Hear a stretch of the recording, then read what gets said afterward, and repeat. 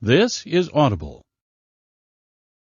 Blackstone Audio presents Cannibal Rain by Thomas Koloniar. This book is read by Brian Hutchison. For Claudia, El amor de mi vida.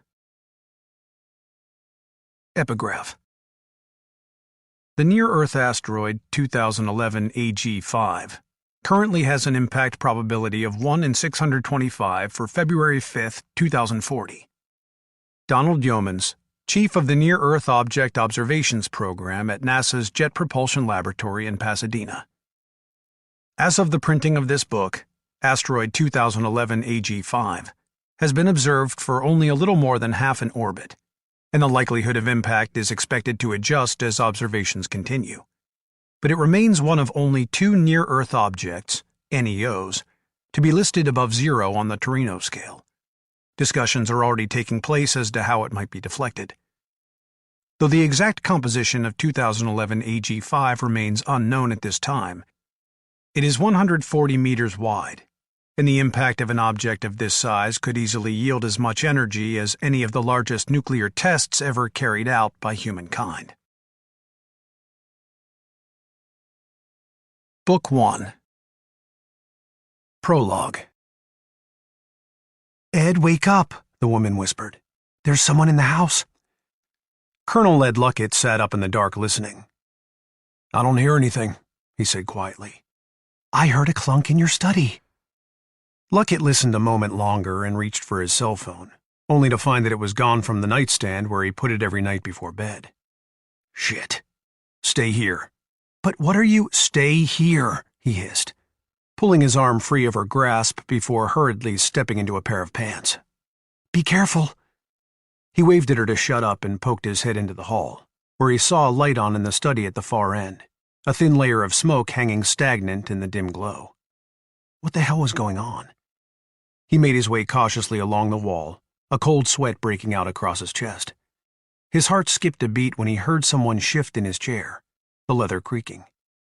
The only firearm in the house was in the wall safe behind his desk.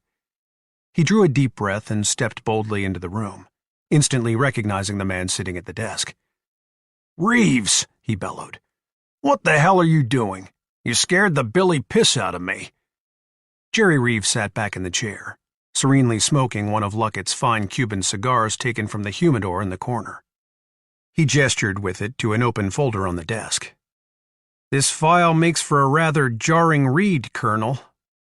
The colonel saw his pistol and cell phone resting on the desk near the folder, the door to his wall safe ajar. "That's classified, you son of a bitch. And how did you get past the security system? It's the fucking best." "Indeed it is," Reeves chuckled, shaping the smoldering end of the cigar against the crystal ashtray. "Though an alarm system's only as dependable as the man using it." Luckett felt his face flush. Reeves was a civilian with Army intelligence, attached to the Pentagon, a crafty bastard he'd been trying to subvert for years. "I asked how you got in." "I strolled into the garage right behind you and the, lady. That is General Loughton's wife, isn't it?" "Of course it is. Otherwise you'd have gone right for the landline." "Get out of my house," Luckett ordered, pointing at the door, the gray hair on his chest glistening. Reeves held up the file. "Colonel, who else is privy to this nightmare? Why are they so intent on keeping it a secret?" Luckett's eyes narrowed. "Isn't that rather obvious? The world would tear itself apart. Now get out." "In due time," Reeves said affably. "First, I want the video. The one your CIA pals made of me down in Havana last week." Luckett was hard-pressed to cover his shock. I'd say your illicit real estate deal is irrelevant now, given what you've just read." "Quite the contrary. It's even more relevant now than it was an hour ago when I stood watching you and the General's wife have at it." Luckett felt a worrisome tightness in his chest. Bit back an obscenity. "Why is it more relevant?" Reeves tapped the file. "It's obvious I'll need someplace warm to weather this storm." "There's no place to run," Luckett sneered. "No place to hide." Reeves puffed the cigar as he considered his next move, realizing that Luckett would likely attempt to have him terminated now that he'd read the file. "About the video, Colonel." "It's not here," Luckett said thinly. Reeves took the pistol and shot him in the leg, shattering his left knee. The colonel went down swearing. "You filthy bastard!" "I may be that," Reeves said, rising, the cigar in his free hand. "But I'm not here to discuss my finer qualities with you. Now where's the video?" "I'd like to hold on to my position long enough to honor some old debts." The colonel lay over on his side, his chest constricting, gripping his knee and barely suppressing the urge to vomit. "Middle drawer, you son of a bitch! Take it and get out!" Reeves took a small unmarked video card from his pocket. He'd already found it in the drawer, but wanted to be sure of what it was. "May I assume this is the only copy?" he asked, the cigar caught in the corner of his mouth. Luckett realized he was a dead man.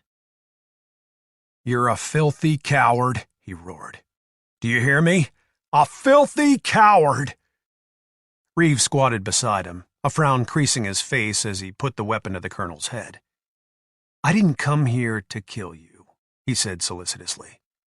"But we both know you would have sent someone to kill me for reading that file." "Burn in hell!" Luckett made a desperate grab for the weapon, and was very nearly fast enough, though not quite. Reeves squeezed off the round in the nick of time, glad to have given the colonel a chance to go out fighting. He then wiped down the pistol along with anything else he had touched, locking it back in the safe and taking the file down the hall to the bedroom. He flicked on the light and knelt down to find Mrs. Loughton hiding under the bed. "Don't be silly," he said, offering his hand to the terrified woman. "I've never made war on women or children. Come on out of there." Mrs. Loughton sat sniveling in a chair a short time later. Luckett's robe gathered around her as she sopped at her eyes with a tissue. A blonde with nice skin, she was sexy for being almost 50, around Reeves' own age. "Is he dead?" she whimpered. "Very," Reeves said, setting the cigar down in the ashtray on the nightstand and fluffing one of the pillows. "Were you in love with him?" She shook her head despondently. "Though I liked him a lot." "You're going to kill me," she blurted. Reeves went around to remake her side of the bed. "I've already told you I'm not going to hurt you. What I'm going to do is take you home, and then you and I are going to keep one another's secrets, which I'd say is more than fair." She watched him tidy up. "Why would you trust me?" He finished and picked up the cigar, eyeing the file beneath the lamp. "Let's just say I've learned something tonight that makes me much less worried about the immediate future than I might otherwise have been. Now go get dressed while I make a quick call." General Loughton's wife gathered her clothes and stepped into the master bathroom, closing the door. Reeves took her chair and pulled a satellite phone from inside his coat pocket, dialing a number from memory. The phone rang a number of times before it was finally answered. "I hope this is important," said a tired voice. "Jack, it's Reeves. Listen, I've got a file here you need to see, and soon." "Classified?" "Oh, yeah, and then some. Looks like there's a real nightmare headed our way. And this one's right up your alley." Chapter 1. Jack Forrest raised his head in launch control, cocking an eyebrow and listening as the heavy steel door above was pulled to and secured. A slight grin crossed his face as he returned his attention to a textbook on heavenly bodies. Wayne Ulrich trotted down 3 stories of a steel staircase and crossed through the common areas into launch control, where he stopped in the doorway and stood watching unhappily as Forrest sat reading. Forrest glanced up from the book just long enough to see the crease in his friend's face. "What's got your feathers in a ruffle?" Ulrich crossed the room and tossed a clipboard onto the console near Forrest's feet. "3 more names have magically appeared on the roster," he said, hands on his hips. "Any idea how that happened?" "I wrote them in with my magic pen," Forrest said, dropping his feet to the deck and posturing up in the squeaky old government chair to stretch his back. A lean, muscular man of medium height, Jack Forrest was 35, with a relentlessly sarcastic disposition. He had flinty blue eyes and chiseled features, thick brown hair cut high and tight in military fashion, and a 2-inch scar on his chin where he'd been struck by a rifle butt years earlier during the Second Gulf War. "Got a problem with that, Stumpy?" Ulrich was the exact opposite. A die-hard pragmatist, he and Forrest had made unlikely friends during their Special Forces training in Fort Bragg, North Carolina. He walked with an almost imperceptible limp, having lost his left foot in Afghanistan to an IED during the summer of 2006. Tall and slender, with wispy blonde hair, pale blue eyes, and a thin mustache, he was dressed in digital camouflage trousers and a black Under Armour t-shirt. "You're damn right I do." He pointed at the roster. "Do you realize how much extra food I have to come up with every time you add even a single name to that list? 2 meals every day for 18 months. Times 3 people, that's 2,190 goddamn meals, Jack. Do you know how much food that is? I can't just run down to the supermarket, fill up the family station wagon, and call it a day." "So rent another truck," Forrest said, tossing the heavy book on top of the roster, then lighting a Camel cigarette with the brass Zippo lighter. "Come to think of it, rent 2 and take Kane with you." He tossed the lighter onto the book and rocked back in the chair. "You're missing the point," Ulrich said. "People are going to notice. So when word finally gets out, and it's gonna get out, somebody could remember us hoarding all that food, and they just might come looking for it." "Then drive to Colorado for the food," Forrest said, taking a drag from the cigarette. "Hell, drive all the way to Vegas for all I care. Only do me a favor while you're there and visit a hooker, will you? You get cranky when you haven't had your ashes hauled." "My ashes haven't got anything to do with it," Ulrich insisted, though both men knew that he would never cheat on his wife, Erin, who was waiting back in North Carolina. "There are 48 names on that list, and that's not counting the 5 of us and our families. How many more people do you plan on having down here? 80? 100? This old septic system's only going to assimilate so much shit, you know." "What? You haven't crunched the numbers on that yet?" Ulrich bridled. "I haven't got the slightest idea how much a single person shits in a year." "Then I suggest you call one of those septic pumper companies and find out." Ulrich hung his head with a weary sigh. "How many more names, Jack?" Forrest shrugged. "I keep finding people I want to save." "You mean women? And how many of them are good-looking?" "A few." "Jesus, you're something else." Forrest stood up from the squeaky chair, exhaling a cloud of bluish smoke as he crushed out the cigarette in a brass ashtray cut from a 76mm cannon shell casing. "Who do you suggest we save, Wayne? If not women and children? Sweaty biker types who'd kill us all the first chance they got? Old men and women who are going to be dead in a few years? How about some asshole businessmen? I put single mothers on that list for good reason. We get too much testosterone down here and we're asking for trouble." "Suppose none of these women are interested in repopulating?" "Oh, that's got nothing to do with it," Forrest said with a wave. "Whether they are or not, their virtue will be a hell of a lot safer down here than it will be up there once this shit kicks off." Ulrich rubbed the back of his neck, remembering the war-torn Middle East. Both men had seen the type of iniquities a woman could look forward to in the absence of law and order. "It just isn't fair, that's all. A pretty woman's got no more right to— Look, if I could save everybody, I would. So would you. We all would. But we can't. People are going to die up there. They're going to die by the bushel. Men, women, children, ugly or not. And for the record, Stumpy, not every woman on that roster is a beauty queen. What do you think I am?" Before Ulrich could reply, Marcus Kane came around the corner, having heard their voices echoing along the steel blast vestibule leading from one of the Titan missile silos. A 6-foot African-American, Kane was recruiting poster handsome, with a shaved head, smooth skin, and gentle almond-shaped eyes. "Y'all argue enough. You'd think you were married," he said, taking a pretzel rod from a bag on the console. "Anybody on that list happen to be black?" Ulrich asked, wanting to stir the pot. Don't start, Forrest said. You didn't pick any sisters, Marcus said. Man, come on now. As a matter of fact, Forrest replied, I've picked 7, all with kids. Suppose these folks want to bring their extended families or friends along, Ulrich asked. Tough shit, Forrest said, shaking another cigarette from its pack. Needless to say, anyone chosen will have some tough choices to make, and I expect most of them will choose to stay up there and face what's coming. Ulrich nodded, looked at Kane.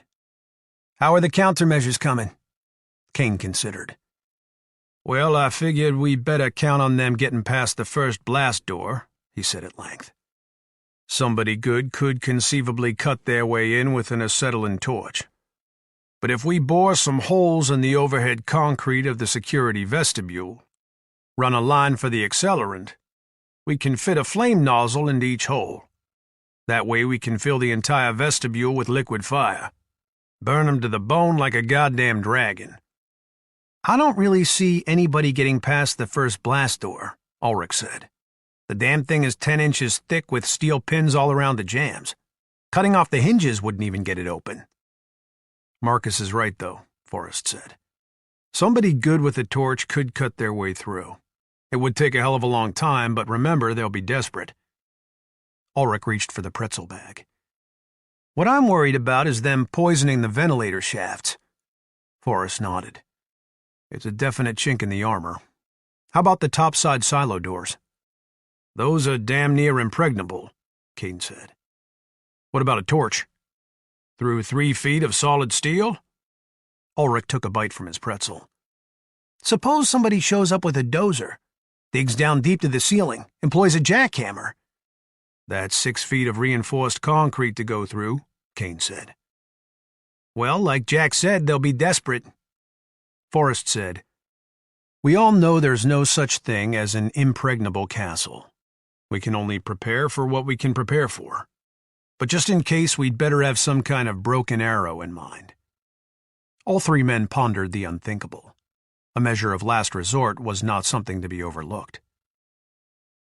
We could plant topside charges, Ulrich suggested. Maybe, Forrest said. Where's the dynamic duo? Still working on the wiring, Kane said. The generators are in place, but they're not hooked into launch control yet. The ventilation system probably needs a lot of work, too. Those motors haven't been run up in years. Well, that goddamn realtor assured me they still run, Forrest said. Once we're powered up, give them a try. You're the man. And what about that realtor? Ulrich said. Say she survives. She knows you went asshole deep in debt to get this place.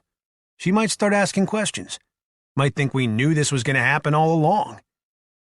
I hadn't thought of that, Forrest said, taking a moment to consider the point.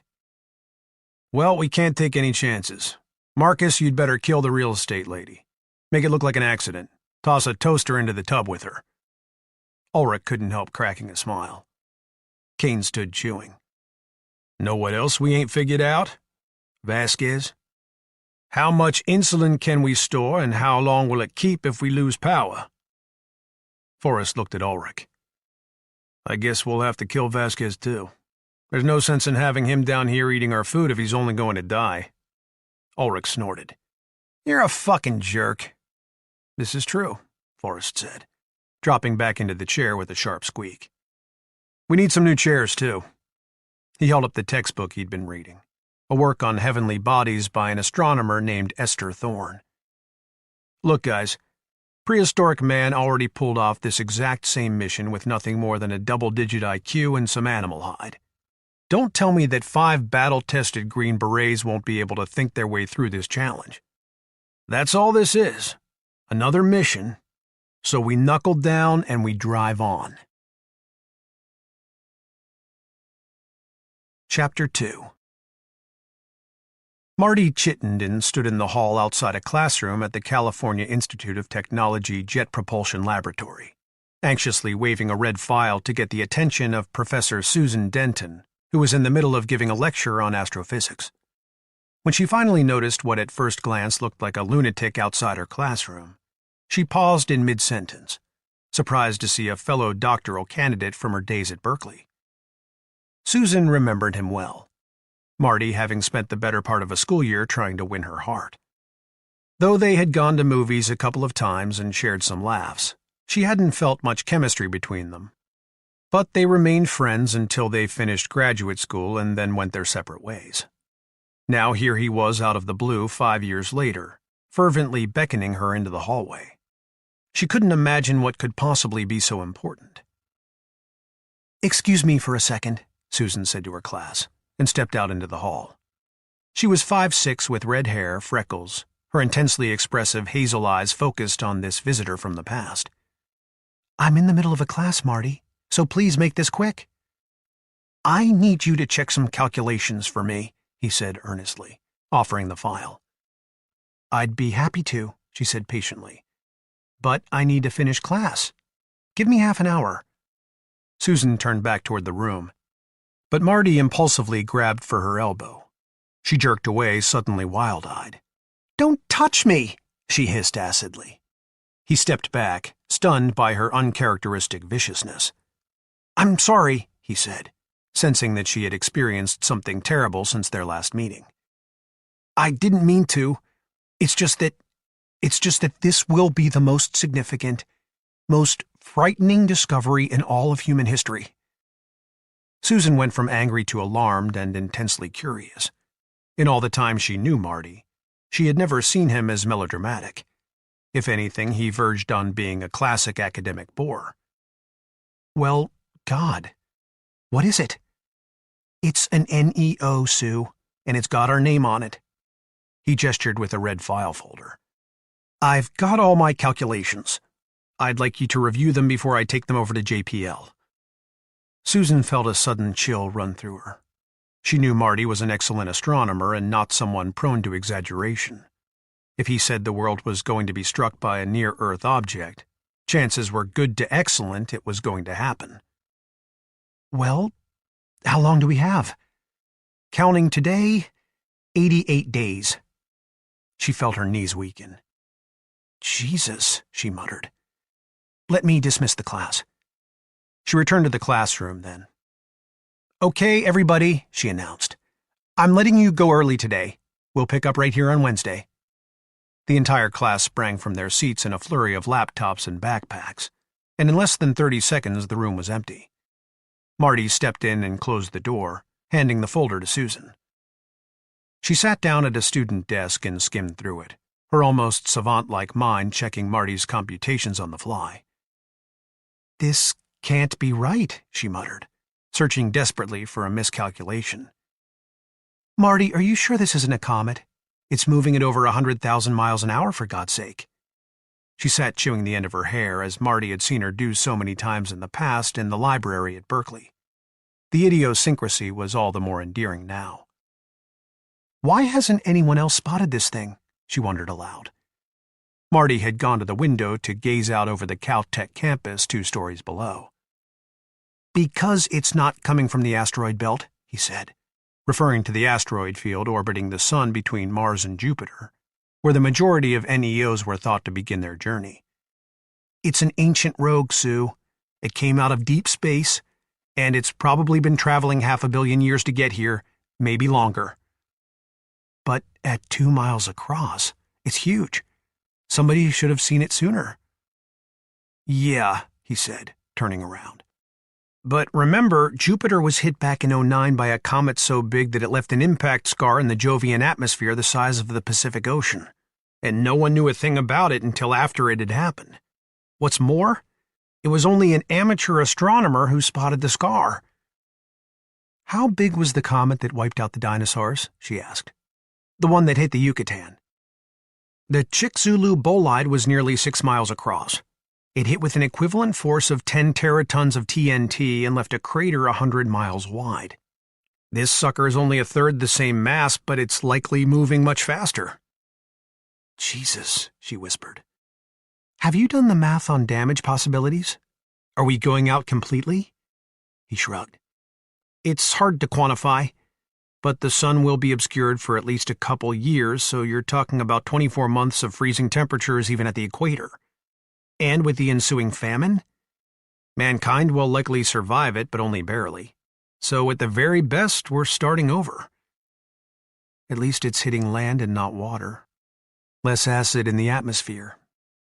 There's no time left for anything, is there? Christ, Marty, I never even got married. That's not my fault, he said, smiling. She couldn't help grinning back. God knows. She closed the file and stared off into space, thinking through his calculations. No chance your observations are off? He shook his head with a frown. Believe me, I've been over it 1,000 times. You haven't told NASA? Not yet, but I'm not sure it matters. It's right on top of us. Even if they slam a nuke right into it, the damn thing's coming at us so fast it won't even blink. This is an M-class. Mostly iron so it won't fragment much. Why do you suppose it's moving so fast? Well, 500 million years gives it plenty of time to slingshot around planets, stars, black holes. Any chance Jupiter's gravity will pull it off course? None. It's coming in at such a high cosine angle Jupiter's gravity won't factor. Not even close. She sighed. Okay. How about I walk you over to JPL? She got up and gave him the file. Linda Creasy's a muckety-muck over there now. I know, I was headed to her next. So why even come to me? You knew there was nothing wrong with your math. Marty held her gaze. You know why, Sue. Still carrying that torch for me after all this time? She said, slightly incredulous but then softening. It's very sweet, Marty. But you should have put it down by now and found someone else. Bollocks, he said with a smile. I hardly ever leave the observatory. I'm a total egghead. And besides, he shrugged again, suddenly self-conscious. I'm listening. Well, it's selfish, I know, but I was hoping we could spend some time together these last few months. As friends. And then what? She said quietly. Imagine we survived the impact and the subsequent firestorm. I could take care of you, he offered, his voice thickening. I could make sure you don't suffer. Susan hadn't had time yet to think that far into it. I'm sorry for the way I spoke to you in the hall. That's all right. I'm sorry for grabbing you. I wasn't thinking. She shook her head. No, I overreacted. I was attacked a year ago. Raped, actually. There's no way you could have. I've been jumpy as hell ever since. I'm sorry, he croaked, staggered by the news and hard-pressed to prevent it from showing on his face. He grabbed me from behind, she went on. Pulled me down between some parked cars. Had a knife. I've never told a soul.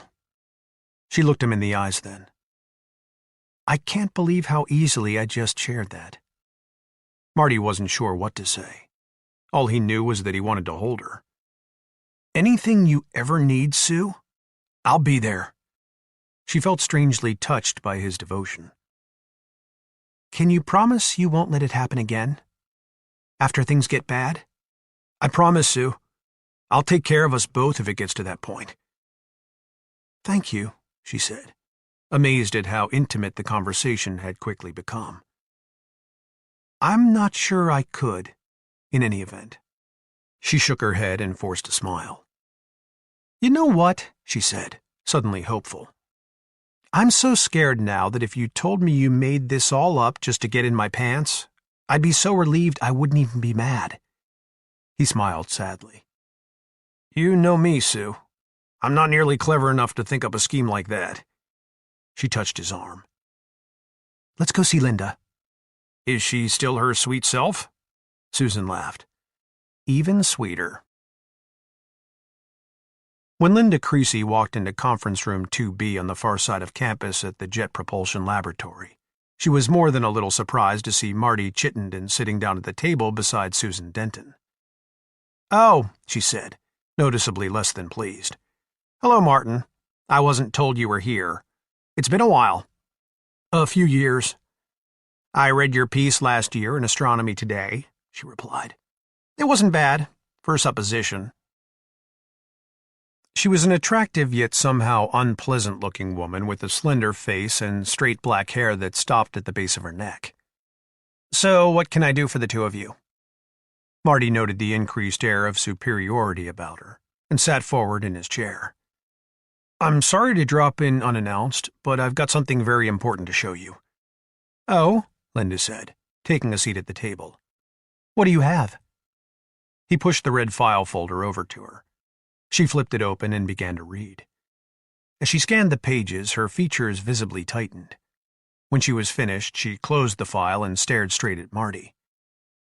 How many others have seen this? At first, Marty thought she was already plotting to steal his thunder, but there was a look about her that changed his mind, something more sinister. No one, he replied cautiously. You're sure? The only other person I've told is Susan. Well, these findings are huge, she said, if accurate. What are your intentions? To get the word out, he said. People need to know so they can prepare. Of course, she said. Let me make a few calls. She stood, keeping the file. May I take this? Just remember where you got it. You don't have to worry about that, Martin. She turned and quickly disappeared from the room. Marty stared suspiciously after her. What do you make of that? Gut reaction? I think she already knew. Which means the government has to know, right? Yep. Susan got up from the table and went to the door, peering down the hall. This may create a problem for them. They're trying to keep it quiet, he realized. Avoid mass panic. Will you do me a favor? Sure. Get the hell out of here, she said. I'll call you later if I can. What are you talking about? He said, rising. Think about it. How else could they keep this quiet? I mean, it's possible you're the only astronomer to have spotted this, but what if you're not? What if there are others and they've got them locked up someplace? That's a little paranoid, don't you think? Give me your cell number and get out of here. I'm serious. What? But what about you? He said, giving her his card. After you go public with it? They'll have to release me, won't they? But she's got my file, he said. And if you're right, they'll get to Mesa Station long before I do and seize my computers. True, but you can still tell someone where to look for this thing. Wait a second, he said, feeling suddenly silly. Are you sure about this? Linda's always been a cold fish, Marty, but I've never seen her so calculated. Look, if you won't leave the building, then go wait in the ladies' room and stay there until I come get you. All right, he said, but I'm going to feel pretty stupid if we're making a big deal over nothing. He left, entered an empty ladies' room just up the hall, and slipped into a stall to wait.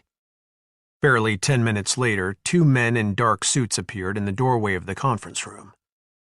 Are you Susan Denton? The taller of the two asked. Yes, she said, her stomach fluttering. Who are you? Where is Marty Chittenden?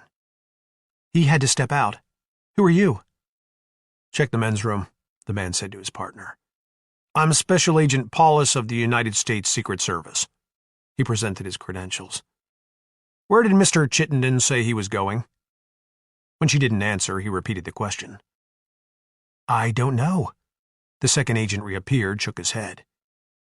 Ms. Denton, I would strongly suggest that you answer my question. He got suspicious and left, she said, standing up. Looks like he had good reason to. Paulus took out his Nextel and pressed a button. Looks like Chittenden smelled a rat and took off, he announced. He's probably still on campus. Creasy says he's wearing jeans and a green shirt with short sleeves. And he's got rust-colored hair. He put the phone back into his pocket. Ms. Denton, I'm afraid I must ask you to come with us. Under whose authority? The President of the United States, he said. It's a matter of national security. I want to speak to Linda Creasy. In due time, but for now you'll have to come with us. This is unconstitutional, she said, louder than necessary as they walked her past the ladies' room door. Martin's done nothing wrong. Barely breathing, Marty waited until he was sure they were gone, then quickly fled the building. He was threading his way through the lot to his rental car when he noticed two men in suits coming toward him. He bolted for the car and jumped in, but by the time he got it running, both agents were there. "Get out of the car, Chittenden," Paulus ordered, moving around to the driver's side door, his partner remaining behind the car to prevent Marty from backing out. Marty ignored the man's increasingly strident orders and slowly eased the car back out of the space. He knew he was taking a huge risk, but what the hell? The world was doomed anyhow. Paulus produced a collapsible baton, used it to smash out Marty's window, and lunged for the ignition key. Marty panicked and jabbed his finger into the man's eye. The agent swore and pulled back as Marty stomped on the accelerator. The car jumped back, and a pair of electrodes, fired from the second agent's taser, bounced off the windshield. Marty hit the brakes, cut the wheel, shifted into drive, and sped off. Several minutes later, as he joined the traffic moving west, he had regained his composure and was mentally running through a list of astronomers he could call to help him. Though now he wasn't entirely sure that was the best course of action. Was there any point in taking what he knew to the public? It would throw the nation into chaos, and in the end, there wasn't much most people could do to save themselves. By the time he reached the highway, however, he had made a decision. Freedom could be a dangerous thing, but the United States was still a democracy, and Americans reserved the right to control their own destiny to the very end. As he pondered his next move, he knew he couldn't go back to his home or to Mesa Station. The airport was equally out of the question. The only thing he could think to do was ditch this car and rent another one along the way, buying himself some much-needed time to get out of California. He knew of a retired, very sharp astronomer living in Idaho who would likely find this asteroid of particular interest, but she was up in her years, and he had never actually made her acquaintance. He thought about the agent then, and wondered if he had done any real damage to the man's eye. He hoped not. But he had broken no laws and was perfectly within his rights to defend himself. Just the same, he hoped he would never cross paths with the guy again. Chapter 3. Forrest swung his green surplus Humvee into the truck stop and drove straight up to the fuel pumps. After he'd stuck the nozzle into the fuel port, he went inside to pick up some chips and beer for the guys back at the silo. They had all been working like mules, turning the old military installation into an acceptable living environment. There was a lot of cleaning and painting left to do yet, but if worse came to worst, much of that could be done after they'd sealed themselves inside. The most critical elements had to be dealt with first. They still needed to fill the old rocket propellant tanks with diesel oil to run the generators, and there was a lot of food yet to be bought and transported to the site. The ventilation intakes still had to be hardened against sabotage, and the lift elevator had jammed the night before. These repairs and supplies were going to be expensive and time-consuming, and Forrest expected to work up to the very last couple of days. All 5 of the men had taken out second mortgages on their homes, and were in the process of maxing out the many credit cards they had picked up lately. They laughed about the huge amount of debt they would all have hanging over their heads if, by some miracle, NASA did manage to stop the asteroid. They knew this was the largest part of why the government had chosen to keep the rock a secret. If everyone took the measures they themselves were taking, the economy would almost certainly implode and total chaos would reign. Forrest pondered this, along with many other grim realities, as he tugged a case of beer from the bottom shelf of the cooler. When he turned around, he was abruptly shaken from these dreary reveries by the sight of a particularly beautiful woman standing in the potato chip aisle. She was slender, with bedroom eyes and long auburn hair full of lazy natural curls. Wearing a brown halter top, shorts, and sandals, she had a fresh, lithe look about her. "These are pretty good," he said, reaching to grab 2 bags of kettle-cooked potato chips. She stole a glance at him. "Too much trans fat." "You know, that's what I keep telling those guys," he said. "Way too much trans fat." He was looking directly at her now and smiling, the chips the furthest thing from his mind. "I'm Jack." A slightly bemused smile spread across her face. "Does this often work for you, Jack?" He chuckled. Truthfully, I'm a little out of practice. I can see that, she said dryly. Okay, he said, feeling silly. Safe travels. You too, she said, returning her attention to the task at hand. She heard him muttering to himself as he walked away. My kingdom for some time, and couldn't help chuckling. He stepped up to the counter and allowed the clerk to ring up the chips and beer. How much do I owe you on pump 9? It shut off at $1.12, the clerk said. You pretty much gotta hold the handle the whole time with those pumps. They're touchy. All right, Forrest said. I'll pay for this stuff and come back after I fill up. He was still waiting for the tank to fill when the woman came out with a bag in her hand and walked across the lot toward her car. He watched her for a moment, then trotted off after her, unable to help himself. Excuse me, miss? She turned as she was about to put her key into the door, looking annoyed. I've got a boyfriend. Never doubted it for a second, he said, more businesslike now, taking a pen from his pocket and writing his cell number down on the potato chip receipt. Keep this number for a few months. I know this sounds like another stupid line, he admitted, but you may hear something in the news soon, something that frightens you. If you do, I might be able to help. She looked at him with a raised eyebrow. I knew there was something odd about you. What am I supposed to hear that'll frighten me into calling a total stranger? If I told you, you'd never believe me. And that's the truth. Just let the number float around the bottom of your purse, throw it away in a few months. It can't hurt anything. How will I know if I'm hearing the right thing? I don't scare very easily. She wasn't taking him seriously, but he didn't seem at all dangerous to her, and he was the most intriguing person she'd run into between Nebraska and South Carolina, where she'd been visiting her sister. Let me put it this way, he said. If you have even the slightest doubt about it, that's not it. She put the slip of paper into her purse. Thanks, I guess. Drive careful, he said, and headed back to the Humvee. Finding that the pump had shut off again, he mumbled an obscenity as he grabbed the handle and squeezed the trigger mechanism. He was watching the digits add up when the woman came walking over. Elizabeth never really said that, you know. Time, my kingdom for some time. He smiled at her, feeling butterflies. Well, then she should have. I know I've played right into your hands on this, but I need you to tell me what it is. This scary thing. Honestly, you won't believe me. After considering the situation for a moment, she took the receipt from her purse and stuck it under the wiper blade of the Humvee. I'm over it, she said, and turned to walk away. It's an asteroid, he blurted. She turned back around. A what? A rogue asteroid. It's 2 miles wide, and it's on a collision course with North America.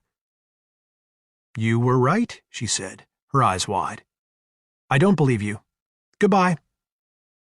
In 87 days, it's going to slam into us somewhere between the Mexican border and the Yukon Territory, at 110,000 miles an hour. She paused and stood looking at him. I'm told the resultant explosion and ensuing firestorm will kill every living creature above ground out to a radius of 800 or 900 miles. After that, the sun's going to be obscured from the sky for an awfully long time. He plucked the number from under the blade and offered it back to her.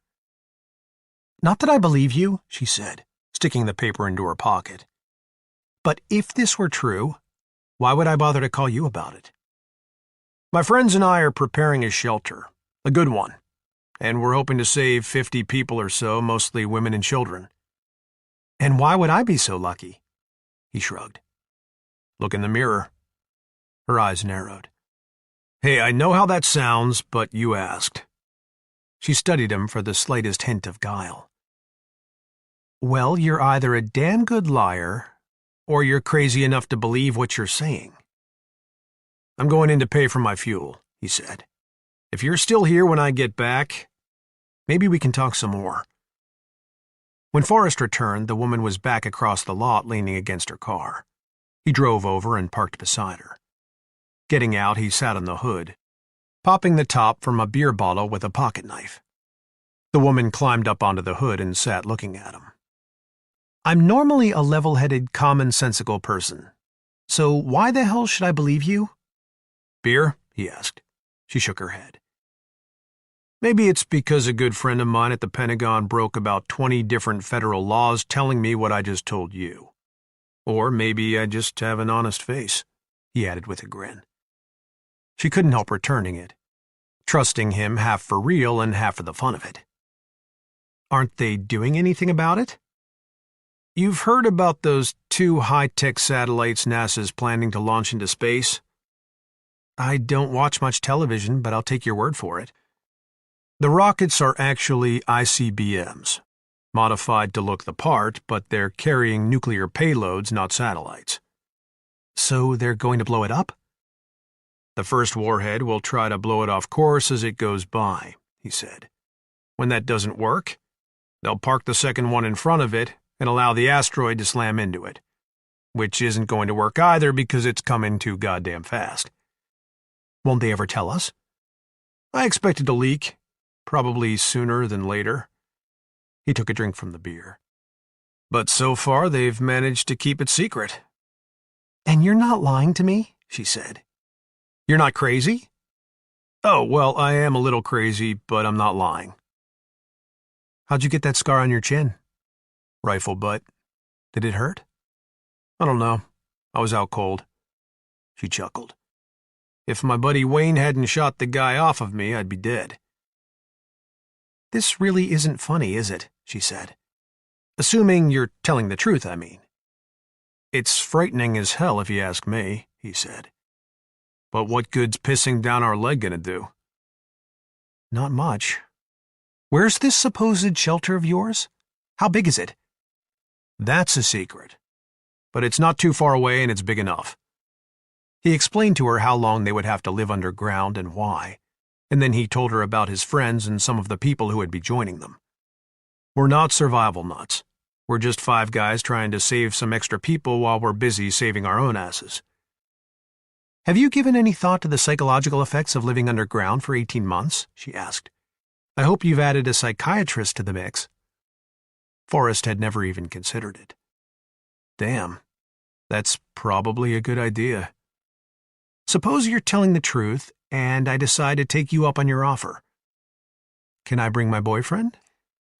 Or do I belong to you in this little fantasy of yours? He laughed, liking her. You sound like someone else I know.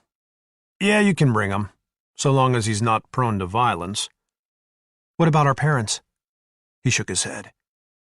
Just like that? I'm sorry, but there's... No, she said, cutting him off. I get it. What you're saying makes perfect sense. I'm just seeing how deeply you've thought into this. He looked at her. What do you do? Are you a psychiatrist? No, that's my boyfriend. I'm a sociologist, she said. What you're proposing is really kind of fascinating. We discussed similar types of hypotheticals in school. She hopped down from the hood and shook her hair out with her hands, instinctively aware of how that would affect him and not minding. I sure hope you're lying, but I'll hold on to your number. I'm Jack, by the way. It's been interesting, Jack. She walked around to the other side of her car.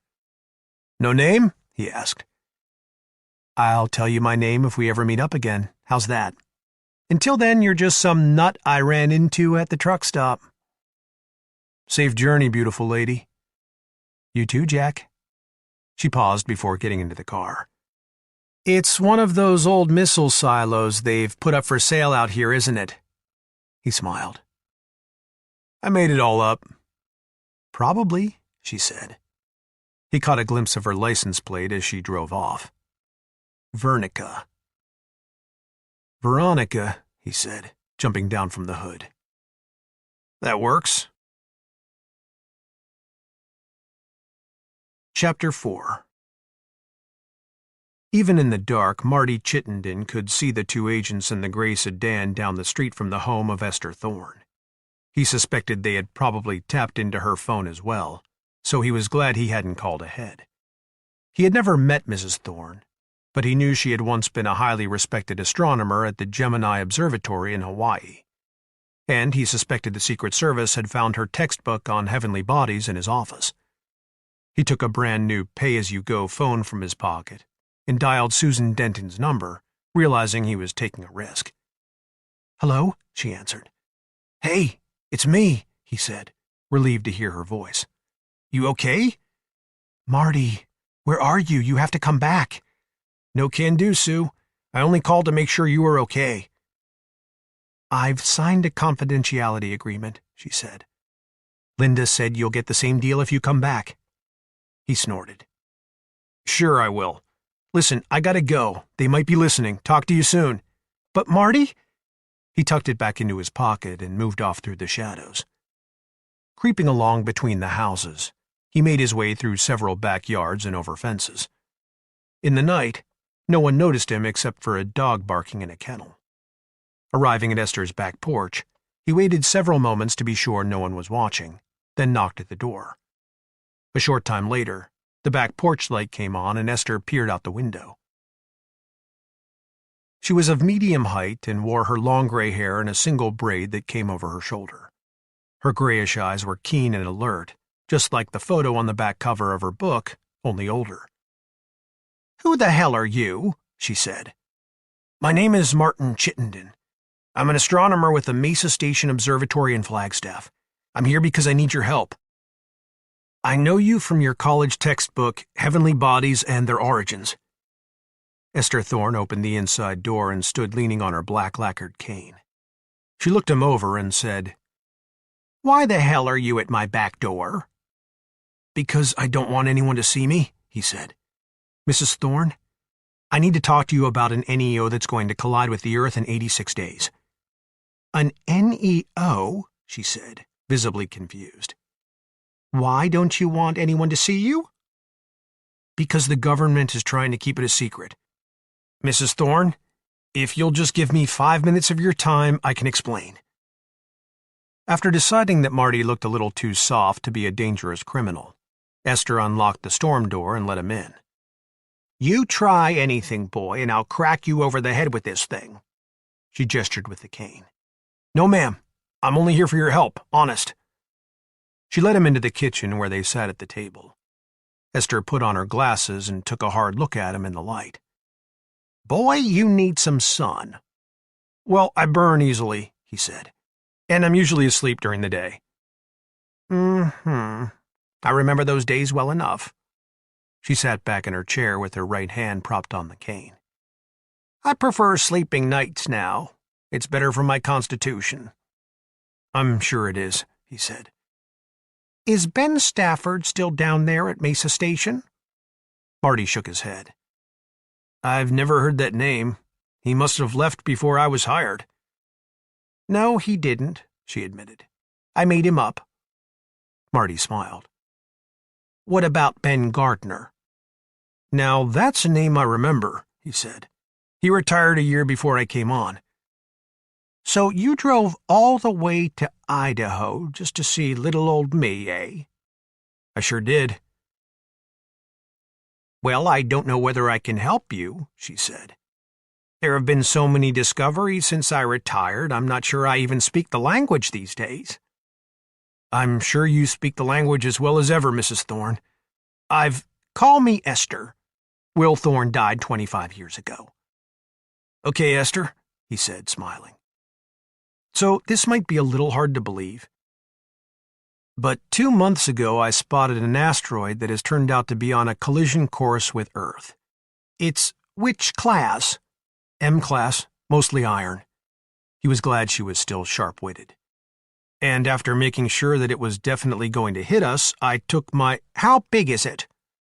3.2 kilometers across at its widest point," he said patiently. "And it's tumbling on 3 different axes." "All 3, eh? It must have hit something pretty hard," she muttered. "When did you say it was due?" "It's due to hit North America in 86 days. "Velocity?"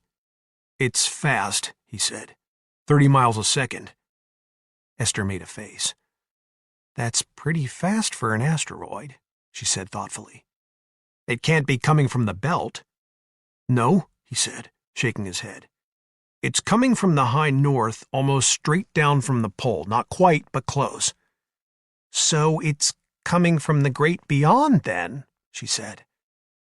I believe so, he said, recalling the term great beyond from her book. I'm not surprised so few have seen it, nor that the government wants to keep it a secret.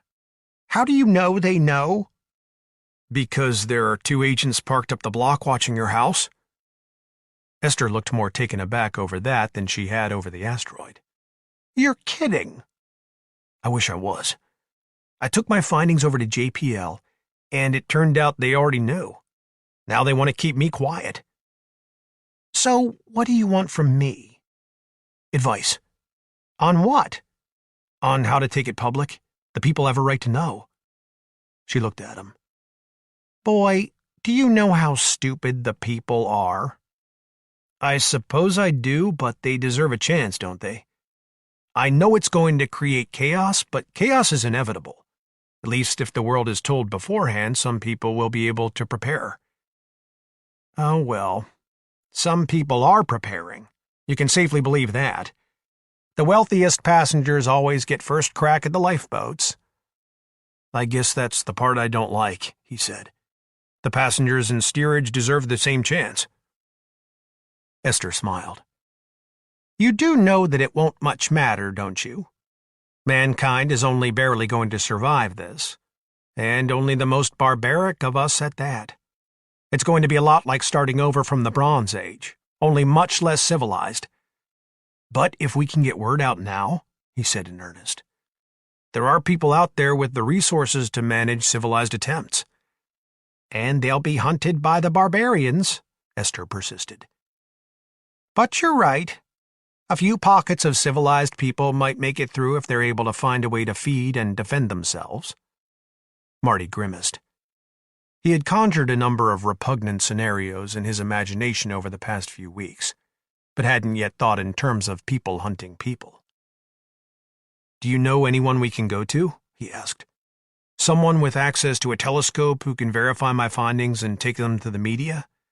All of my personal colleagues are being watched. I know 1 or 2 old-timers still in the business, but that's not really the problem. The problem is how do I contact them without those government boys knowing about it? I'm an old woman, you know. If they see me suddenly driving off to the airport, they're going to know something is cooking. And they're probably tapped into your phone so you can't call anyone either. We need to think of a way to make them lose interest in you. Well, that's easy. Get caught. Get caught? Marty asked doubtfully. Sure. After they've got you, they'll forget all about me and I'll be able to go wherever I need to without them knowing anything at all. I wonder if they'd take me back to JPL or stick me in some secret government prison. Regardless, Esther said. After the asteroid goes public, there won't be any reason for them to hold you. So, you'll do it then? If I let them catch me, you'll contact someone who can verify the story and take it to the media? It's been a long time since I've taken a trip. And if you're right about this old rogue, it sounds like it might be now or never. So then we have to figure out a way for you to know when I've been caught. I obviously can't just walk up to their car out there and turn myself in. It's almost that simple, though, she said. I assume you've got a car around here someplace. Marty nodded. She said, Well, pull up to the curb across the street there and get out like you don't have a care in the world. I'm sure they'll put the old habeas grabus on you before you can even make it to my front door. 20 minutes later, Marty drove past the Secret Service men and pulled to the curb in front of Esther's house. He shut off the engine and stole a glance in the rearview mirror. Summoning his courage, he got out and started across the street. A few seconds later, he heard a pair of car doors open and shut and knew they were coming. Chittenden, a man said. United States Secret Service, stop where you are. Marty turned to see the same 2 agents he had escaped from back at JPL marching toward him. He spun and bolted, but didn't make it more than a couple of steps before he felt a sharp sting between his shoulder blades. And every muscle in his body was seized by a great electrical shock. He crashed to the street, jerking spasmodically about on the asphalt. He was vaguely aware that he was screaming, but couldn't control that either. And after 18 agonizing seconds, he lay on his face with drool running from the corner of his mouth. He had been tasered and pissed his pants. "Remember me, dickhead?" Agent Paulus said, kicking his foot. "I'm the guy you jabbed in the fucking eye." Paulus turned to his partner. "Juice him again, Bruce. He's trying to escape." Agent Bruce pulled the trigger and subjected Marty to another 18 agonizing seconds of electric shock. When it was finally over, Paulus knelt beside him on the walk and looked him in the face. "How do you like me now?" Marty mumbled something unintelligible as the two men cuffed his hands behind his back and hauled him to his feet. "You know, you might as well have drawn us a map," Paulus said, as they dragged him off to the car. "You left the old lady's book sitting right out on your desk. For a scientist, you're pretty fucking stupid." Esther peered through the curtains and watched as they drove away. After she was fairly certain they wouldn't be coming back for her, she went into the bedroom and packed a small bag, which she took into the garage and put into the back seat of her car. Then she went upstairs to bed, wondering if anybody now working at the Gemini Observatory would even remember her.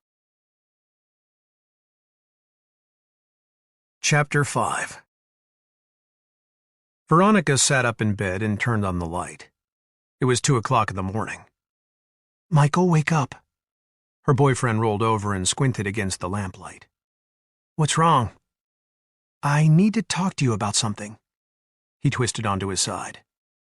"Okay," he said sleepily. "On the way back from Chrissy's, I met this guy at a truck stop in Nebraska," she said. "And well, long story short, he told me that an asteroid is going to hit the Earth in like 80 days or something, and that he and some friends of his are going to try to save a bunch of women and children. I think they may have bought one of those old missile silos the government's been selling." Michael's face split into a grin. "Let me guess. He invited you to help him repopulate the Earth?" "Something like that, yeah." He chuckled and rolled back over. "That story could have waited until breakfast. The man is obviously a paranoid delusional." She sat looking at him, a sinking feeling in her stomach. She wasn't particularly close to her sister, but Michael had a large extended family and they were very close. "You don't want to hear what else he said?" "Not particularly," he mumbled. "I talked to crazy people all day, honey." "He was very convincing." "Paranoids often are." "He said that I could only bring you, no one else, which means you'd have to leave your family." He turned back over. "Are you telling me you're actually taking this goof seriously?" "Veronica, tell me you're not." She sat looking at him, unblinking.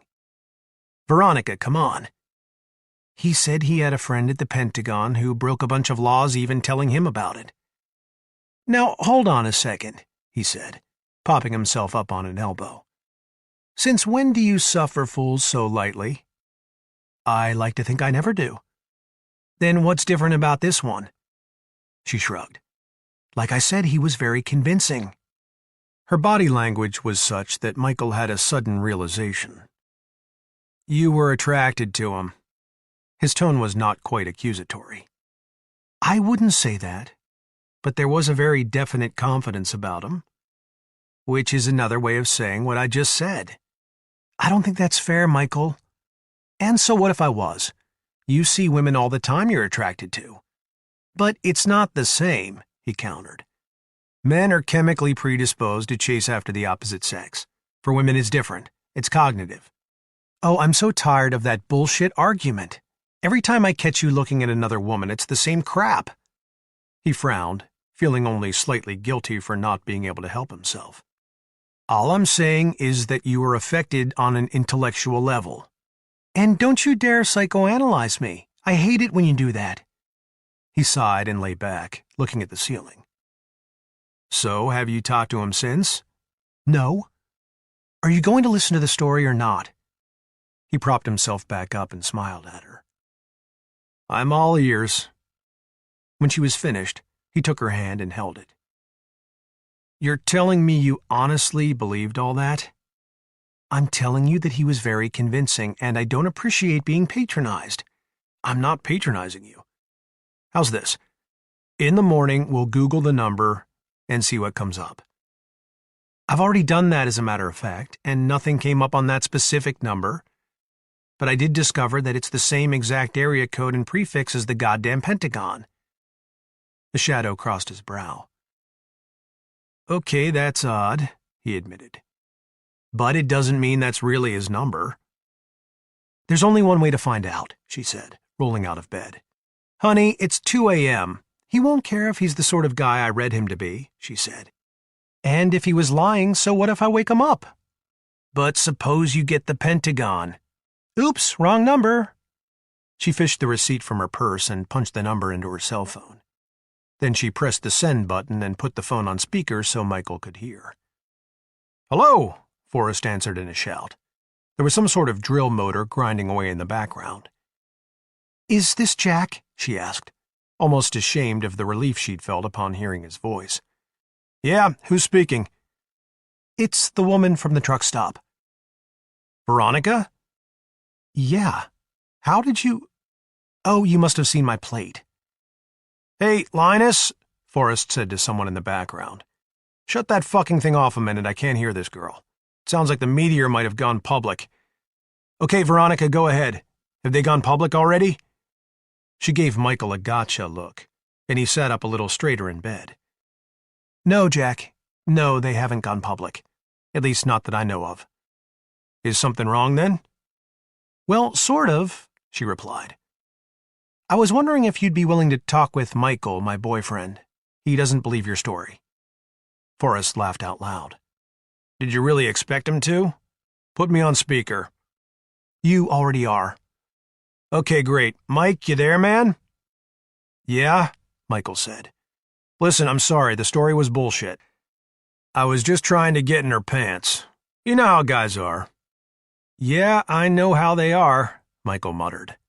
Veronica turned off the speaker and put the phone to her ear. You son of a bitch. You tell him what you told me, goddammit. Don't make me look like an idiot. Am I still on speaker? No. Veronica, listen to me. She sat in bed and leaned over so Michael could listen in. Put yourself in his situation. The story's going to break soon enough. When it does, call me back. What was that drilling sound when you first answered? She asked, hoping to garner some more telling information. Oh, that? Well, we're busy with lots of arts and crafts right now. They could hear laughter in the background. Listen, Veronica, I gotta go. Call me if you hear something. But wait, she said. What if it never goes public? What then? Then I was obviously lying to you. No, I'm sorry, but you've all but convinced me, so you're going to have to live up to the offer. Michael gave her a look. She could hear the sound of Forrest's Zippo lighter clicking open and then closed as he lit a cigarette. Okay, he said. Tell you what. If it never goes public, I'll call you back at this number 2 days before the event. How's that? Do you promise? What the hell would a promise mean, Veronica? You don't even know me. Now try and get some sleep. Forrest broke the connection. See, she said, throwing the phone down between them in the counterpane. See what I was talking about? Does he sound remotely nuts to you? Michael sat looking at her, realizing with mixed emotions that she had already made some kind of a connection with this mysterious Jack, who very definitely had a certain unmistakable je ne sais quoi about him even over the phone. I'll admit that he seems to believe what he's saying. Beyond that, all we can do is wait and see. What do you think they were drilling? She wondered, settling beneath the blankets. You have to admit it's pretty late at night to be up working, and it's an hour later in Nebraska. He chuckled as he reached across her to turn off the lamp. For all we know, Ronnie, the guy was drilling his way out of a prison cell in Guatemala. Chapter 6. After an exhausting round trip to northern Montana to visit his estranged wife Monica, Forrest arrived back at the silo a day later, tense and strung out on amphetamines. He pulled up to a modest two-story house that had once been used to house Air Force personnel during the Cold War. The house had been built over the top of the silo entrance to better disguise it from Soviet satellites. Ulrich stood on the porch of the house watching as a giant black German shepherd jumped out of the Humvee and ran across the yard to pee on a 50-gallon drum of diesel oil that was yet to be taken below. "We running a kennel service now?" Forrest gave no indication he'd heard Ulrich's dig as he went about unloading the back of the Hummer, stacking 50-foot bundles of NMB-type wire and 5-gallon buckets of latex paint neatly off to the side. Ulrich came down the stairs and over to the truck. "You expecting burglars or something? That's another mouth to feed." Forrest stopped and looked at him in the light of the cab. "Are you intentionally being an asshole, or do you really not recognize him?" Ulrich turned for another look at the German shepherd. "You've been all the way to Montana and back? Jesus, you must have driven nonstop both ways." "Yeah, well, benzodrine's a wonderful thing," Forrest muttered, grabbing up 2 buckets of paint as if they weighed little more than a pair of barracks bags and heading for the house. Because of his prosthetic foot, Ulrich grabbed a single bucket and followed him. They set the buckets down in the hall and went into the kitchen, where Forrest took a couple of beers from the fridge, knocking the caps off against the edge of the counter and handing one to Ulrich. Forrest gestured at the dog with the bottle. "He eats a 50-pound bag of dog food a month." He took a pull from the beer. "So we'll need at least 24 bags. And be sure to get Purina. Don't buy any of that generic shit. And get a bunch of those milk bones, too, 50 boxes or so." "That's like 600 pounds of dog shit somebody's going to have to scoop up. And it sure as hell won't be me," Ulrich said. "Nobody's asking you to," Forrest replied testily. Ulrich glanced over his shoulder as the dog trotted through the house, sniffing everything in sight. "How did you talk Monica into giving him up?" "I didn't talk her into anything. She asked me if I wanted to save my son's dog, and I said yes. Now, are you going to pick up the food, or do I have to get it myself?" Linus Danzig stepped into the doorway and stood looking at the wolf-like dog trotting around the kitchen. He was a big country boy in his late 20s, wearing nothing but a pair of purple underwear. "Fuck are you made up for?" Forrest asked irritably. Danzig shook his head and disappeared back down the hall, realizing Forrest was in one of his moods. Ulrich drank deeply from the beer and had a seat. "Want to tell me about it?" He put his feet up on the table. "Nothing to tell," Forrest said, ripping the cellophane from a brand new pack of Camels. "She don't want to live underground, and she ain't gonna. But then I already knew that." He smacked a cigarette from the pack, lit it with a Zippo from his pocket, and stood leaning against the sink staring at the floor.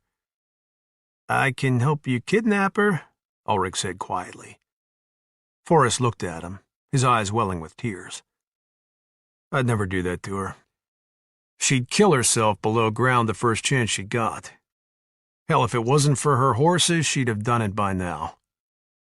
Ulrich sighed and rocked back, the wooden chair creaking beneath the strain.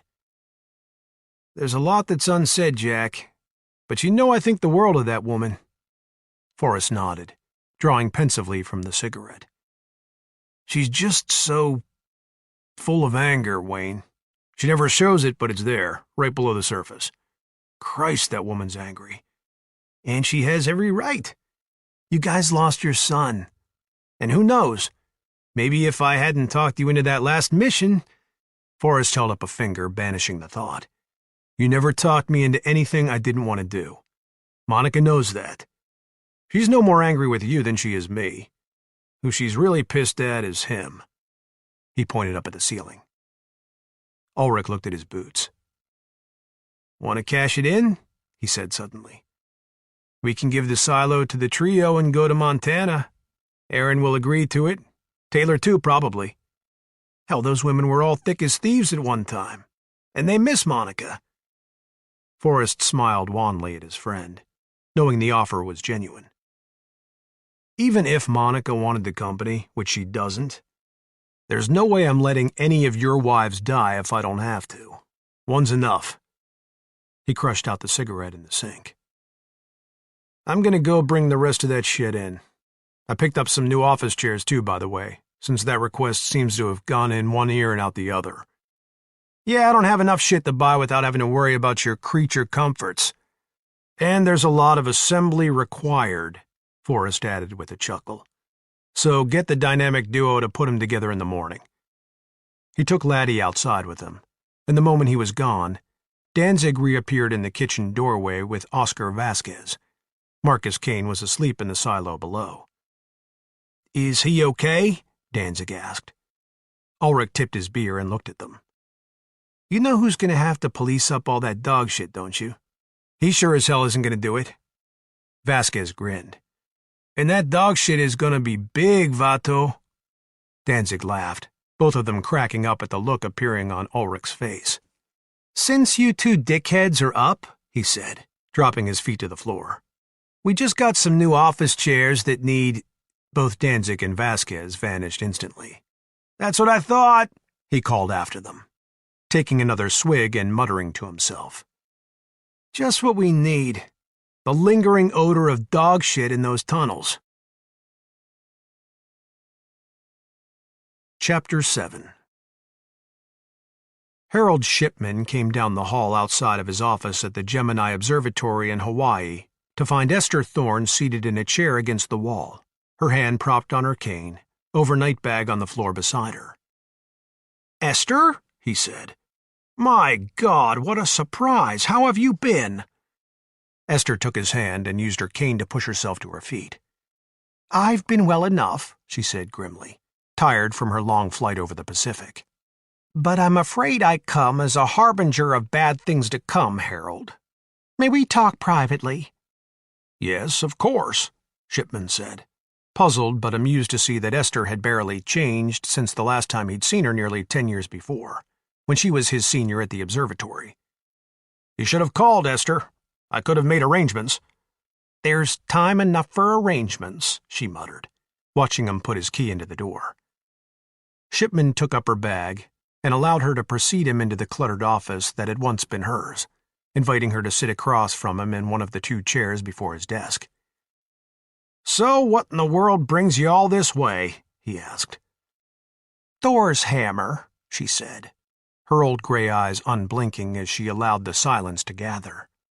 Shipman did not immediately respond, although he knew exactly what Esther meant, remembering well her vehement assertions that the industrialized governments of the world ignored the dangers of near-Earth objects at the peril of all humankind.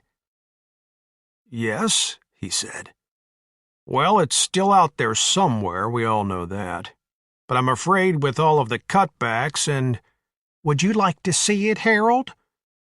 He went slack in the jaw. Excuse me? It's coming out of Ursa Minor, she said, referring to the northernmost constellation, often referred to as the Little Dipper.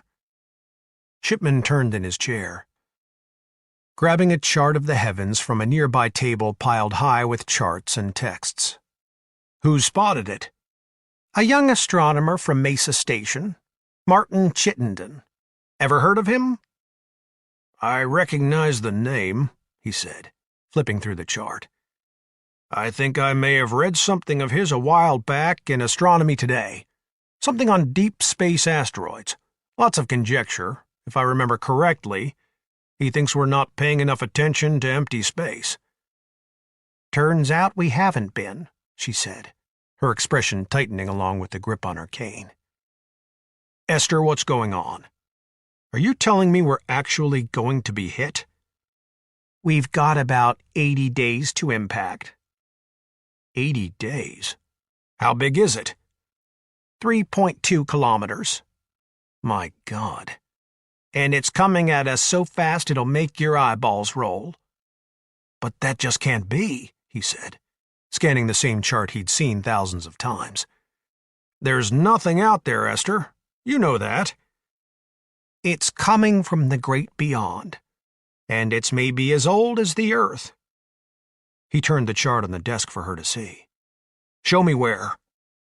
She used the tip of her cane to indicate the northernmost star in the sky.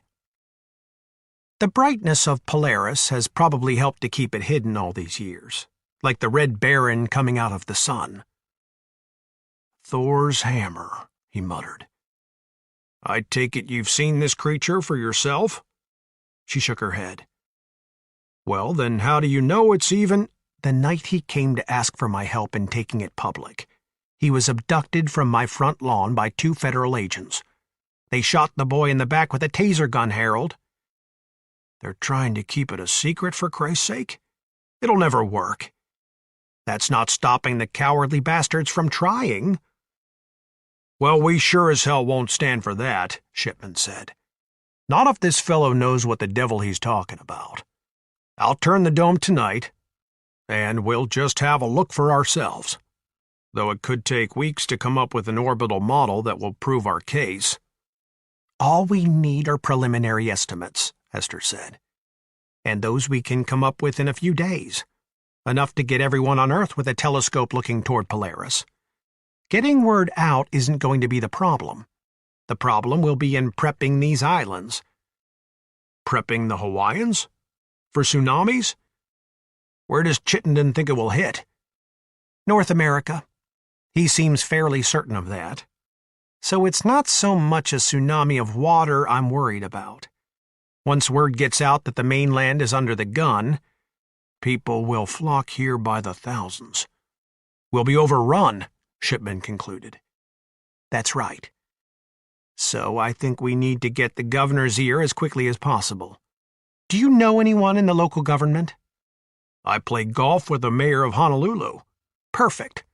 I think it's important that the islands prepare to quarantine themselves. That might take some convincing at first, but once the insanity begins— She shrugged. Desperate times seem to precipitate their own desperate measures. This explains a few things, he muttered, sitting back in his chair and taking his pipe from a side drawer. NASA's been cutting funding across the board and suggesting all sorts of odd things for everyone to look at out there. Even the glassed telescope has been kept aimed in almost the opposite direction over the past 5 months or so. During my flight, I was wondering about that new satellite program that was fast-tracked out of nowhere. The timing is too close. It has to be related. I'm even doubting their satellites. You think they're trying for a shoot-down? Esther sucked her teeth. It's all we've got, isn't it? Shipman shook his head, saying, At 2 miles across, it won't work unless this thing's made of butter. What class is it?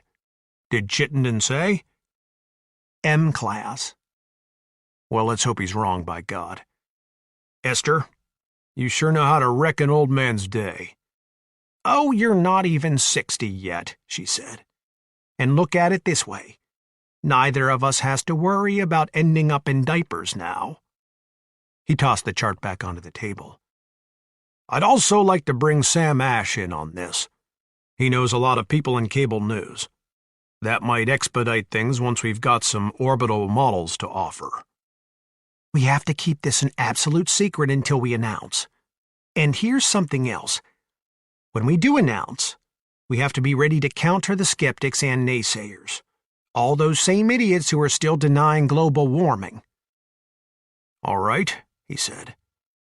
We'll do our research, and then we'll get in touch with Sam. He's here on the island. The situation will deteriorate rapidly after impact, Esther went on. First, it will be every state for itself. Then every city, every neighborhood, every block, and finally every man, woman, and child. This country's headed back to the Stone Age, Harold, and nothing can stop it.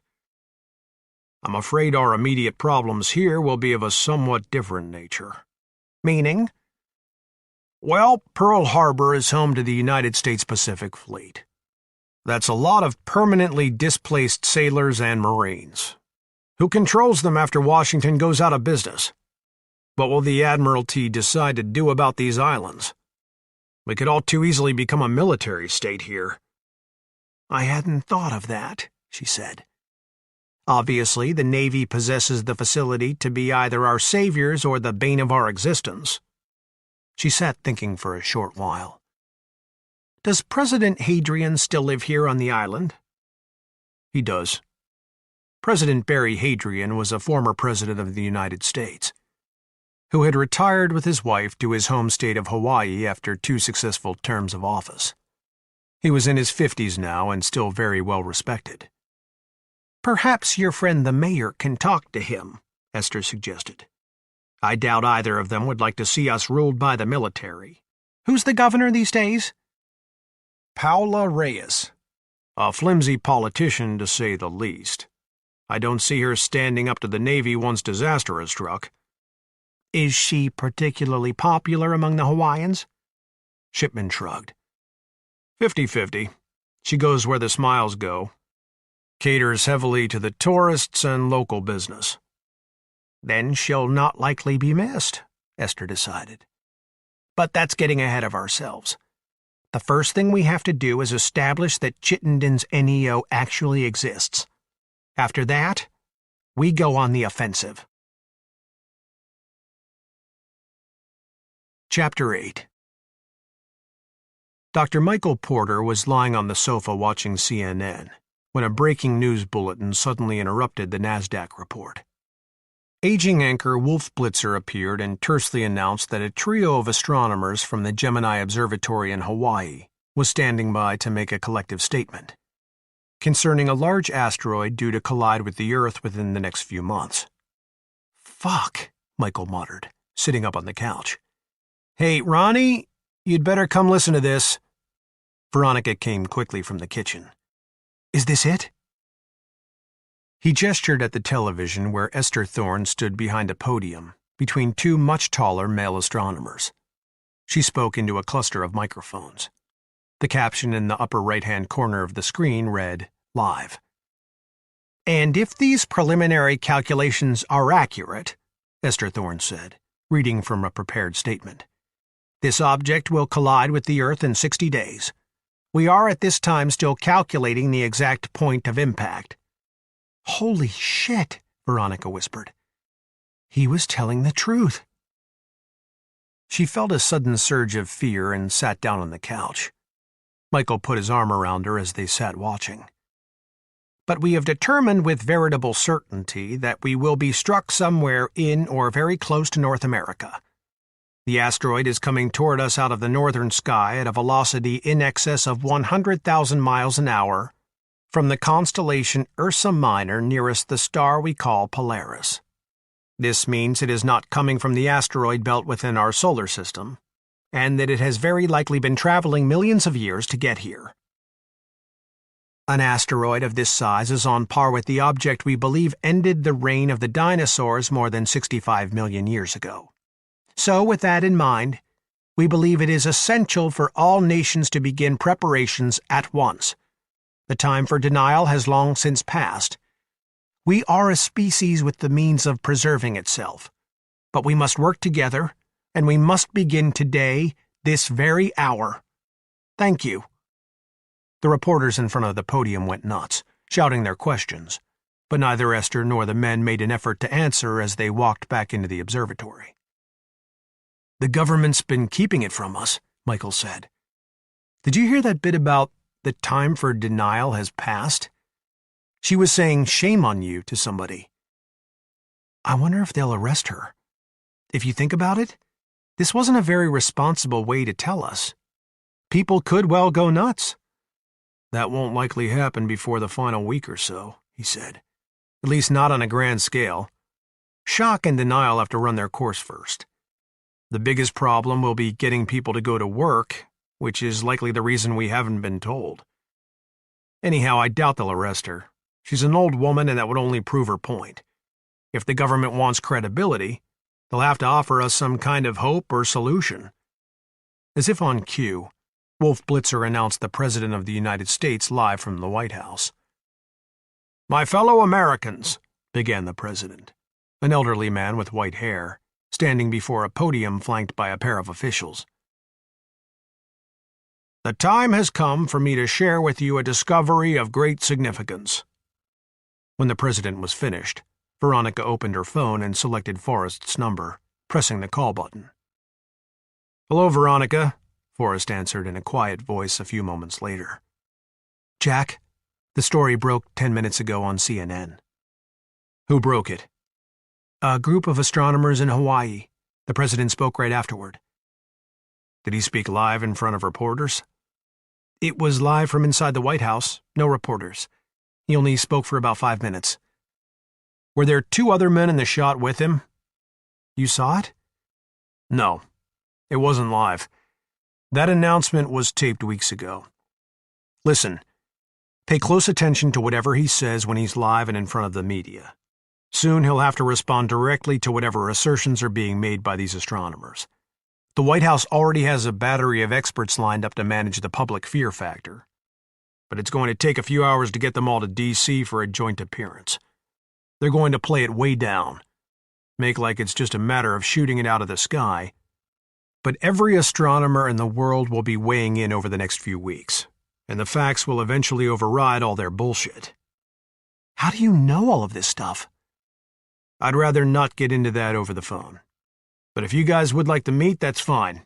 We've got 59 days. I think I'd like to meet sooner than later. Okay, make it the day after tomorrow at the truck stop. Well, should we pack now? Do you need us to bring anything? Forrest laughed. What? She said. Don't laugh at me. You can bring the chips and beer. I can't believe you're making fun of me.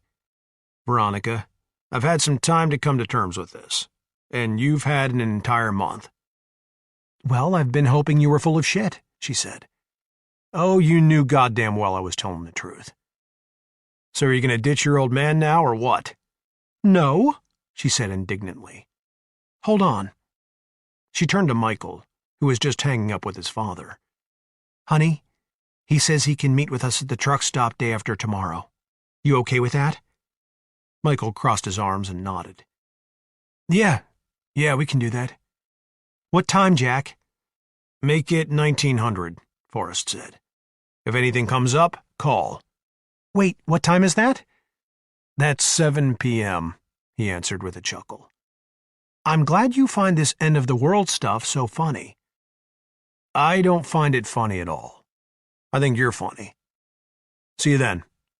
He broke the connection. Michael stood looking at her. How are your folks? She asked. Dad's fine. You know him. But Mom's already a wreck, worried about my sisters and all the grandkids.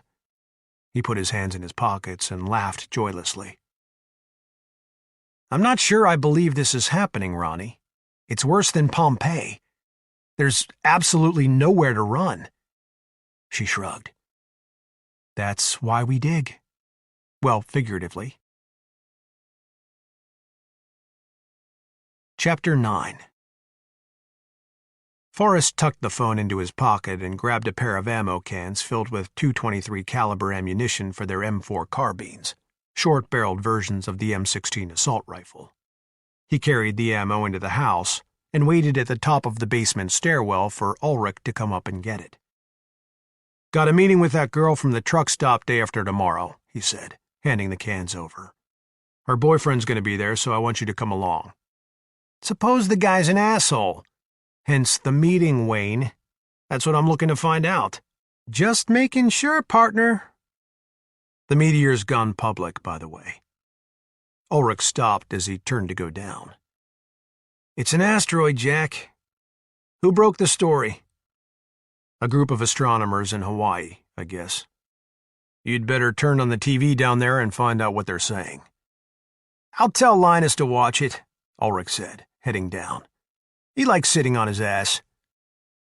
After the ammo was stored below ground, Forrest took a break in the house. He was smoking a cigarette on the couch with Laddie at his feet when Ulrich and Vasquez came into the living room and dropped onto a couple of chairs. The sun was setting, and pretty soon the 5 of them would be gathering in the kitchen to make dinner. What are they saying on TV? Forrest asked. Ulrich rubbed his eyes, fatigued from lack of sleep. Exactly what Jerry told us to expect. There's nothing to worry about. They're going to shoot it down, and the world will enter into an era of peace and prosperity. Vasquez chuckled. And the 5 of us will be asshole deep in debt for the rest of our lives. We should hope, Ulrich said. Forrest pointed at Vasquez, his mind on 40 things at once. What are we going to do about your insulin habit in the long term? Vasquez shrugged. I've got a lot of it down there on dry ice. If we keep it cold, it'll last a long time. But even if you've got enough for 2 years, there's a limit, Oscar. What do we do when you run out? I guess you watch me slip into a coma and die, Holmes. It won't hurt. I'll just go to sleep. I don't like that plan, Forrest said. And neither will Maria or little Oscar. Is there a way we can manufacture it? It's a hormone, dude. Shit. We may not even outlive my supply. For your information, dude, I plan to make it well beyond your goddamn supply. And if it's all the same to you, I'd like for you to be around when we come back up. Now, what do you guys want to eat tonight? I say we grill some steaks and get completely pissed. This is going to be the last sane night on Earth. It's a damn good thing we finished buying supplies, Ulrich said with relief. They'll put the clamp down on the food and fuel now, and ammo especially. Yeah, civilians won't be able to buy BBs after tomorrow, Vasquez added.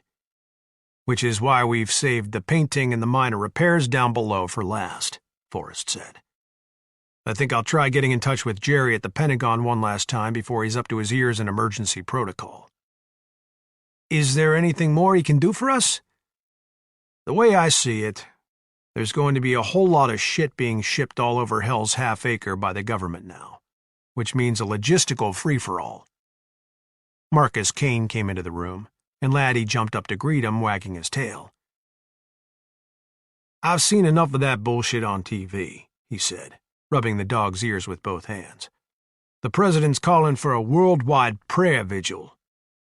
That'll help, Forrest said dryly. Anyhow, Wayne, there's no reason Jerry can't cut some bullshit paperwork redesignating this site as a government installation long enough to ship us out a truckload of MREs. Maybe even some high-tech comm gear. We'll all be in uniform when they show up, and I'll wear my captain's bars. So long as there's an officer here to sign for the conveyance, no staff sergeant or even a shave-tail lieutenant's going to think anything of it. They'll figure there must still be a missile down there we're sitting on. G3 will never catch the glitch before the meteor gets here. Asteroid, Ulrich said. Heavens to Murgatroyds, if you ain't the most anal son of a bitch I ever met. What the hell does it matter what I call it? Why can't you just call it what it is? It can't have nothing to do with wanting to rise out of you, Kane said with a wink at the other two. And the three of them laughed. You three can kiss my ass, Ulrich said, getting up from the chair. You'll think meteor when that big bastard slams into our atmosphere. It's going to burn so hot that anybody within sight of it'll be vaporized before it even hits the ground. I got a book downstairs says not necessarily. Forrest lied easily. Well, you can stand up here and let us know then, Mr. Scientist. I'll pop the hatch and sweep your ashes up after it hits. Will you spread them on the ocean for me? I'll flush them down the goddamn toilet, Ulrich said on his way into the kitchen. You'll get there eventually. Chapter 10. Jack Forrest and Wayne Ulrich both stood from the table as Veronica Struan and Michael Porter entered the truck stop diner. Veronica smiled when she saw Forrest and led Michael by the hand to the table. Introductions were made and everyone shook hands before they sat down. A waitress appeared and took their drink orders, then left them to themselves in a nearly deserted section of the diner. Well, I'm sure you've got a ton of questions, Forrest said, mostly to Michael. So why don't we let you two begin? Okay, Michael said, already somewhat relieved by the professional, almost military bearing of the other two men. I'm still curious how you knew about this so much sooner than everyone else. Do you really have a friend at the Pentagon? Yes, I do, Forrest said. And that's about as much as I intend to say about him or her. Great risks were taken. I understand, Michael said. So I guess my next question is why go to so much effort to save a bunch of total strangers? It would be so much easier to save yourselves and leave it at that. Forrest deferred the question to Ulrich. Is it really so much different than a policeman risking his life to protect his community? Ulrich asked. Or a soldier risking his life to protect his nation? Not diametrically, no, Michael said. But in actual practice, I believe that soldiers tend to fight for one another rather than for king and country. Yes and no, Forrest said.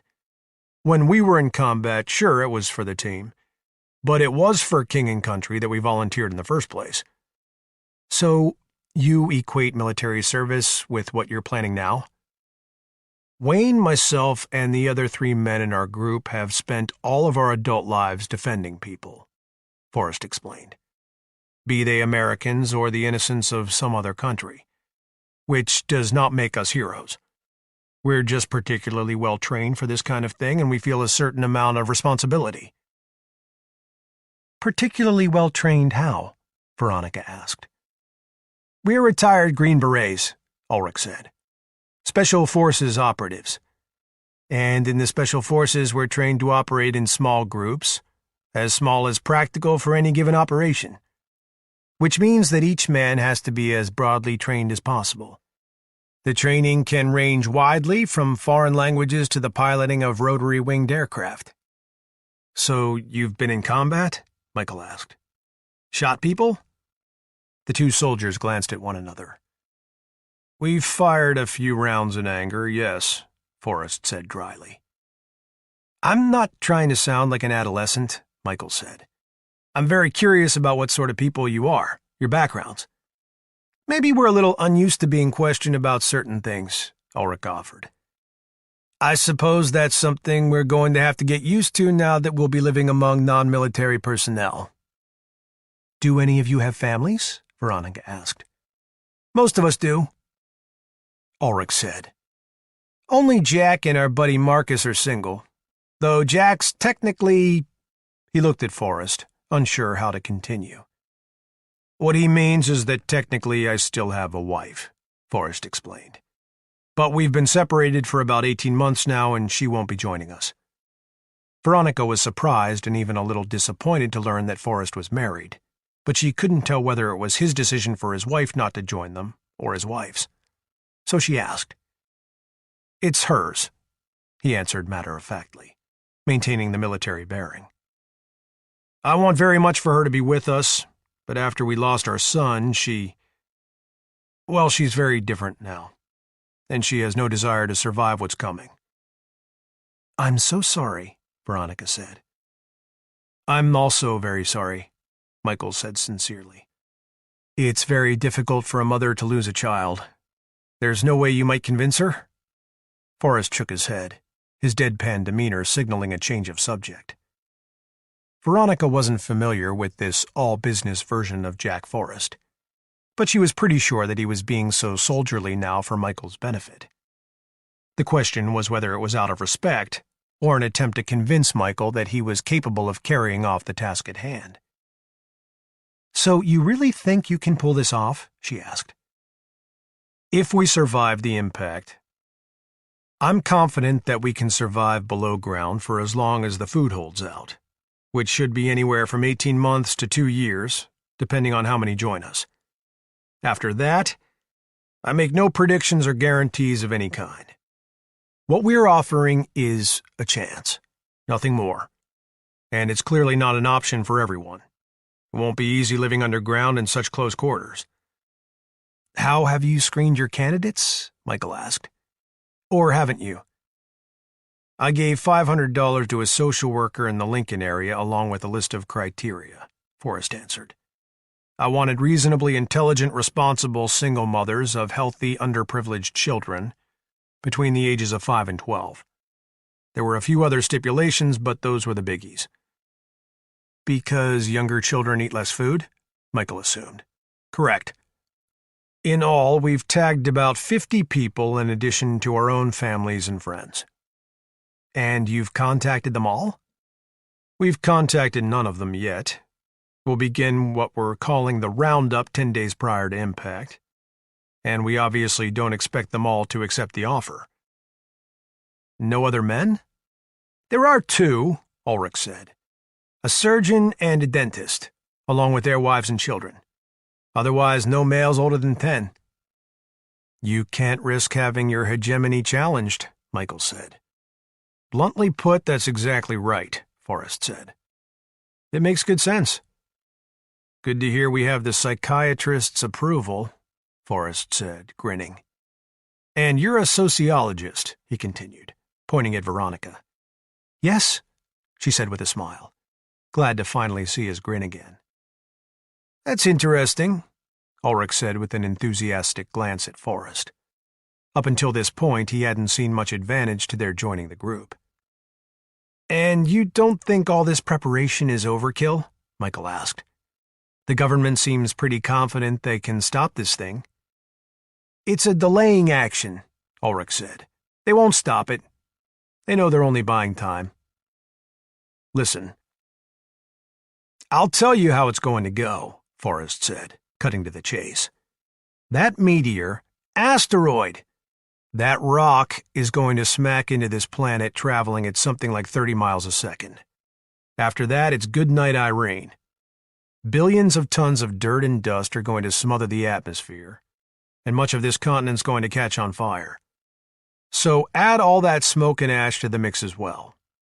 All of this brings on nuclear winter, and the government's strategic food reserves, those that survive the firestorm, are going to run out in less than a few months. Soon after that, people are going to be shooting one another over cans of Alpo. And by the time the civilized people have all been murdered or starved to death, the psychopathic alpha males are going to take over, creating their own little fiefdoms, deciding who to keep as enforcers, who to rape, and who to eat. Our hope is to outlast those crazy bastards and try to find a way to grow some food through hydroponics and artificial lighting. We admit this last part's going to be dicey, but we feel a deep desire to at least give it a try. And if by some miracle we're wrong about how bad it's going to be, Ulrich chimed in, we pop the hatch and go back to our lives. No harm, no foul. Michael sat quietly mulling it over.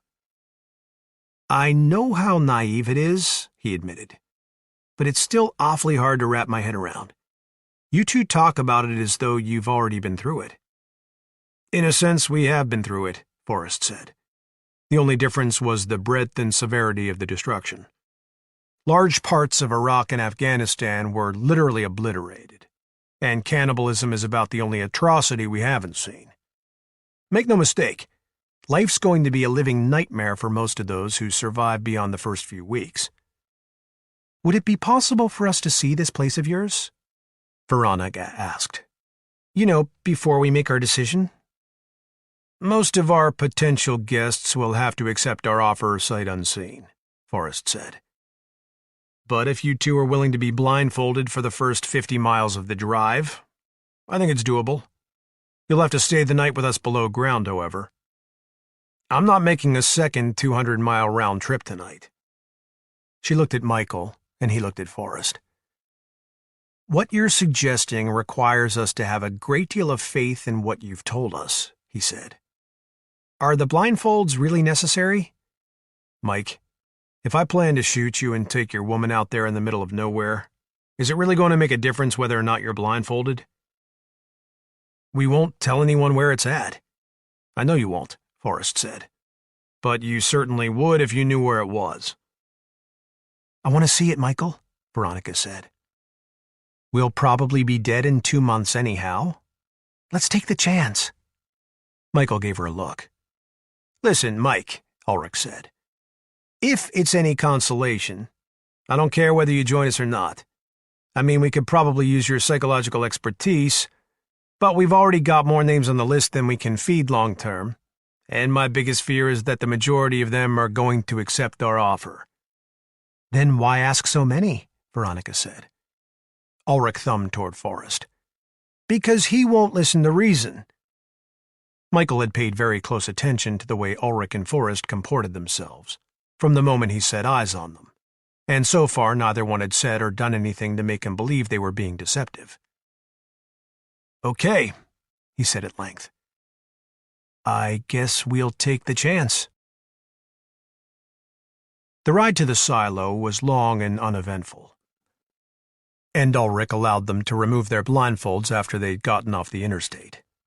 In the dark, one cornfield looked exactly like another, and there were no signs along the way to betray their location because they had been removed weeks earlier under cover darkness in case it ever became necessary to show someone the installation, as they were doing now, without betraying its location.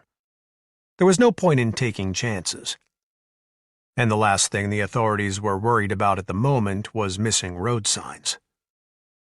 "Oh, he's beautiful," Veronica said, seeing Laddie looking back at her from the front passenger seat.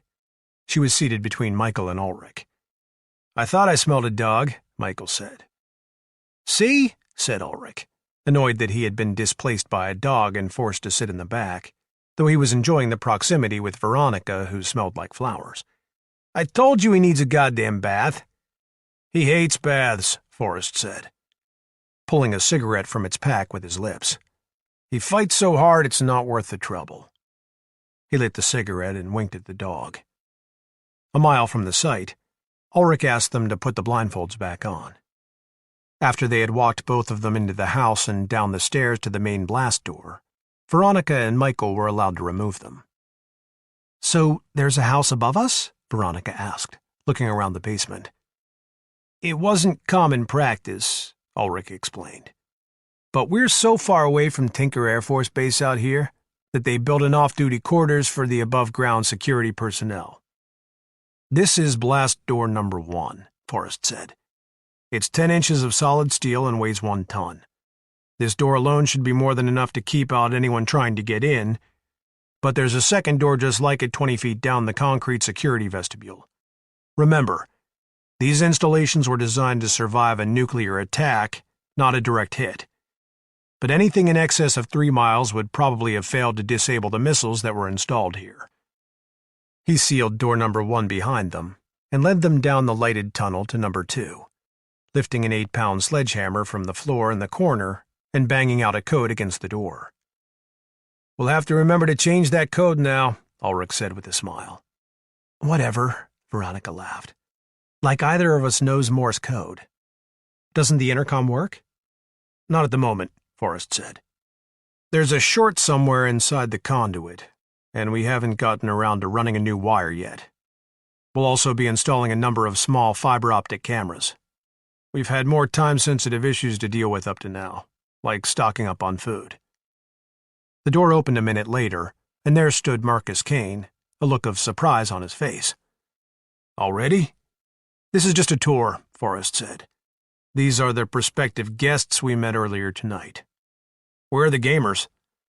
"Playing Xbox down in Launch Control," Kane said. "Where else?" "Launch Control? I thought you said the missiles were gone," Veronica said. "We still refer to the chambers by their old names," Forrest said, as he led the way down 5 flights of stairs spanning 3 stories. "This way to silo number 1. The 30-foot steel tunnel was suspended from vibration dampeners made of coiled steel shock absorbers. The walkway itself was covered with steel grating. "This is blast tunnel number 1, he said. "It seals at both ends to keep out the exhaust during launch." He opened the blast door and led them into the actual missile silo. "Be careful on the catwalk," he warned. "It's a 10-story drop to the bottom." "Holy cow," Michael said, looking around. "This thing is huge." "It had to be to hold a rocket, Michael," Veronica said. "I'm sorry, honey, I forgot you knew all about missile silos. Perhaps you'd like to give the tour?" "Shut up," she said, looking over the railing to the bottom, where she saw a veritable pyramid of cardboard boxes. "Is that all food down there?" "Most of it," Ulrich said, peering over. "Be careful of these railings. We've re-welded them, but some are pretty badly rusted, so don't be overly confident." "Is all that food as well?" Michael asked, gesturing at the boxes and crates stacked all around the silo's many levels, levels originally used to allow Air Force personnel access to the missile's many systems. There were 9 levels, 3 above where they stood and 5 more below. "Most of it," Ulrich repeated, not being overly informative. "My God, you guys have been busy," Michael said. "It's like a warehouse." That's the idea, Forrest said. Let's head to launch control. In launch control, a perfectly round room full of steel shelves filled with everything from foam cups to ammunition, they found Kane, Oscar Vasquez, and Linus Danzig all sitting in expensive office chairs before a large-screen television playing Halo. Forrest introduced the men around and everyone shook hands. This was the brains of the installation and remains so today, Ulrich explained, showing them the main console. Once the above-ground cameras are installed, we'll be able to see what's going on up there at all times, both inside and outside the house. These 3 monitors will run on battery power most of the time. They're large dry cell batteries down those spiral stairs, which will be kept charged by bicycle generators. So the more people we have down here, the fewer turns we'll have to take at riding the bicycles.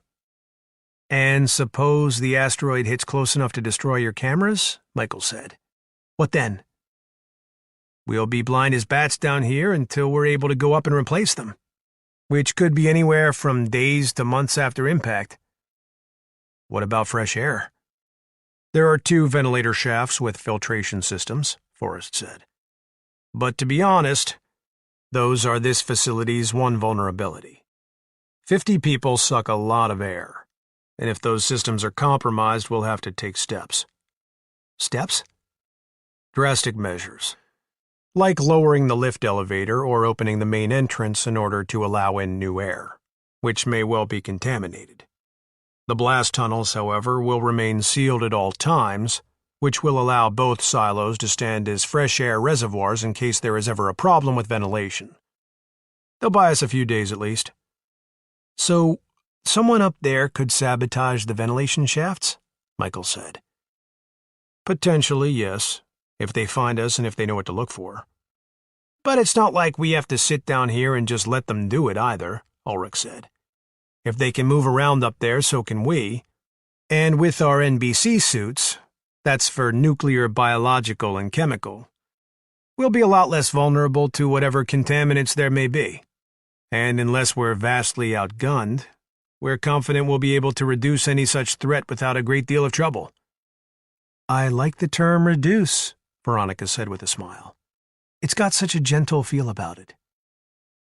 We'll be anything but gentle if and when the time comes, Danzig remarked, rocking back in his chair and squirting a large glob of cheese whiz into his mouth. You can believe that. So you do have weapons then? Michael said. Absolutely, Forrest replied. Like I said, it's our intention to survive this thing. Have no illusions. Cruel times are headed this way. And in order to live through them, we may well be forced to make some heartless and selfish decisions. Like ignoring starving children at the gate? Veronica said. Once we sealed door number 1 behind the last guest, it doesn't open again until after impact. And then only if it's absolutely imperative in order to protect the integrity of the installation. I don't care if 50 starving children come scratching at the door. Veronica looked at Michael. How's that for a reality check? Michael shrugged his shoulders. Unfortunately, they're right. That's why it's called a holocaust. You can't possibly save everyone who deserves to be saved.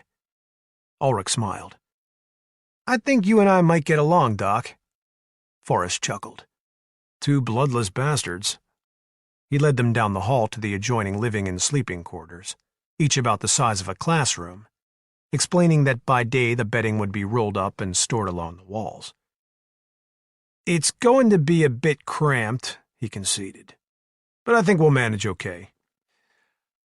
I don't think white's a good color for these walls, Michael said at once. Professionally speaking, that is. You might want to consider a bright yellow or a lime green like you've used in the tunnels, something to cheer up the environment. White is too stark. And stay away from orange and red. Especially orange. They're inflammatory colors. Forrest and Ulrich exchanged glances. Can you think of anything else? Ulrich asked, interested. Well, what do you have planned for recreation? Michael asked, aside from the bike riding. We've got a huge selection of DVDs and video games, Ulrich said. Lots of books, music CDs. What else? The soldiers looked at each other again. That's not enough? Now it was Michael and Veronica's turn to exchange glances. Veronica even laughed. No, Michael said. Not unless you want these people going stir-crazy down here and slitting their wrists after 6 weeks. You're talking about 24 months of virtual sensory deprivation and a total lack of sunlight. They're going to need real stimulation, the opportunity to create, to use their imaginations, distraction. Hey, Mike, this isn't a theme park, Forrest said. It's a bomb shelter, man. Nobody said it was going to be fun down here. There's only so much we can do for good times. Maybe they can get creative in the kitchen or something. Veronica laughed again.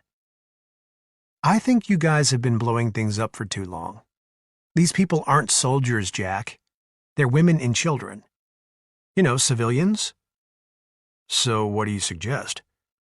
Look, it's really not that difficult, Michael explained. Go buy one of every board game you can find. They won't take up that much room. You can store them in the silo. And get lots of jigsaw puzzles. Word books, puzzle books. And for God's sake, get some toys down here. Building blocks, Legos, little cars. Some of those plastic army men even. I assume you were kids once yourselves. You might even bring some musical instruments down, Veronica suggested. Let some of the kids teach themselves how to play. A few of them are bound to have some natural talent. And what about some puppets? They can put on puppet shows for each other. Little kids love that stuff. Things they can apply their imaginations to. Forrest looked at Ulrich. You getting all this?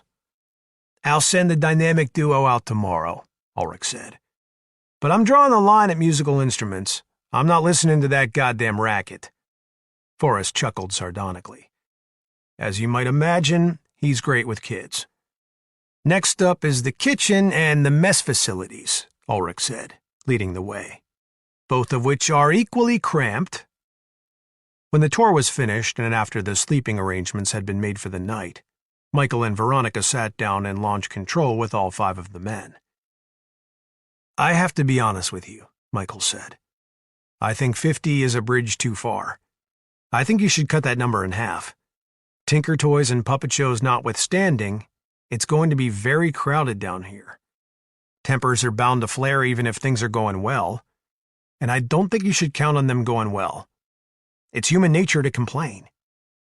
You're starting to sound like him, Forrest said with a nod toward Ulrich. Nobody said this was going to be easy or fun. But why not increase your chances for success? Veronica asked, stroking Laddie's head as he stood panting alongside her.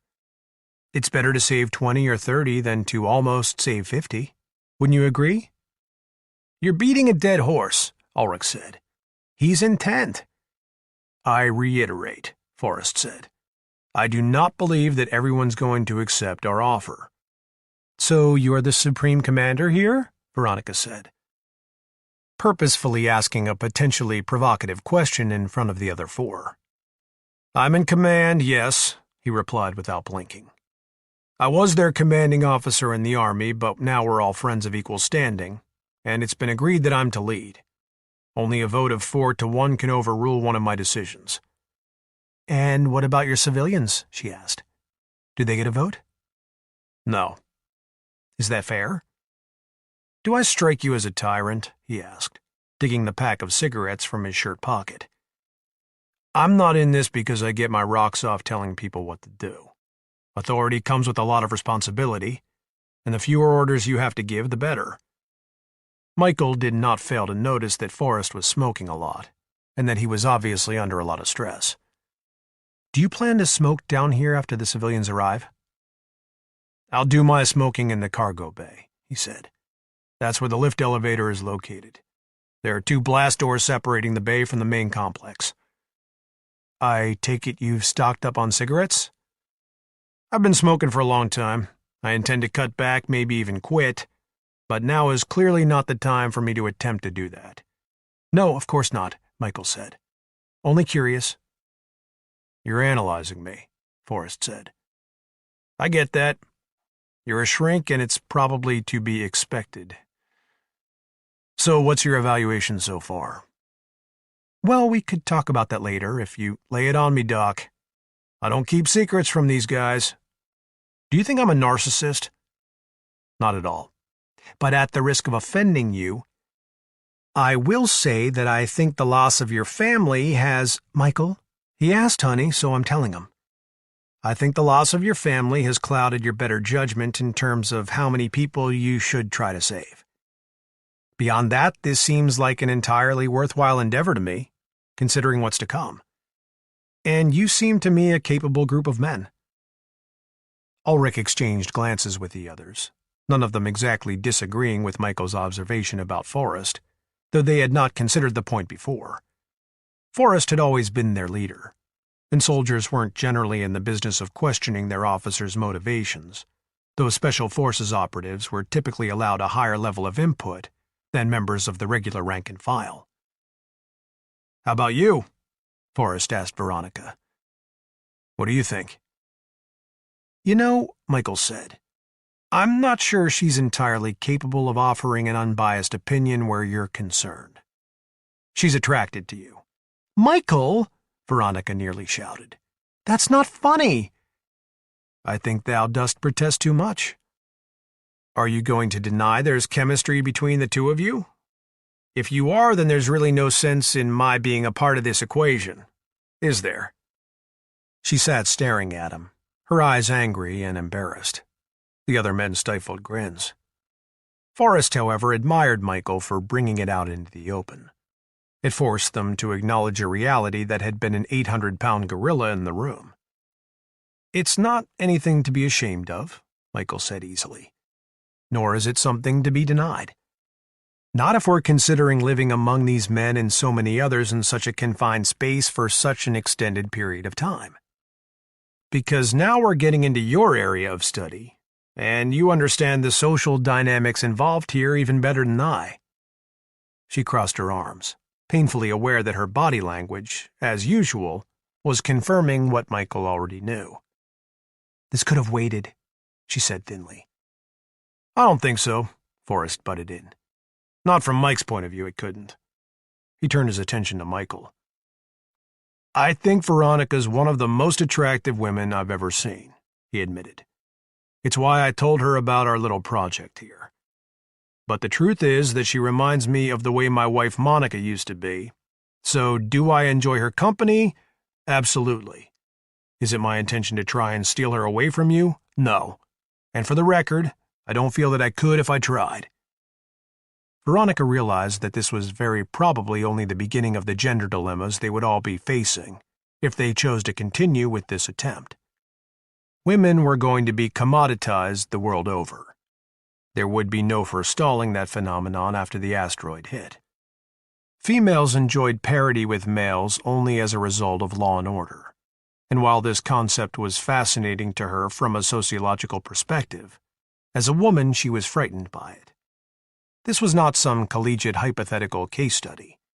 Humanity was on the very brink of being thrust into a world where the strong would hold absolute dominion over the weak. "May I assume that I'm to have at least some say over who I do and do not choose to be with?" she said, looking between the two of them. Forrest grinned. "I was merely stating my opinion." "Well, for everyone's general knowledge here," she said, looking at all the men, "I love Michael. And, unlike most men, I'm quite capable of controlling myself even if I happen to find someone other than my mate attractive. So, to answer the question, yes, there is chemistry between Jack and I, but it's not an issue for me, nor do I believe it will be for him." "Well, I have a more important question for you," Kane said to her. She looked at him. "Yes?" "Do you have a sister?" Everyone laughed. "I do," she said, smiling. "But I'm sorry, she's married with 2 kids and lives on the East Coast. Now, if no one minds, I'd like to clean up before we turn in." "Is there hot water in the shower room?" "Yes," Ulrich said. "We're tapped into a natural gas line and we have our own well, so there will always be plenty of hot water." "Excellent," she said, getting up. "This feels a little like being away at camp." When she was gone, the trio went back to playing Halo, and Forrest turned to Michael, asking, Does she fully understand what's going to happen? It's the camp remark that makes me ask.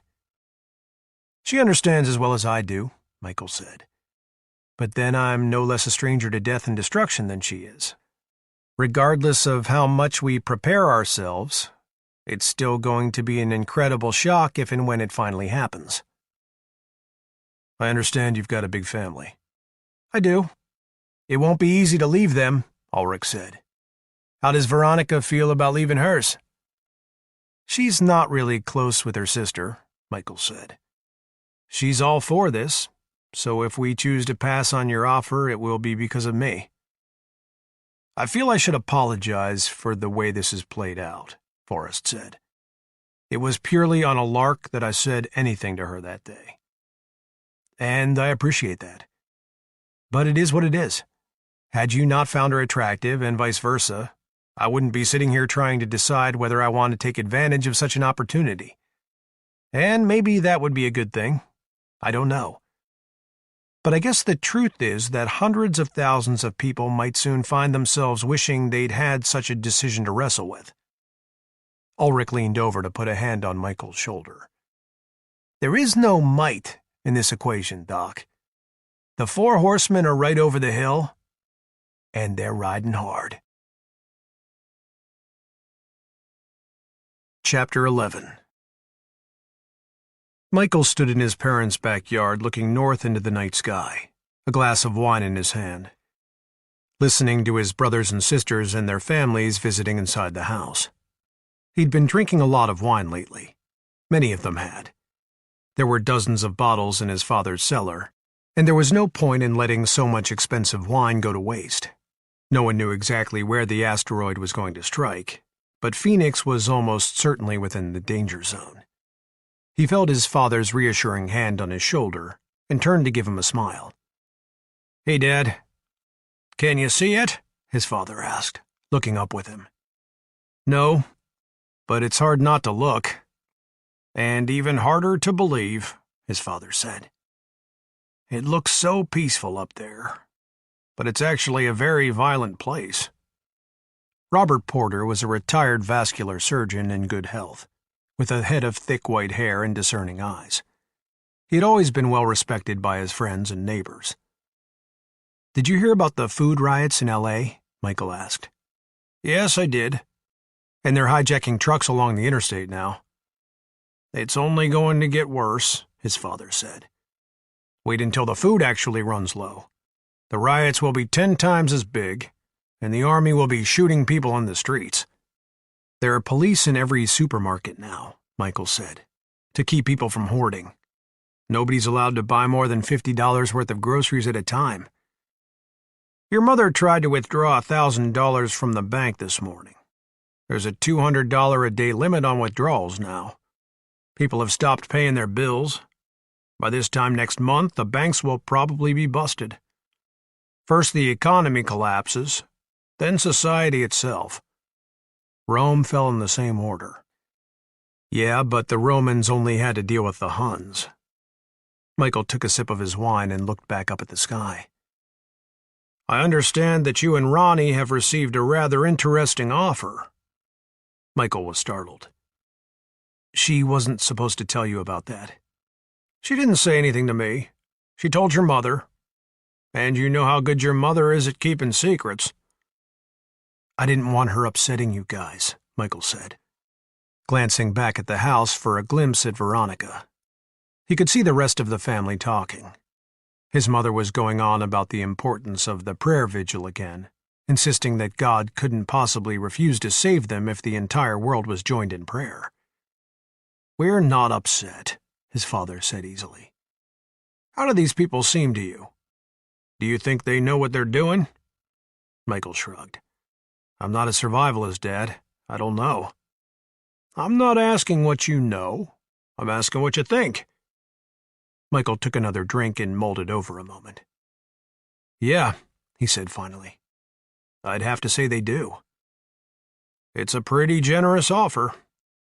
"Hell, the guy made the offer to Veronica, not me. If he'd known I was in the picture, he'd never have said anything." "She's a beautiful woman. Well, there you go."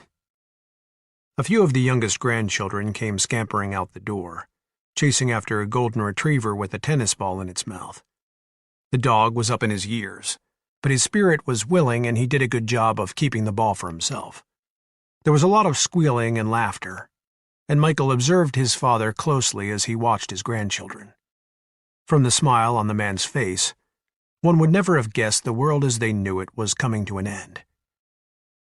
"Papa," said one of the little girls, running over to him. "Chance can catch the ball from way up high even." "Yes, he can," the older man replied. "He's an excellent ball player, isn't he?" "Yeah, and you know what?" "What, baby doll?" "My mom said we can get a dog too when I get older." "Just a couple more years, honey." The children romped about for a while longer, and eventually led the dog back into the house. "That's the best damn dog I ever had," his father remarked. "He's good with the kids, that's for sure." "So what about these guys?" his father said. "Do you think they'd kill you and take Ronnie for themselves?" Michael shook his head. "No, I don't. I believe they're good men trying to do a good thing. They were all in the military, and I got the distinct impression they're no strangers to violence. They say they were Green Berets. So they can handle themselves?" "I'd say so, yeah." If you ask me, son, I think you and Ronnie would make a unique and valuable addition to a group like that."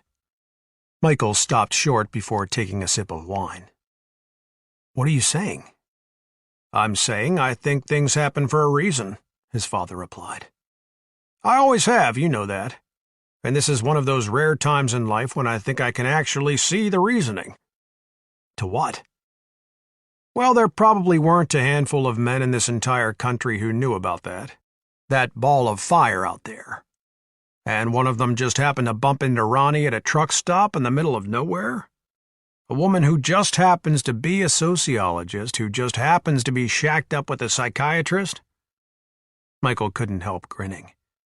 His father always referred to his and Veronica's living together as being shacked up. "But what about Mom?" he asked. "She would adjust. You've got 5 brothers and sisters in there who will be more than glad to gobble up your share of her attention. Not to mention 9 nieces and nephews. You've always needed less than the others. You're the loner. And you're the only one who isn't married with a family." "This is my family, Dad. I'm not going anywhere." "And I'm not telling you to," his father said equably. "I'm just saying you should consider it." Michael stood looking at him, the gears slow to mesh. "Son, I'm 65 years old, and these past few days I find myself thinking in terms I never imagined possible. Do you realize that I may actually have to take your mother's life at some point within the next year, depending on how things go?" Michael whirled the wine around in his glass. "I try not to think about it, actually." "Now, as for my daughters and my daughters-in-law," his father went on, "those decisions will be up to my sons and my sons-in-law. Your mother is my only concern. She's the one person I have to look after, my sole responsibility. The rest of you are adults and you're responsible for your own families. Though I expect us all to be together until the end. But who knows when that will be, or how much of a living hell we'll have to endure just to get to it. I won't watch your mother starve to death or be violated. I won't allow her dignity to be taken away from her.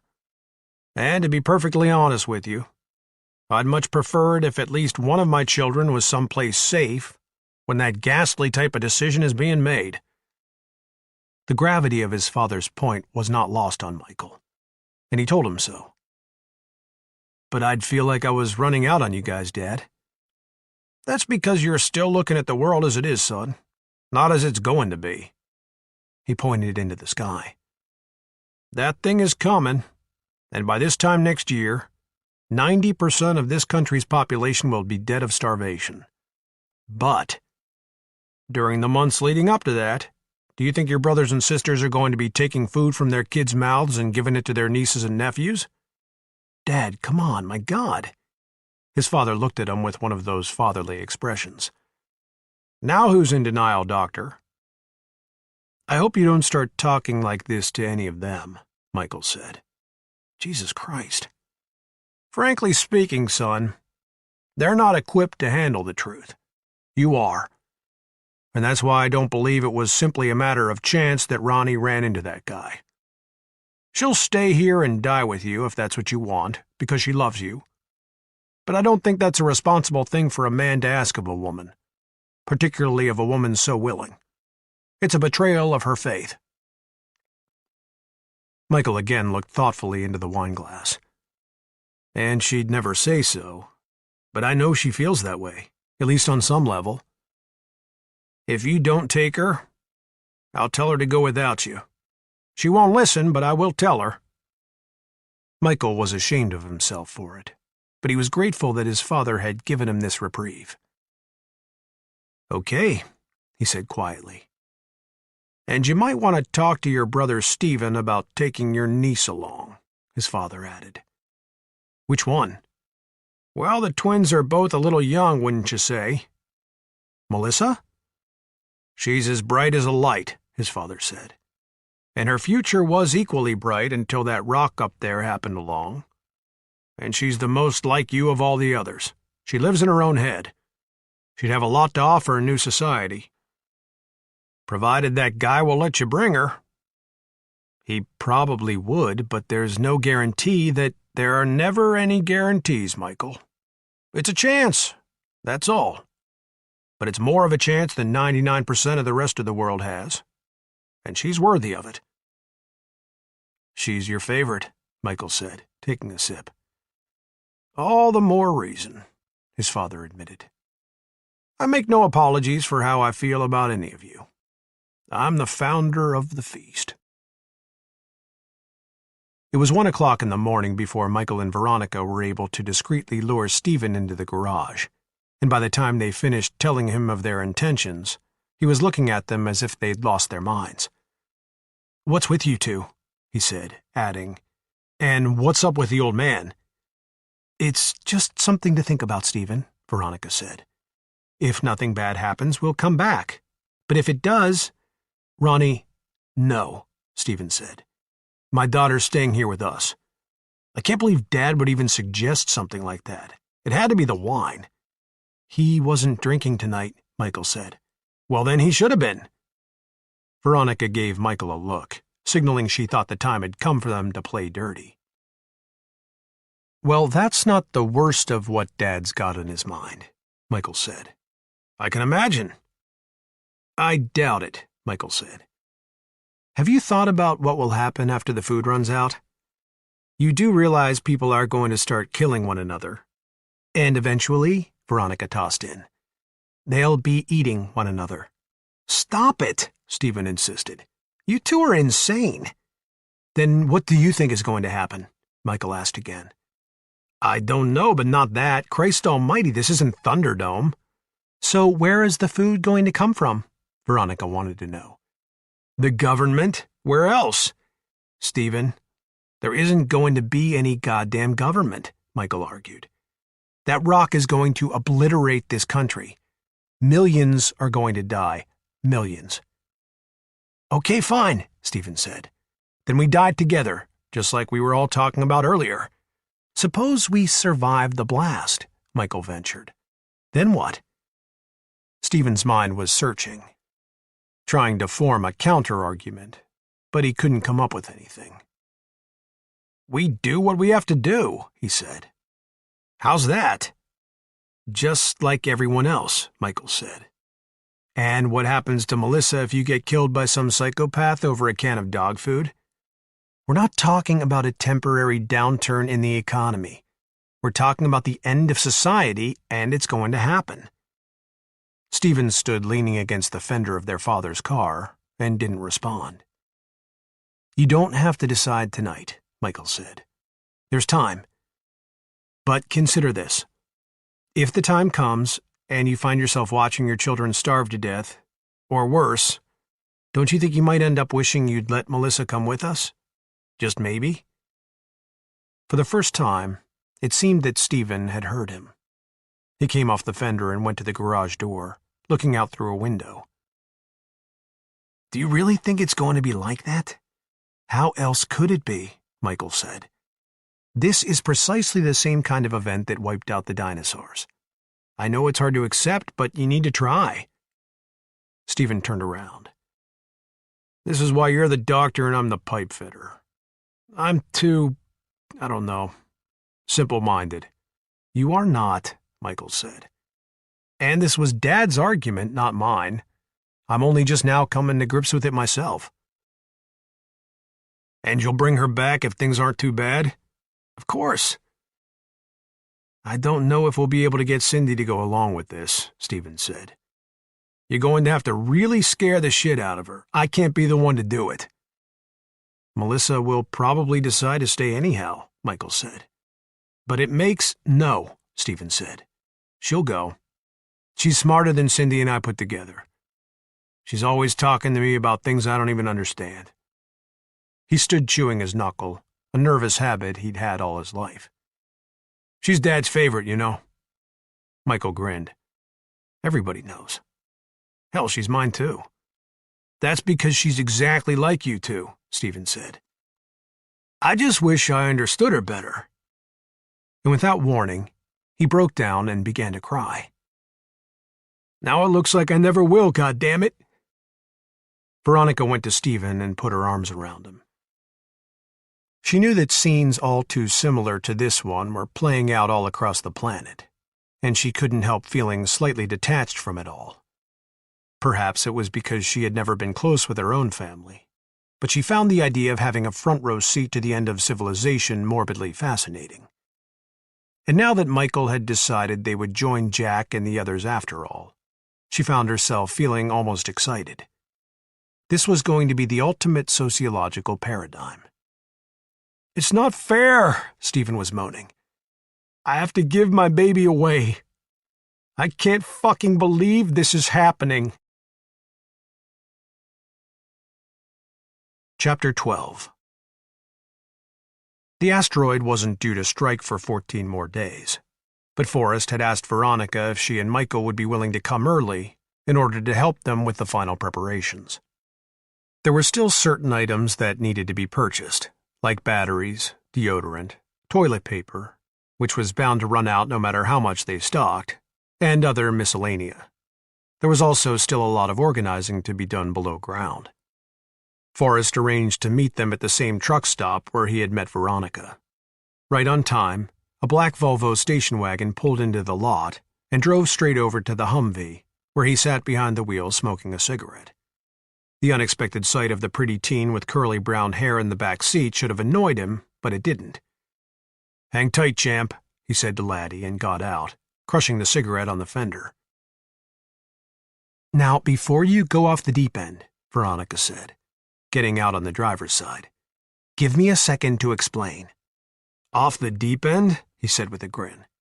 Do I strike you as an off-the-deep-end kind of guy? If I don't like her, she's not coming. It's that simple. He smiled at Melissa as she was getting out. How you doing, Doc? He said to Michael. Not bad, Michael said, still nervous about the situation. You? Hello? Forrest said to Melissa. I'm Jack. I hope these two haven't told you what an asshole I am. Melissa smiled shyly. She was fair-skinned with an unblemished complexion and light brown eyes. What's your name, sweetheart? Melissa. Nice to meet you, he said, offering his hand. We only brought her because— Do you mind? Forrest said. I'm talking to the kid here. Veronica pulled her shoulders back, looking at Michael as he came around the back of the car. How did you ever get hooked up with these two? Forrest asked the girl. Michael's my uncle, she said, grinning. Have they told you about my master plan to take over the universe? Yeah, she answered, laughing softly. And you're sure you want to join us? Yes, she said. But I have a question. Only one? Will I be able to call my parents every day until— Until what? Veronica spoke up.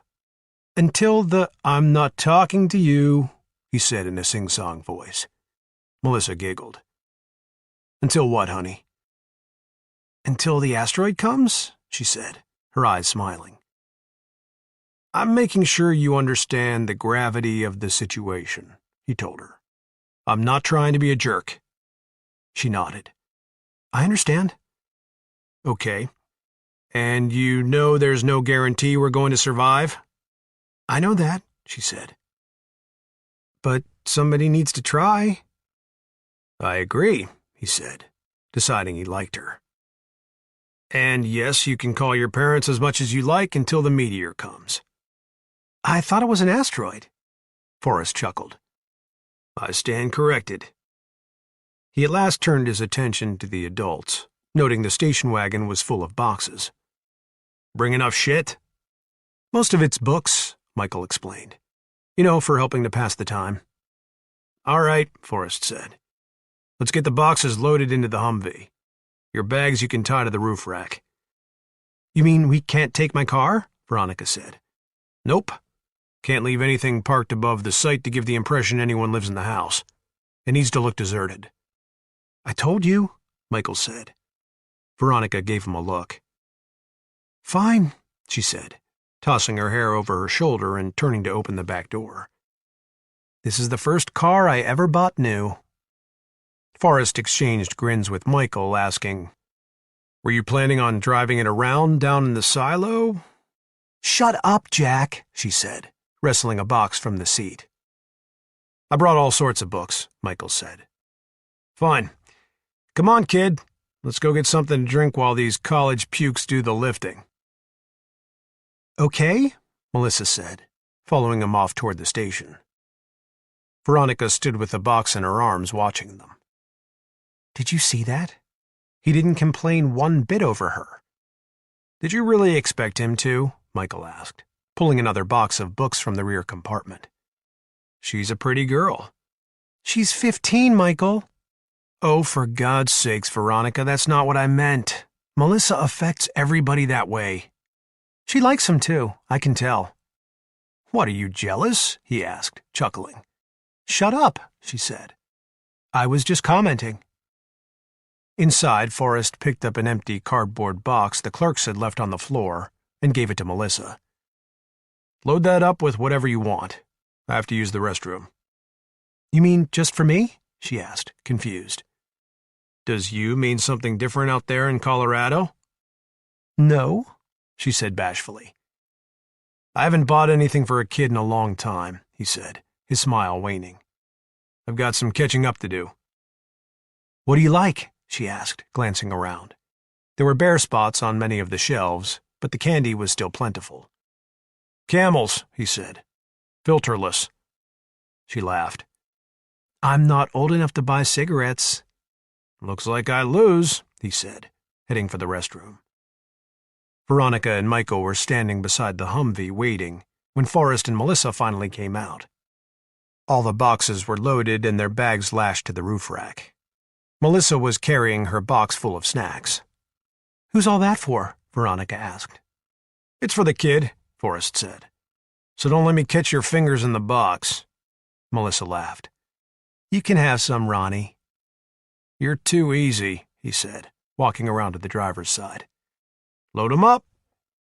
Didn't take her long to get you wrapped around her finger, Veronica said, loud enough for only Forrest to hear. You're just jealous, he muttered, brushing by her. Jack? He turned. Yes? Fuck you. He laughed and jumped in to see that Michael was afraid to get in on the other side, with Laddie staring him in the face. Get him back, buddy. The dog responded immediately, taking up station in the back seat between the two women. Michael got in and shut the door. Laddie suddenly started barking at Michael, causing the man to flinch and cower against the door. The dog settled a few moments later and seemed to relax. What did I do? He asked, unsure whether it was safe to move. Forrest glanced back at the dog to satisfy himself there was no danger, and then grinned at Michael and shrugged. I guess the dog's a judge of character. Veronica laughed, petting Laddie. No, seriously, should I be afraid? Melissa said, He was just letting you know he didn't like you taking a seat. Forrest gave her a wink. Is he pissed? Michael asked. Because I can sit in the back. He's said his piece, Forrest said. Okay, everyone remember to keep your hands and feet inside the ride at all times until the ride comes to a complete and final stop. Remember that Captain Jack Forrest is not responsible for any lost or stolen articles while en route to the secret army base. And as always, he added with a quick glance into the back, enjoy your day at Cedar Point. Then he trumped the accelerator and wheeled hard around, roaring out of the lot and onto the highway. Chapter 13. Major Benjamin Moriarty, U.S. Air Force, still had no idea why he'd been ordered to deliver 2 truckloads of MREs to a decommissioned Titan missile installation, but he sure as hell intended to find out. If NASA failed to stop that goddamn asteroid from hitting the planet, MREs were going to be worth 1,000 times their weight in gold. And no way was he giving away so much of his garrison's food without a damned good reason, regardless of what some chair shiner back at the Pentagon had to say about it. "What the fuck is this now?" he cursed from the passenger seat of the Hummer. "I'm not sure, Major," said Lieutenant Ford, slowing the vehicle. "They look like dog faces." "See?" Moriarty said. "This is what I'm talking about.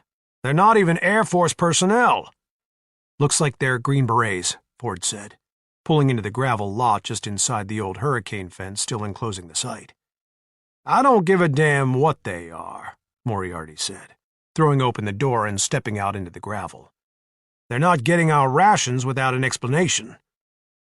Forrest stood waiting with Ulrich and Danzig near the house, all 3 of them with M4 carbines hanging from their shoulders. "Aw, piss," muttered Danzig, spitting a wad of tobacco juice into the gravel. "They sent a goddamn major." "Easy," Forrest said. All 4 men were wearing open mics so they could communicate with Kane, who was positioned in the upstairs window of the house with an M21 sniper rifle. "Looks a little salty, doesn't he?" Ulrich observed. They snapped to attention and saluted as Major Moriarty came stalking up to them, armed only with a 9mm Beretta that hung from his hip in a green nylon holster. "Who's in command here, Captain?" Moriarty demanded. "That would be me at the moment, sir," Forrest replied. "Define 'at the moment.'" "Well, sir, Colonel Vasquez is away at the moment. Are those the MREs we were told to expect, sir?" "They are, but I'm going to need a good explanation before I leave them." "Explanation, sir?" "Who are they intended for, Captain? This installation is no longer active." "I wasn't told who they were intended for, sir. I was simply given orders to receive them and to secure them, awaiting Colonel Vasquez's arrival." "Which will be when?" "I was told sometime within the next 24 hours, sir." "Well, when the Colonel arrives, Captain, you can tell him to give Colonel Wells at Tinker Air Force Base a call. I'm not giving up these MREs to an Army captain in the middle of nowhere. I don't care if he is Special Forces." "I was told your orders came straight from the Pentagon, Major." Moriarty stiffened, noting that Forrest had addressed him as Major this time rather than Sir, which was acceptable, but it put the 2 of them on a more equal footing, a nuance that Moriarty did not especially appreciate. "Captain, exactly what is this installation being used for now?" "I'm not at liberty to say, Major. It's classified." Moriarty stood mulling it over. "I'll just have a look below, then." "I'm afraid I can't allow that, sir," Forrest said. Neither he nor either of his men so much as twitching a muscle. "Excuse me, Captain?" "I said I cannot allow that, Major. My orders are very specific in that regard." "Do you mean to imply you intend to open fire on me if I attempt to go below?" "It means, Major, that my men and I will do whatever is necessary to carry out our orders." Forrest could see that Moriarty was considering whether to call his bluff, so he added, "I should also like to inform the Major that he is being covered by a sniper positioned in the upstairs window of the structure behind me and to my left." Moriarty shifted his gaze to the upper windows of the house, and though he couldn't see inside, he didn't doubt Forrest's word. Green Berets were touchy bastards, the lot. "Well then, as far as I'm concerned, Captain, This is a typical example of special forces trying to avoid protocol. And I don't intend to subsidize this kind of bullshit. So have your colonel give my colonel a call, and we'll see which has the bigger dick." With that, Moriarty turned and headed back toward the Humvee. Kane spoke into Forrest's ear from the upstairs window. "Do you want me to take 'em out? I can hit all 4 of them from here." "No," Forrest said quietly. "We'd have to go below ground today and lock the door. These MREs were only a bonus." Just then, an army green Humvee came into view at the bottom of the hill and started up the gravel drive. "Shit," Ulrich muttered. "This might force our hand." "Kane, be ready to fire on my word," Forrest said. "Roger that." "Are you sure about this?" Michael was asking, sitting nervously in the passenger seat beside Vasquez. "Relax," Vasquez replied, pressing the Velcro-backed Black Eagle insignia of a full colonel onto the front of his Army combat uniform.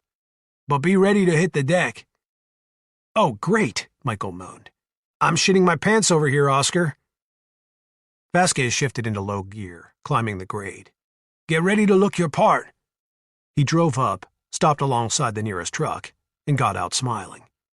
"Excellent," he said, loud enough for Moriarty to hear, but pretending not to notice him as he glanced into the back of the deuce and a half at the load of MREs.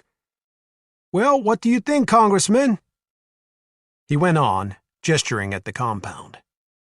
"We probably won't need to utilize the place, but as you can see, there's no indication of what lies beneath, and I think your colleagues will find the accommodations acceptable."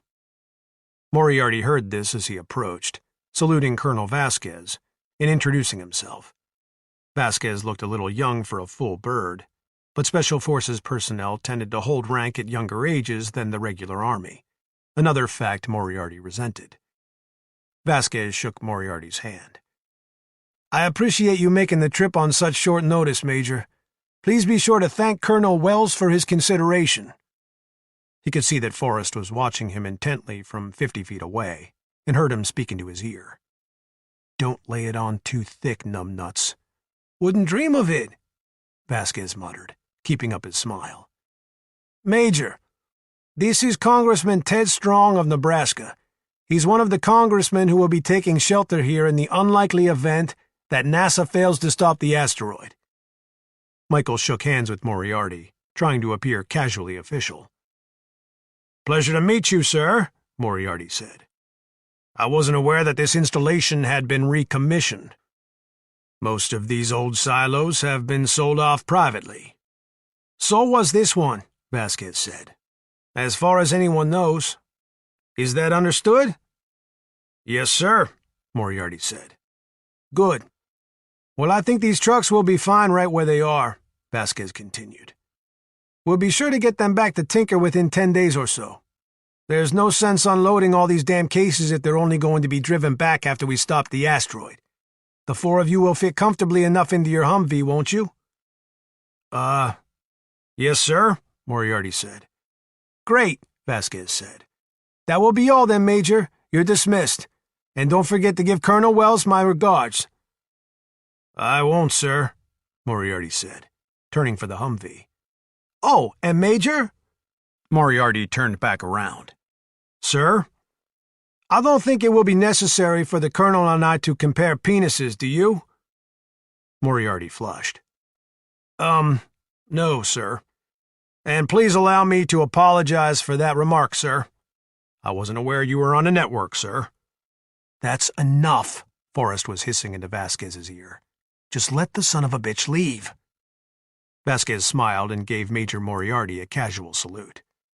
"Vaya con Dios, Major." "Sir," Moriarty said, and hustled his men into the Humvee. Within a minute they were down the road, headed out of sight. Forrest walked over and gave Vasquez a shove. "I told you not to ham it up." Vasquez laughed. "He won't say shit when he gets back to Tinker now." "You did okay there, Doc," Forrest said, lighting up a smoke. "Congratulations. You just helped us pull off a federal crime." "Wonderful," Michael said, feeling slightly sick to his stomach. And I didn't even get to carry a machine gun. Chapter 14. Forrest knocked at Andy Tatum's door 2 Sundays before the asteroid was due to strike. Her name was not on the list he had purchased from the Lincoln social worker. She was a widowed mother whose acquaintance he had made months earlier in a health food store, when she saw him rake an entire shelf of vitamins into his cart as she led her 6-year-old daughter past him down the aisle by the hand. "Someone must be pretty sick," she had remarked. Forrest smiled. "I'm an obsessive-compulsive. I have to buy every bottle of vitamins I see." Andy laughed. "May I ask what they're really for?" "You wouldn't believe me if I told you." "I might," she said. "I'm a kindergarten teacher. I hear a lot of creative stories." She had not been wearing a wedding band, and at that point Forrest sensed that she found him attractive. "I deal in black market vitamins." "No, really," she said, laughing. "There has to be an interesting explanation." "To be completely honest," he said, suddenly serious, "it's a secret." With that, the conversation trailed off, but Forrest had written her license plate number down in the parking lot. Hers was the last name he added to the roster, aside from Veronica's. Andy answered the door, and though she was at first confused by his uniform, she did recognize him, putting her hand on her hip and shifting her weight to one leg. "You're the vitamin guy." "Yes, ma'am, that's me," he said with a smile. "My name's Jack Forrest. And you're Andy Tatum, correct? Widowed mother of a 6-year-old daughter named Trinity Marie Tatum?" "Yeah," she said, a little intimidated. "What's the Army want from me now?" "I'm actually U.S. Army retired. The uniform is just to instill some confidence." "Confidence in what?" "In the offer I've come to make you. May I come in?" She stood thinking it over. "I suppose." He stepped inside and took the green beret from his head. "This won't take long. Have a seat." They sat across from one another in the living room. "Is Trinity home?" "She's at my sister's playing with her cousins," Andy said. "This has something to do with the asteroid, doesn't it? And all those damn vitamins?" "It does," he replied. "Myself and 4 friends have prepared a large underground shelter here in Nebraska and stocked it with enough food for at least 18 months, depending on how many people decide to join us. We have accommodations for a maximum of 50. "And you're asking me?" "I am." "Well, why?" "Because I liked you immediately," he said frankly. "Aside from a few friends and family, everyone else we're asking has been selected according to certain criteria. The location is a complete secret, so you'll have to accept the offer sight unseen should you choose to join us." Andy sat back in the sofa. "You're serious?" "Yes, ma'am. I'm as legitimate as the asteroid itself." "But I don't understand why anybody would. People don't just do this for strangers out of the kindness of their hearts." Forrest shrugged. "We do." "Well, how do I know that this is for real? I mean, you could be anyone." "That's true," he said. "You'd be taking a complete leap of faith. But if you decide to take it, you'll be taking it for your daughter. She's the future." "So there will be other children?" "Yes. A couple of single mothers have accepted our offer so far, but most have declined, as expected. There are only a few women left to visit." "And the government has nothing to do with this?" "Nothing at all. If they knew, I'm sure they'd try to shut us down. Hoarding food is a federal offense now, as I'm sure you've heard." "But you started hoarding a long time ago, didn't you? Buying all those vitamins." "That was months before anyone else even knew. Which means you're connected." "After a fashion, yes." "So you don't think NASA can stop it?" "The shoot-down hasn't a chance in hell of working," he said. "That's just propaganda to try and preserve law and order." "Can I bring my sister and her family?" "No, ma'am. Yours was the last name I added to the list." "But you just said some have refused your offer." "I made a long list because I knew most wouldn't accept. It is a hard story to swallow." He went on to explain the setup in the silo in greater detail, and at length Andy got up from the sofa and slowly paced the room. "I don't have any idea what to do," she admitted finally. "How long do I have to decide?" He looked at his watch. "What time will Trinity be home?" "You mean I have to decide right now?" "No, but before sunset would be helpful." "You said your name is Jack?" "Right." "Jack, I can't just leave my sister and my nephews. My brother-in-law's a goof, but he's a nice guy. He wouldn't cause you any trouble." "If you decide to stay with them," he said, getting to his feet, "you're going to die with them. But I understand that some would prefer it that way." He took a slip of paper from his pocket. "This is my number. Call me if you decide to accept our offer. Again sooner would be better." "But wait, that's it? I can't bargain?" He looked at her, his face set. "Your husband was a soldier. What would he want you to do?" "That's not fair," she said. "You know all about me, and I know nothing about you, about any of you." "You know we've got plenty of vitamins." She couldn't help smiling. "You know I was trying to flirt with you that day, and you were rude to me. I never flirt with men in front of my daughter, ever." "Would you have believed me had I told you the truth?" She pushed her dark hair away from her eyes and looked at him. "No, I'd have thought you were being a smartass, and you are a smartass. That uniform doesn't hide anything from me. I was a camp follower for too long." "One suitcase for each of you," he said, turning for the door. "No more. A bag of Trinity's favorite toys if she likes, but that's it. We've toiletries aplenty." "Did you know Kevin?" she asked suddenly. "Is that why you're really here? Did he ask you to look after us?" "I would love for that to be so," he said with a sad smile. "That would be a beautiful story. But I never had the honor of meeting your husband. I do know, however, that Sergeant Tatum was killed 3 years ago in Afghanistan, and that he was a brave man. I would be honored to save his family from what is coming." The unholy image of her daughter dying of starvation flashed through her mind, and she recalled the deep timbre of her husband's voice. This man Forrest's voice had that same quality. "Don't give our place to anyone else," she said, her eyes abruptly filling with tears. "I just don't know what to tell my sister." "Some aren't saying anything," he offered by way of suggestion. "I can't do it that way," she said. "Don't take this wrong, but I think I wish you hadn't come."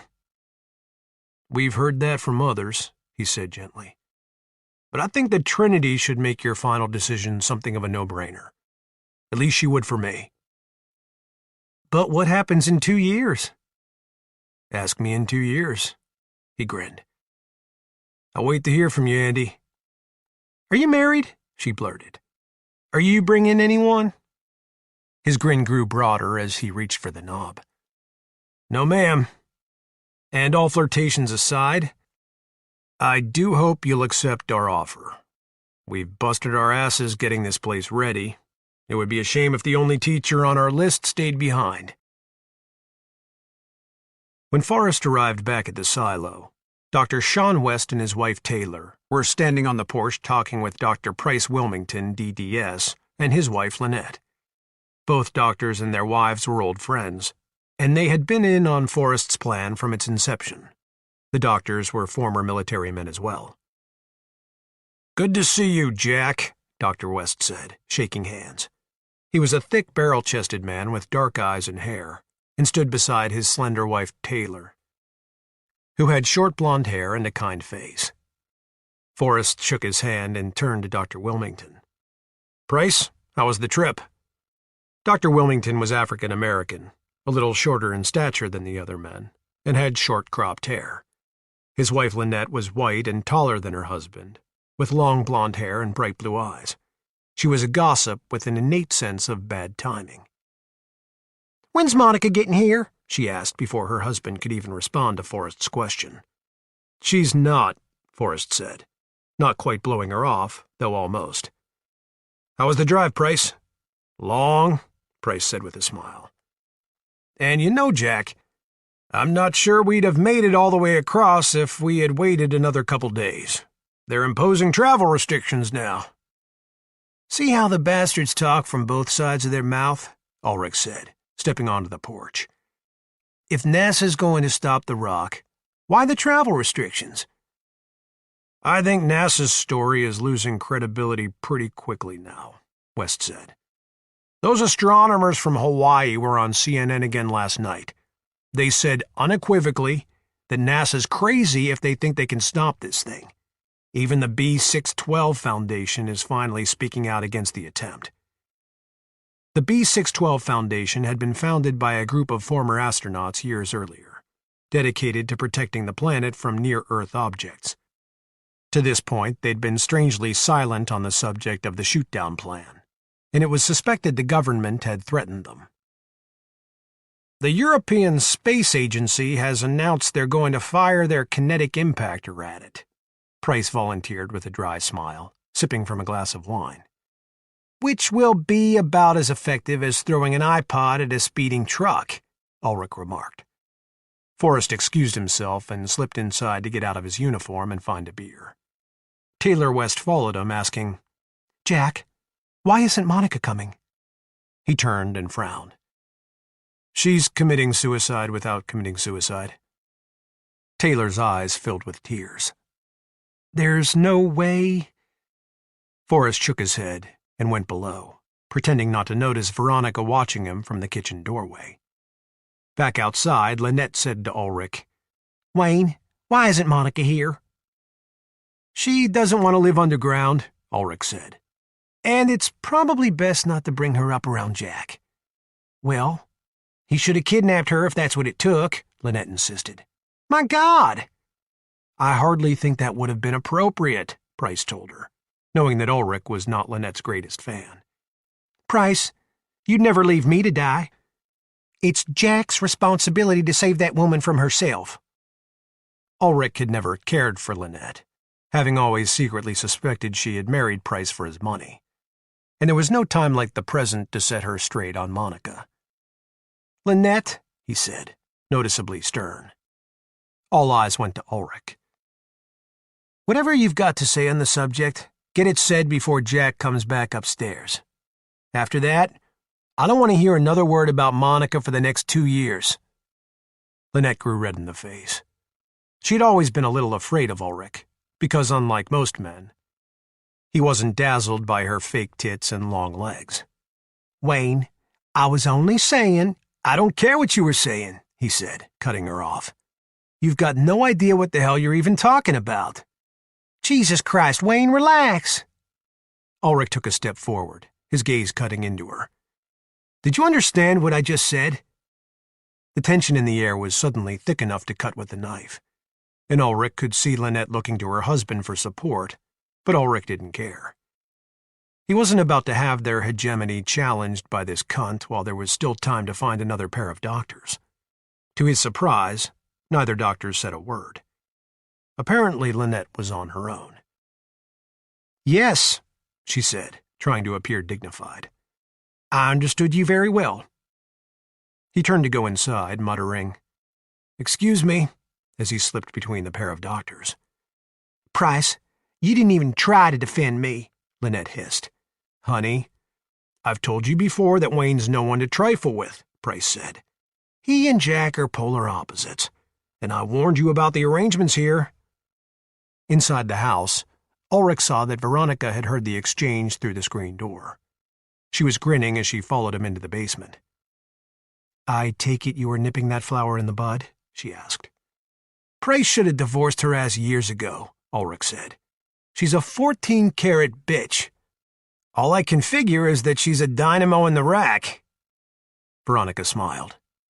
There's one in every group, Wayne. If we got rid of her, another would just pop up in her place. Sometimes it's best to keep the devil you know. Chapter 15. Esther Thorne stood leaning against her cane, her tired eyes fixed on the television screen at the Hotel Sheridan in Hawaii, where she and a number of other astronomers were staying. Harold Shipman stood beside her, teething the stem of a pipe. Their colleagues were seated around them in the conference hall. Everyone nervously awaiting the results of the imminent atomic blast meant to push the asteroid off course. In the preceding weeks, a few half-hearted attempts had been made by the federal government to muzzle Esther and her colleagues, but the Hawaiian governor intervened on their behalf. "Damn fools," Esther muttered. "Why don't they just let it alone?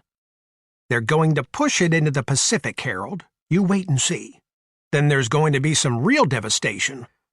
"Not the least of which will be to the Hawaiian Islands," Shipman said. "The mega tsunami will wash every one of us out to sea. My God, the wave will be thousands of feet high. Can you imagine it?"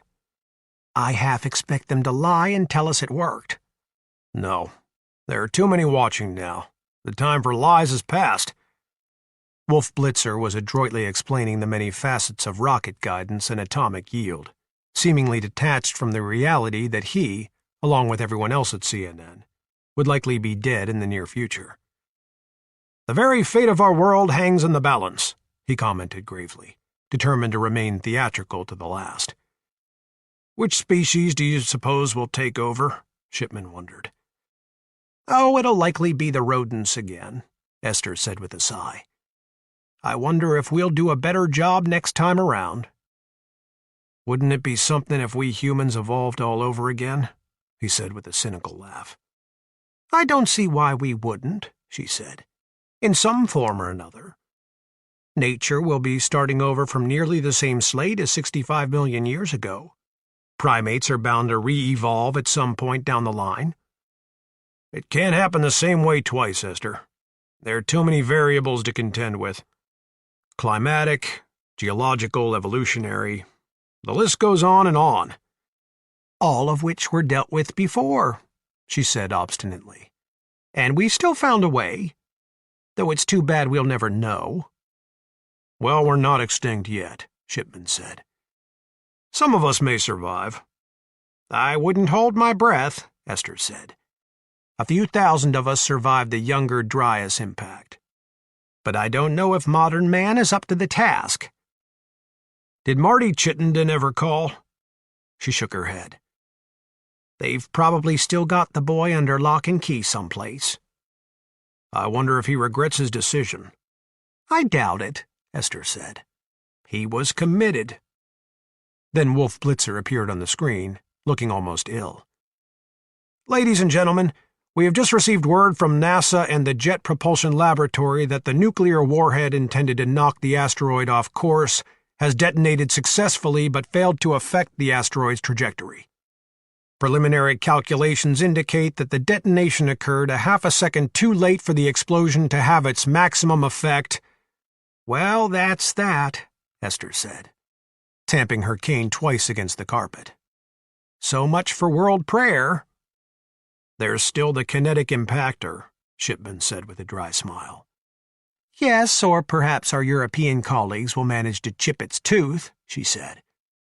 "I'm going to my room to lie down for a while, Harold. I'm exhausted." "Okay, Esther.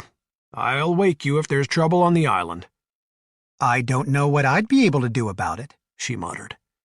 Shipman chuckled. Esther's dour sense of humor had always tickled him. Now he would have to go get his wife and aged mother-in-law to move them into the observatory with him. He didn't want them living in town now with the Earth officially doomed. He took some limited comfort, however, in the fact that the Hawaiian Islands had remained relatively calm throughout the crisis, the general consensus among the islanders being that they stood a better chance of surviving in the long term than anyone else in the United States and perhaps even the world. And since all flights to the islands had been canceled a month earlier, the largest increase in population was likely to be at Pearl Harbor once the U.S. naval fleet began to arrive in port. The entire Pacific Fleet had sortied the week before against the eventuality of an oceanic impact, which would almost certainly have resulted in a mega tsunami that would have devastated both the Hawaiian Islands and the entire west coast of North America for dozens of miles inland. But with the asteroid still on course, that was no longer a concern, and Dr. Harold Shipman found himself feeling terribly disappointed. A mega tsunami would have made their deaths quick and painless, and would have been an utterly breathtaking sight to behold in their final moments. Chapter 16. After Marty Chittenden's apprehension by the Secret Service, Agent Paulus had requested clearance to keep him detained and out of sight on campus at the California Institute of Technology, much in the same manner as 2 other astronomers who had spotted the asteroid. They were being illegally detained elsewhere in the U.S., one under house arrest in New Mexico, the other involuntarily committed to a mental hospital in Washington, D.C. Susan Denton had been allowed to visit Marty and bring him food during his detention, and she came to truly detest Agent Paulus, who seemed to take personal enjoyment in keeping Marty locked in a tiny room on the top floor of a deserted dormitory across campus. Now she stepped off the elevator and walked briskly down the hall toward a pair of Secret Service agents standing guard outside the room. "Okay, guys, you can let him out. The nuclear warhead didn't work, so we're all as good as dead." "Are you sure?" one of the men said, strangely surprised. "Yeah. Call Agent Paulus if you don't believe me." He tried reaching Paulus on the phone, but all he got was voicemail. "That's odd. See? He's obviously abandoned you guys. Don't you think it's about time you started thinking for yourselves?" A minute later, the Secret Service agent was able to reach someone on the phone to confirm that the warhead had failed to divert the asteroid, and that most government employees were fleeing D.C. "The government's already shutting down," the agent said, tucking the phone away. "I'm trying for Seattle. My sister lives there." "You'll never make it," the other said. "The interstate's going to be total gridlock. I'll steal a fucking motorcycle if I have to. What about you?" "I'll go to Camp Pendleton. I've got some friends in the Corps who will let me in." "And what about Marty?" Susan asked. One of them gave her the key to Marty's room. "Good luck to you. Be damn sure you're off the streets before dark. And tell Chittenden it was nothing personal." The men headed for the elevator, and Susan keyed into Marty's room. "Hey, you." Marty was sitting on his bed against the wall reading a book. "What's happened?" "The first rocket failed to push the asteroid off course, and the second never even made it off the ground. The Secret Service guys took off, so you're free." "Then we have to get the hell out of here," he said, getting up, then leading her out of the room by the hand. "We'll go to my place. I've already stocked up on food." She hurried along beside him, and they rode the elevator to the ground floor. "Marty, we'll never make it to your place. The highways are jammed." The elevator doors opened, and they moved quickly toward the parking lot. "We have to get out of town," he said. Her car was nearly the only one left in the lot. "You'd better drive," she said, giving him the keys. "I don't handle heavy traffic well." "We'll stick to the side streets," he said, getting in and starting the motor. "We should just go to my house.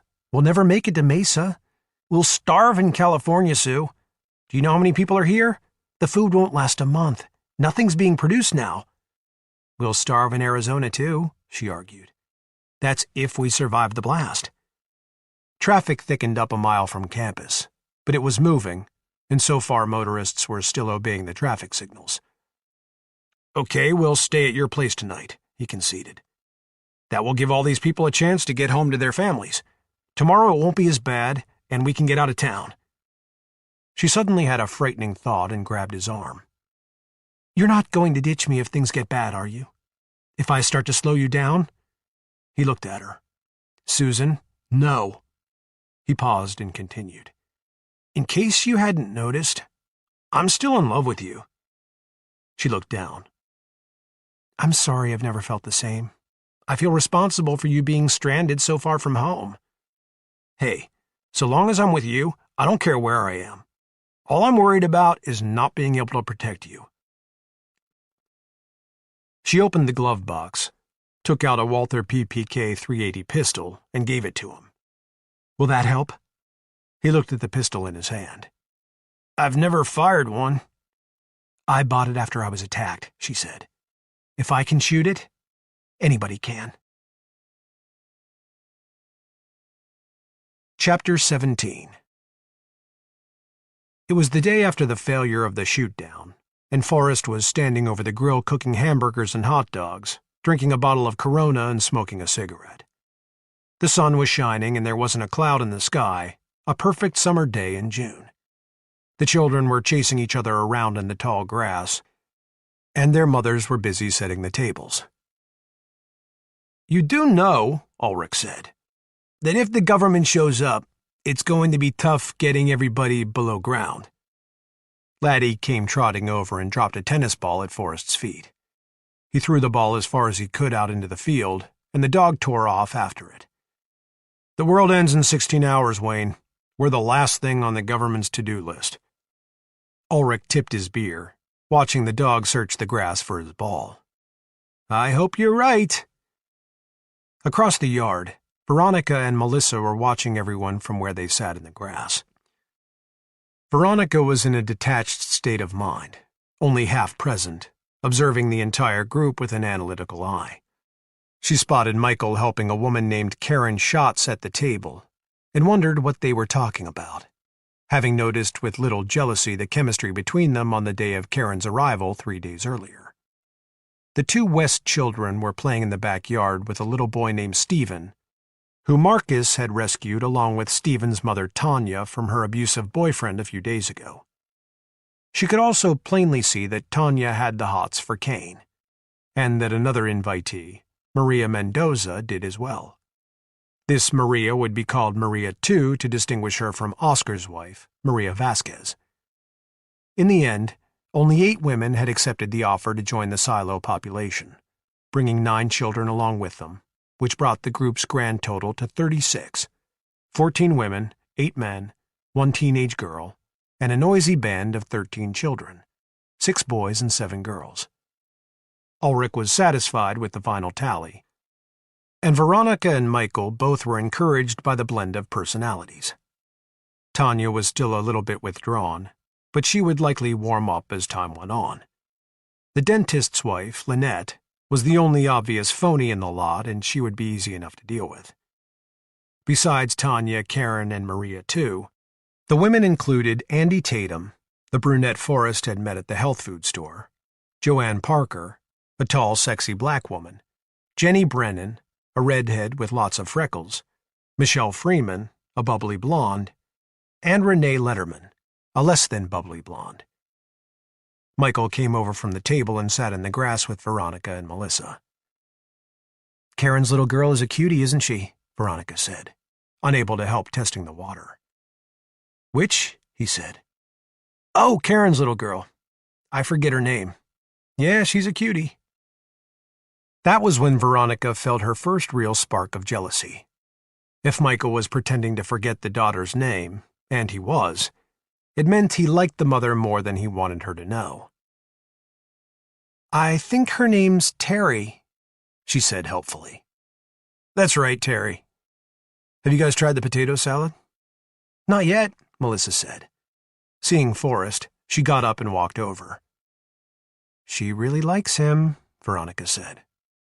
"He's a good father figure for her," Michael said, glancing toward the grill. "Better than me, for sure." "Don't say that. That's ridiculous." "Well, what I mean is, Jack's a lot more like Stephen than I am." "Tell me something." "What?" He suspected he knew what she was going to ask. "Are you attracted to Karen?" He fell back on his arms with an audible sigh. "No more than you are to Jack." She looked down into her lap. "I suppose that's a fair reply." "Baby, I love you. You know that." "I love you too," she said, pulling at the grass. "Michael, I'm scared to death." "We all are. How could anyone possibly not be?" "What if I crack? What if I make a complete ass out of myself down there?" "You won't. You'll be too busy comforting everyone else."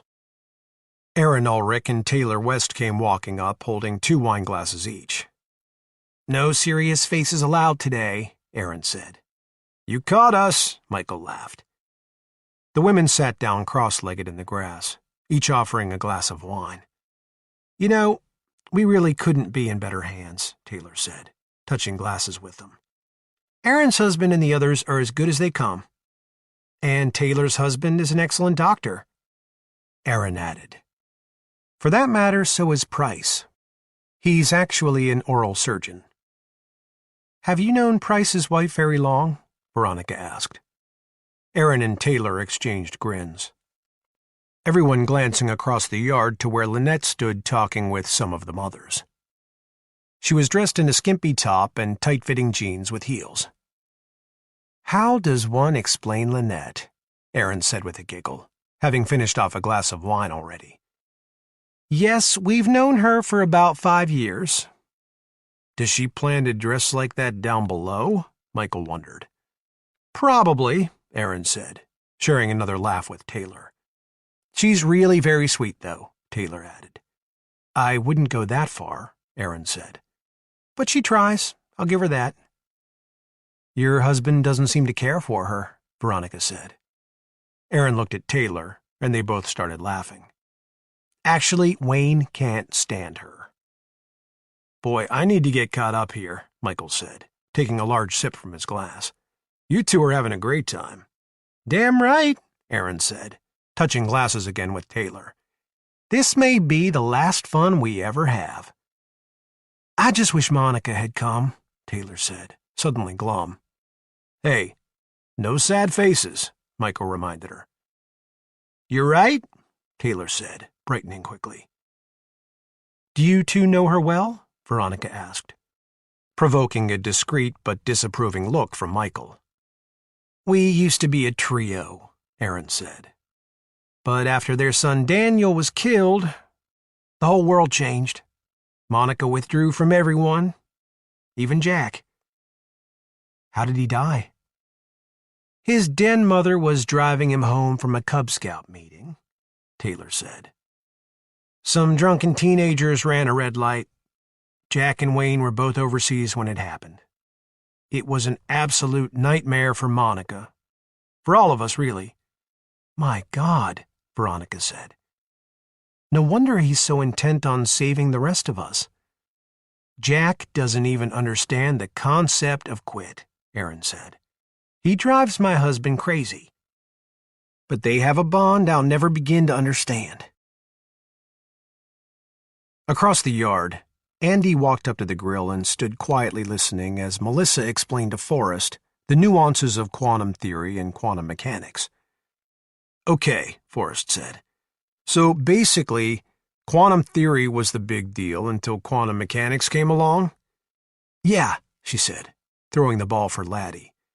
But now they're the same thing. Sort of. I wish I could explain it better. I can see it in my head, but it's tough to put into words. No, he said. You explained it very well. I'm just too dumb to absorb it. You're not dumb. If you studied it, you'd get it. I doubt that, he said, glancing at Andy. This girl's a genius. Andy smiled at the younger woman. You learned all that on your own, Melissa? It's just a hobby, she said. They don't teach it to sophomores? Well, I know who I want for my assistant teacher, Andy said. Melissa smiled, concealing her disappointment at losing Forrest's undivided attention. How's the wine? Forrest asked. Very good, Andy replied.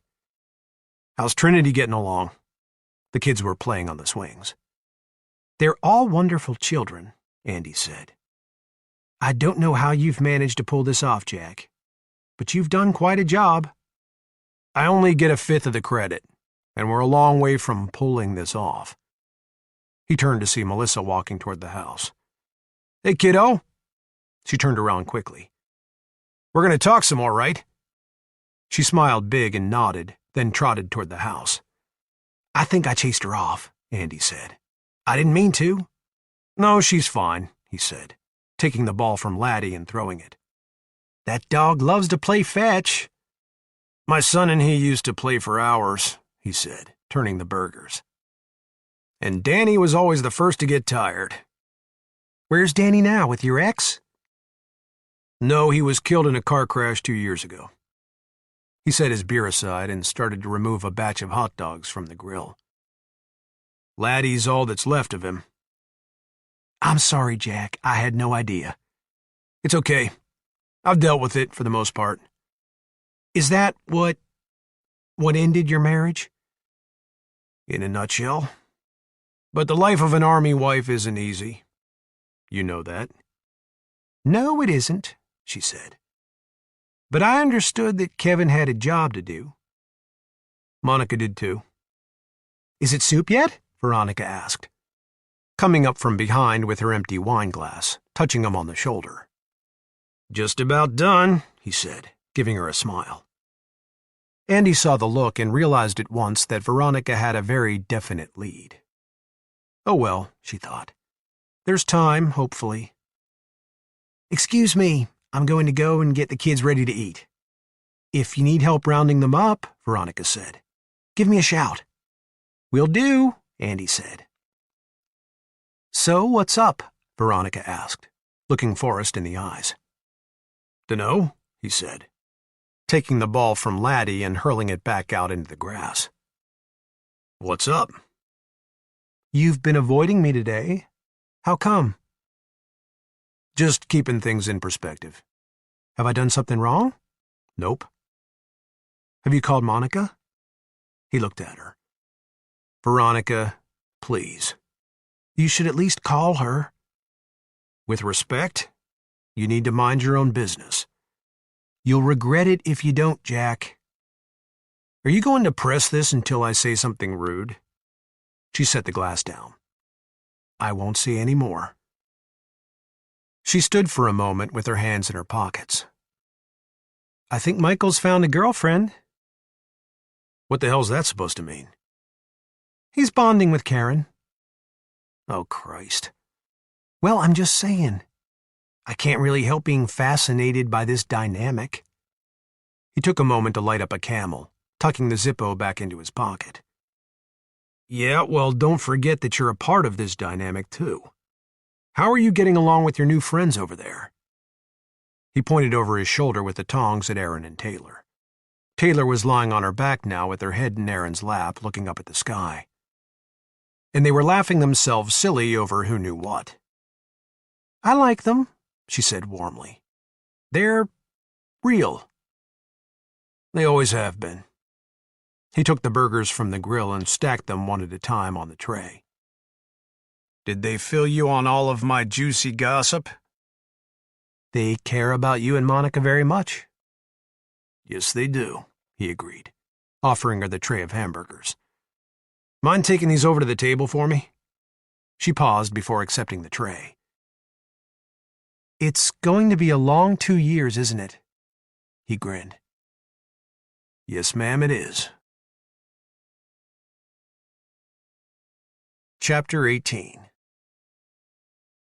Oh my God, look at that, Susan gasped, pointing out the windshield at a mob trying to overturn a school bus. That's a dead cop in the road, Marty. I see him, he said, making a sharp right turn down a side street. They had made it almost as far south as San Diego by noon on the day after his release, and this was the most trouble they had seen so far. It's all coming unraveled now. He made a left and continued parallel to the street they had just turned off of, both of them glimpsing the mob down the side streets as they passed. They couldn't tell what started the riot, but the mob was comprised of men and women of various races. What do they hope to accomplish? She wondered in dismay. Nothing, he said. They're angry and afraid and they don't know what else to do. They've been lied to and they know it. He swerved around an empty delivery van sitting in the road, then had to slam on the brakes to avoid running over a man pushing a shopping cart filled with bags of dog food. Watch where the fuck you're going, motherfucker, the man shouted, aiming a revolver at them. I'm sorry, Marty said. Then he pointed behind the man. Look out! Another man hit the dog food man in the back of the head with a pipe and snatched the revolver from the pavement, running off down the street with it. Jesus Christ, Marty, get us out of here. He had to drive up onto the sidewalk to get around the dog food man, who was now lying in the street with his skull cracked open. Someone else grabbed the front of the shopping cart and ran off in the other direction. The street was blocked up ahead by a burning police car, and there were hundreds of National Guard troops marching in echelon past the flames. It was unclear where they were headed, but their rifles were fixed with bayonets and ready to fire on anyone attempting to impede their progress. Marty made another right turn, driving up onto the sidewalk once again to get around more deserted cars blocking the side street. "We're never going to get out of this city," she whined. "We should have stayed at my place." "We'll find a way through, Susan. There's lots of road." The next street over was passable, with half a dozen cars racing east toward the highway, ignoring traffic lights all the way. Marty pulled out behind them and drove as fast as he dared, trying to keep up with them, an uncertain herd mentality telling him there was safety in numbers. The cars at the front of the pack mowed down any pedestrians audacious or careless enough to cross the street in front of them. And the sound of the bodies thudding against the bottom of the car, as Marty was forced to run them over as well, made Susan sick to her stomach. "Marty, I'm going to throw up." "Roll down the window or use the back seat, honey. If I stop now, they'll kill us." She powered down the window and leaned her head over the passing pavement, holding her hair and retching twice into the wind at 60 miles per hour. She pulled her head back in and grabbed a bottle of water from the back seat, rinsing her mouth and spitting it out the window. Marty followed the car ahead of him up the on-ramp to the highway and merged with the speeding traffic. "Well, that was definitely surreal," he said, relieved to be in traffic for the first time in his life. "You scared the piss out of me," she said, hitting him. "But I got us through." "You also called me honey. Don't think I didn't notice." He caught her thin smile from the corner of his eye and felt warmth spread through his loins. "It was a figure of speech." "Mm-hmm," she said, watching the cityscape passing by. "We've got a long way to go. We'll need to stop for gas again before we get there. We'll find a place." 5 miles up the highway, they got a flat tire. "Son of a bitch," he said, crossing the lanes to the berm. "Can we catch a break?" "There's a spare," she said, watching fearfully out the back window to see if anyone was going to stop and hassle them. He got out and opened the back hatch, lifting the cover to the spare tire compartment to find a donut-sized space-saver tire. "Just what I thought." "We must have hit something in the road," she said, joining him at the back of the car, her red hair blowing in the wind. He looked at her askance, wondering if she'd already forgotten the bodies. Halfway through changing the right rear tire, a car pulled off the road with 2 large men inside. "Oh, crap," Marty said. "Need some help?" the passenger asked as he climbed from the car. "No, we're fine," Marty said. "Thanks anyway, man." Both men were covered with jailhouse tattoos, and they were watching Susan too closely for comfort. "Why don't you let us give you a hand?" the passenger said, coming close. "You gotta make sure you get those lug nuts good and tight." "Good and tight," the driver echoed. Marty took the pistol from his pocket and pointed at them. "I said no thanks." They stopped short but didn't appear afraid. The passenger looked at his buddy. "I don't think he's got the cojones." There was a sharp crack and the man grabbed his thigh, stumbling backward. "You motherfucker!" he screamed, his face twisted in anguish, blood quickly gushing through his fingers. "Chill the fuck out, man," the driver shouted, pointing at Marty. "All we wanted to do was help, you son of a bitch." "Get lost," Marty shouted, taking a step forward. "Marty, let them go." "Move it!" The driver helped his bleeding friend back into the car and got behind the wheel, speeding off with the wounded man giving them a bloody finger. "I don't think he'll live long," Marty said, going quickly back to his work. "Did you see how bad he was bleeding? I must have hit the femoral artery." "Do you think they were really gonna take you?" She nodded. "I'm positive." 2 hours later, just across the border into Arizona, they began to run low on fuel and started looking for an acceptable gas station. Every station they passed for 30 miles was swarming with motorists, and many of the stations appeared to be more or less under siege. One they passed was fully engulfed in flames. They finally spotted a Shell station with only a few cars at the pumps. People were running in and out, picking the place clean, but Marty decided to give it a try. They pulled up to one of the pumps and he got out and swiped his card. To his immense relief, the card was authorized and he grabbed the nozzle from its slot and stuck it into the fuel port. "Hey, buddy," a man said, poking his head around the pump. "Do you suppose we could use your card?" There's nobody working in there, and all we got is cash. Marty glanced into the man's car to see that he was traveling with a wife and 2 children. I'll pay you double, the man said. You can owe me, Marty said, lending him the card. Pump as much as you need. Thanks a lot. The man ducked back around. When Marty was putting the nozzle back into the slot, the man stepped back from around the pump, and even as Marty was reaching for his card, the man jammed a .357 Magnum into his face. Sorry, buddy, the guy said, but we got a dead battery. Tell your old lady to get out of the car. Hey, whoa, Marty said, stepping back.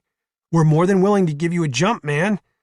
Get her the fuck out of the car, the man ordered. Bill, the man's wife shouted. Let them give us a jump. We don't have any fucking cables. Marty pointed at the station. They'll have some inside. The man pointed the weapon at Susan. If I have to tell you one more time, I'll shoot her, I swear to Christ. Susan got quickly out of the car. Let them have it, Marty. The man trained the gun on Marty as his family loaded into their car.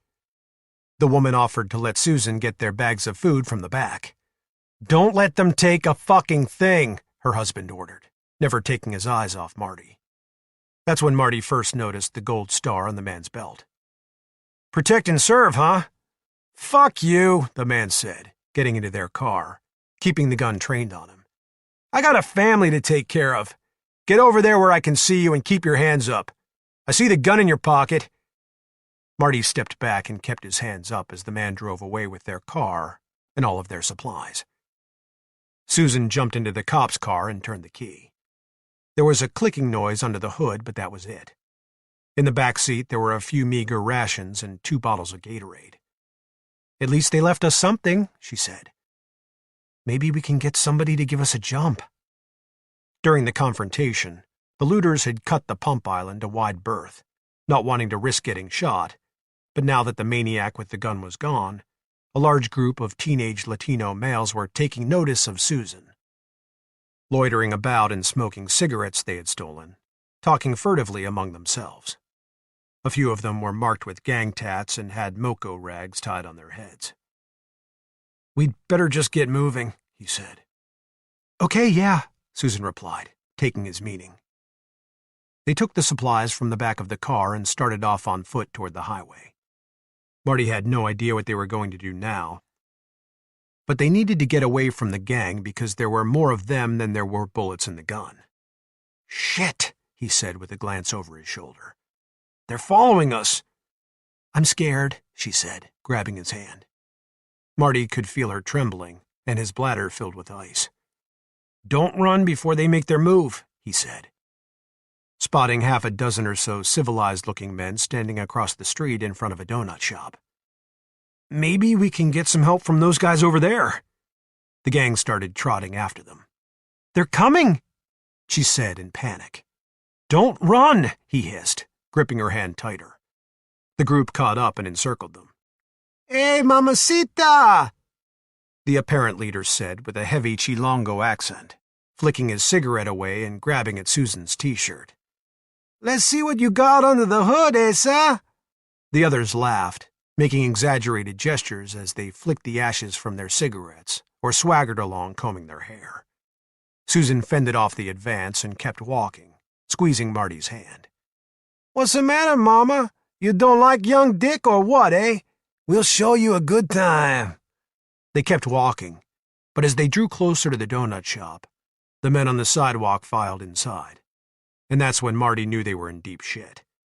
The gang knew it too, of course, also watching to see what the donut men were going to do. Now confident, one of them grabbed Susan by the hair from behind, and another tore at her t-shirt, exposing her bra. Marty shot the leader in the face at nearly point-blank range, blowing his teeth out the opposite side of his face.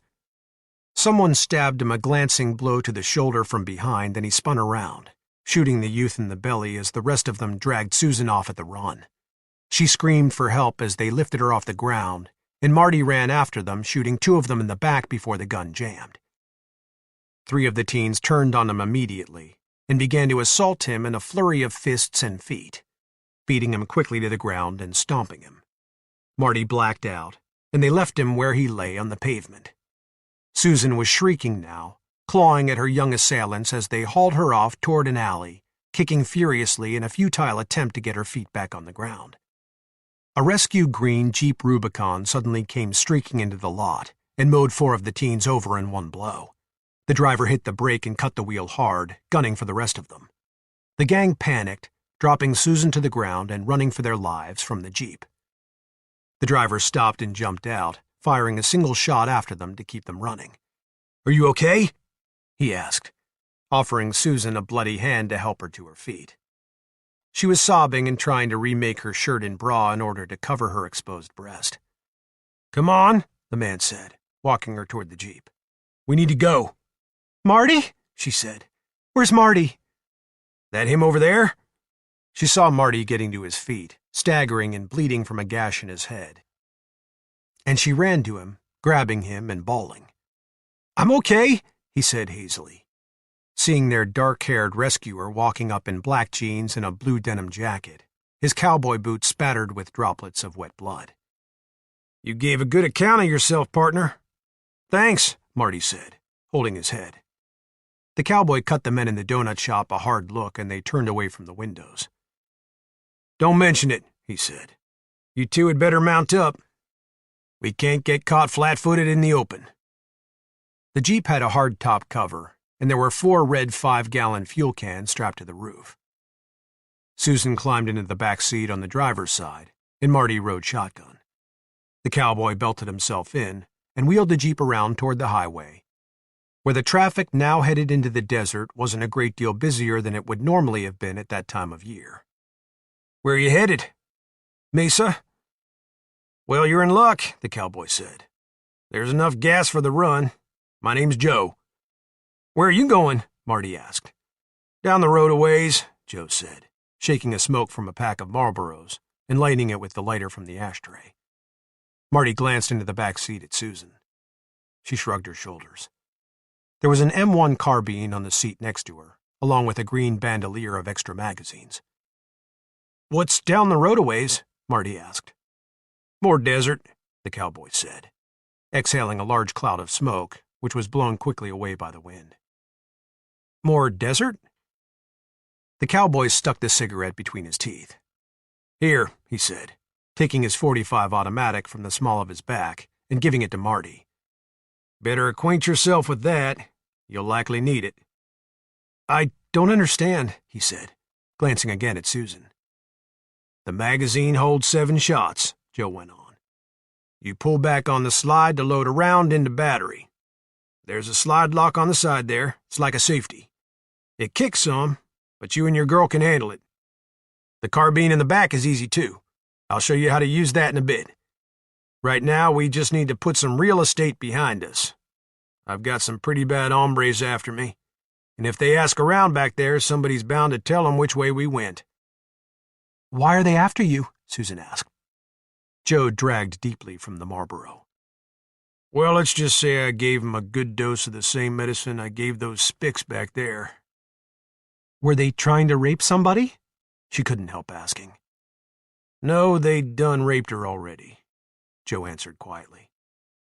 "I killed all 7 of them, but I didn't know the bar was full of their friends. It was a Mongol bar." Susan gasped. "My God, they were Chinese?" "The Mongols are a biker gang, Sue." "Outlaw biker gang," Joe added.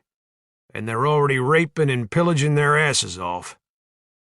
"They raped a woman outside a bar?" Susan said, quietly aghast. "In the back of a pickup." "About how many bikers are after you?" Marty asked, looking into the side rearview mirror, half expecting the horizon to be filled with motorcycles. "A lot," Joe said. "But don't worry about it. Where this Jeep can go, their Harleys can't follow." Marty could see Susan sitting forward now with her head in her hands, and he wanted badly to climb into the back seat and hold her, but he didn't want to do it in front of Joe. "Where's the woman now? Did you have to leave her behind?" "She's dead. She needed a hospital bad, and there just wasn't one to be found." "You mean you had to—" Joe nodded. That's what I mean. 10 miles farther on, Joe pulled off the highway, drove right through a fence onto a dirt road, and then down into a dry arroyo where they couldn't be seen from the road. "End of the line," he said, climbing out. Marty looked at Susan, and then noticed that Joe's seat was soaked with blood. "Oh no," he muttered, and got out to find Joe sitting in the dirt behind the Jeep against a rock. "Get me that carbine out of there, partner. I need to show you how to work it." "How bad are you?" Susan asked, getting out of the Jeep with the carbine. "Bad enough, darling. Let me see that." He made sure they knew how to operate both weapons, and had them each take a few practice shots. "Okay," he said, lighting up another cigarette, this time with a disposable lighter from his jacket. "Off you go now." "No," Susan said. "We'll stay with you."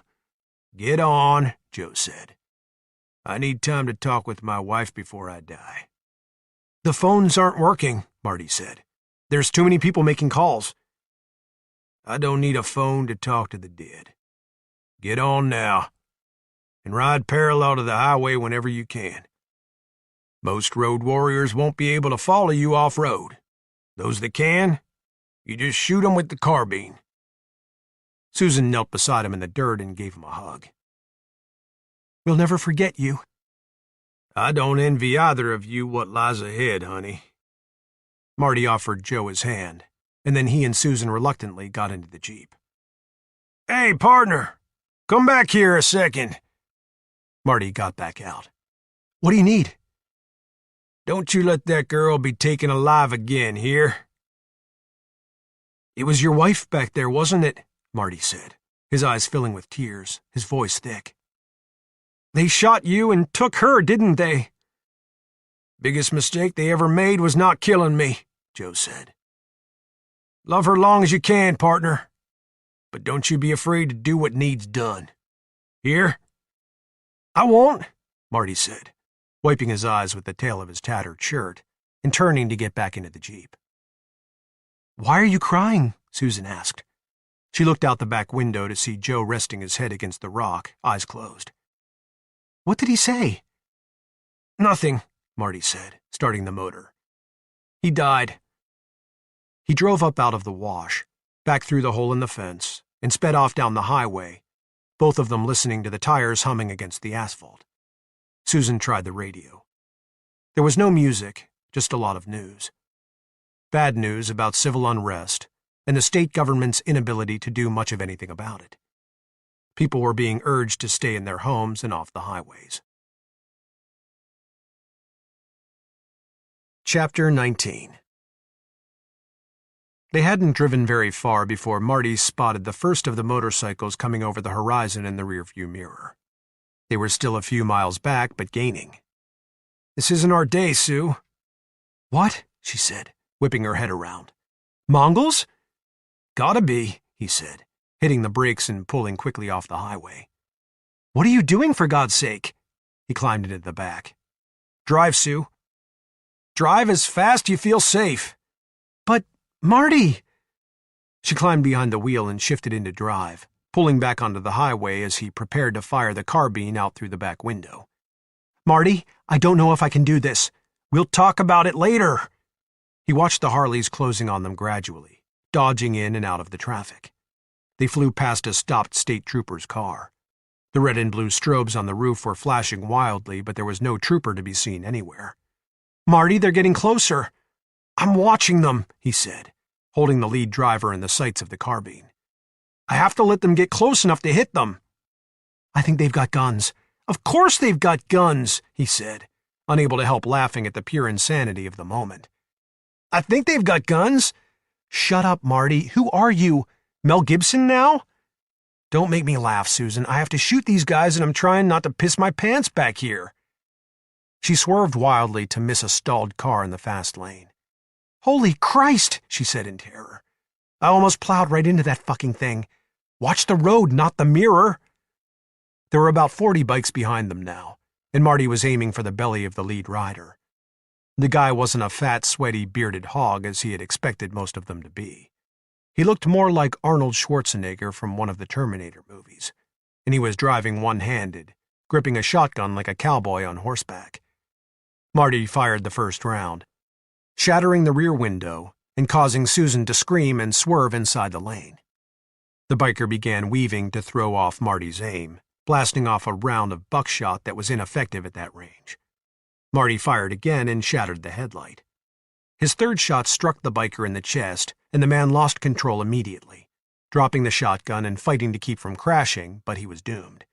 The bike went down and flipped over on top of him. One of the bikes coming up ran him over and crashed. Another rider tried to dodge the first bike but clipped the handlebars and flipped over, his bike virtually disintegrating as it slammed into a bridge abutment. "Got 3 in one shot," Marty said. "I heard 3 shots," Susan muttered, checking her speed, not trusting herself to drive much over 70. Surprised to discover a gunner in the Jeep, the rest of the Mongols dropped back, shouting back and forth, trying to decide how best to handle this new development. Marty fired again and hit one of them in the head. A lucky shot. But the rider flew right off the back, and his bike continued on for nearly 50 feet without him before heading down into the median and flipping over. The rest of the riders slowed way down after that, and allowed the distance between them and the Jeep to increase greatly. "They're letting us go. You did it, Marty!" "I doubt it," he said, sensing what they were up to. "They're not turning back. They'll probably try to shadow us all the way to Mesa. So what do we do?" "Find a place to get off the highway. Drive cross-country through the desert like Joe told us." "I don't know. What if we get stuck or have a breakdown? And what if these maniacs follow us all the way to my house?" They continued for another 10 miles, the bikers hanging back about a mile or so in the slow lane, letting the faster traffic pass them on the left. Another state trooper streaked by going the other way, lights flashing, but they didn't think for a minute that he would be any help, and the bikers certainly didn't seem too shaken up over him. "Okay," Marty said, remaining in the back seat. "I know this area. About 5 miles ahead there's a rest stop. Pull in and we'll switch." "They'll be right on top of us by the time we get back on the road." "We're not getting back on the road," he said. "We're going over land where those bikes won't be able to stay with us." They passed the sign for the rest stop, and a mile later exited the highway. Susan sped up the ramp into an area where military vehicles were gathered. There were armed soldiers wandering all over the place, and a bunch of them aimed their rifles at the Jeep, ready to blast it apart. "Oh, shit," she said, getting on the brakes and slowing just in time.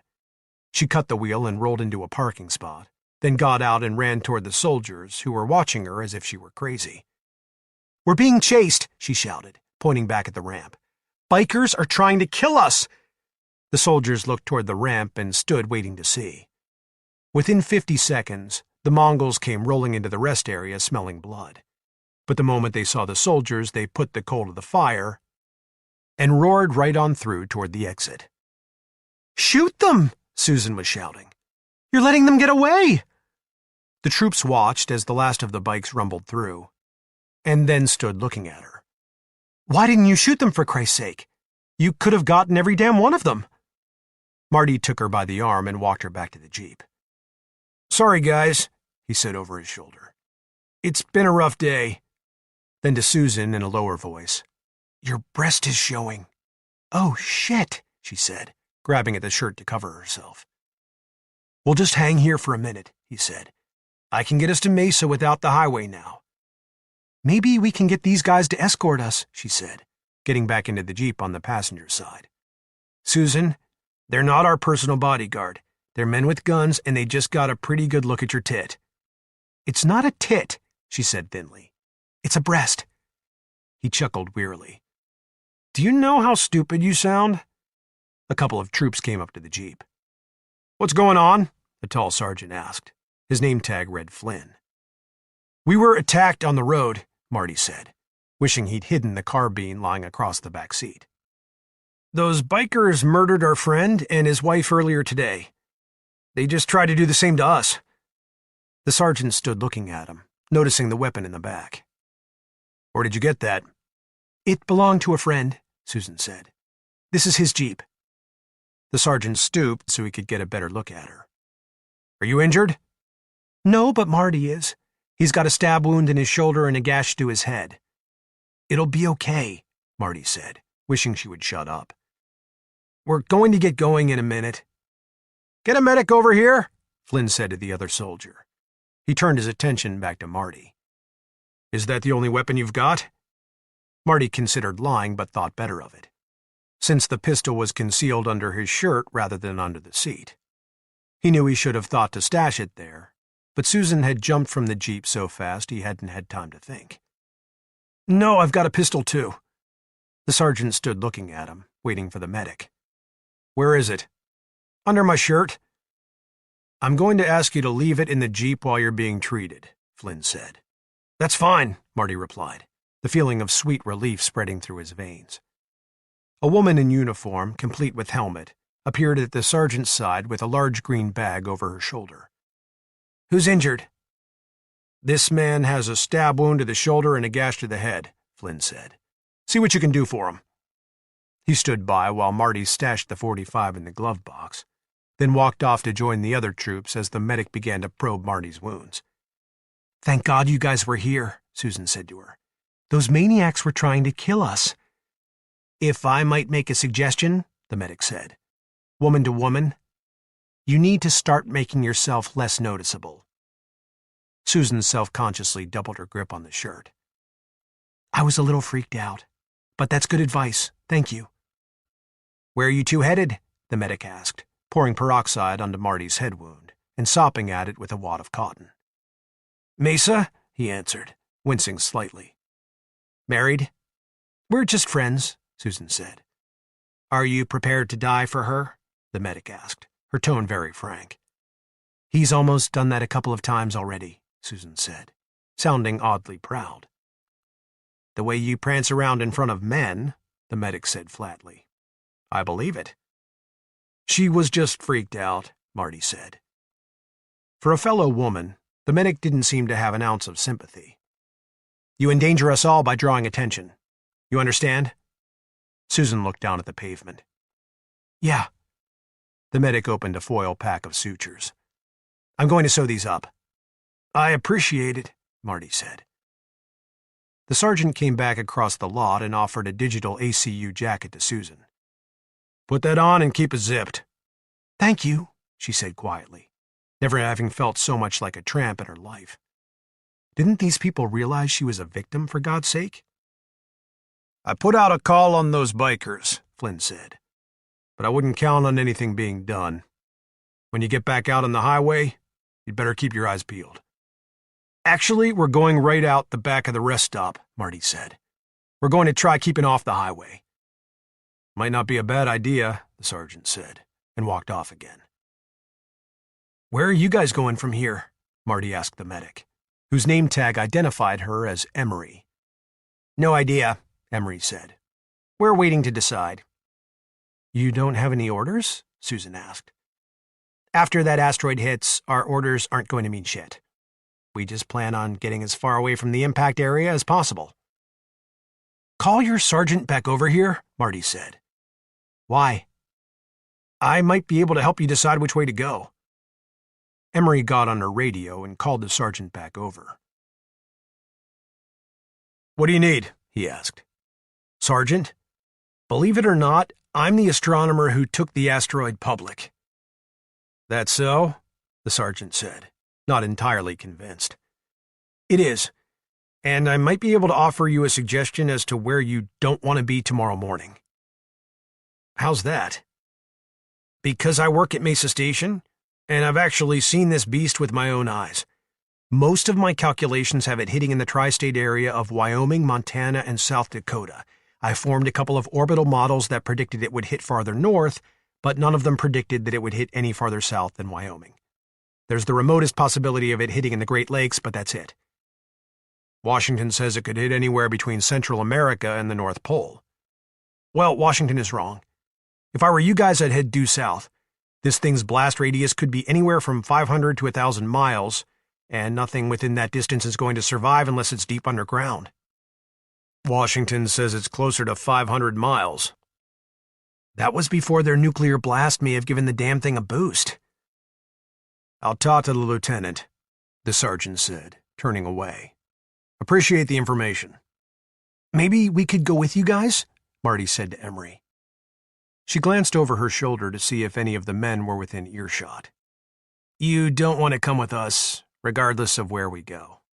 What's that mean? Susan said. There are 11 women in this unit, Emery said. And as soon as it gets dark tonight, we're hauling ass down the highway. But you're in the Army. Aren't you all like family? Emery drew the needle through the flap in Marty's shoulder wound. Where did you find her? Marty smiled at Susan. She's actually a genius in her field. Which is what? Home decorating? Hey, Susan said. I'll have you know I'm a professor of astrophysics. Emery drew another stitch through the wound. That explains it. Well, we can't all wear camouflage for a living, Susan snapped. Please don't shoot her, Marty said. I know she's a little mouthy, but she's the only woman I've ever loved. Emery finally cracked a smile. Lucky you. Susan shook her head and went to sit in the Jeep. She's pretty, Emery said quietly. I'd jump her. Marty looked over his shoulder at her and grinned. What happened to don't ask, don't tell? Maybe I meant I'd like to beat her up. Maybe it's both, he said with a chuckle.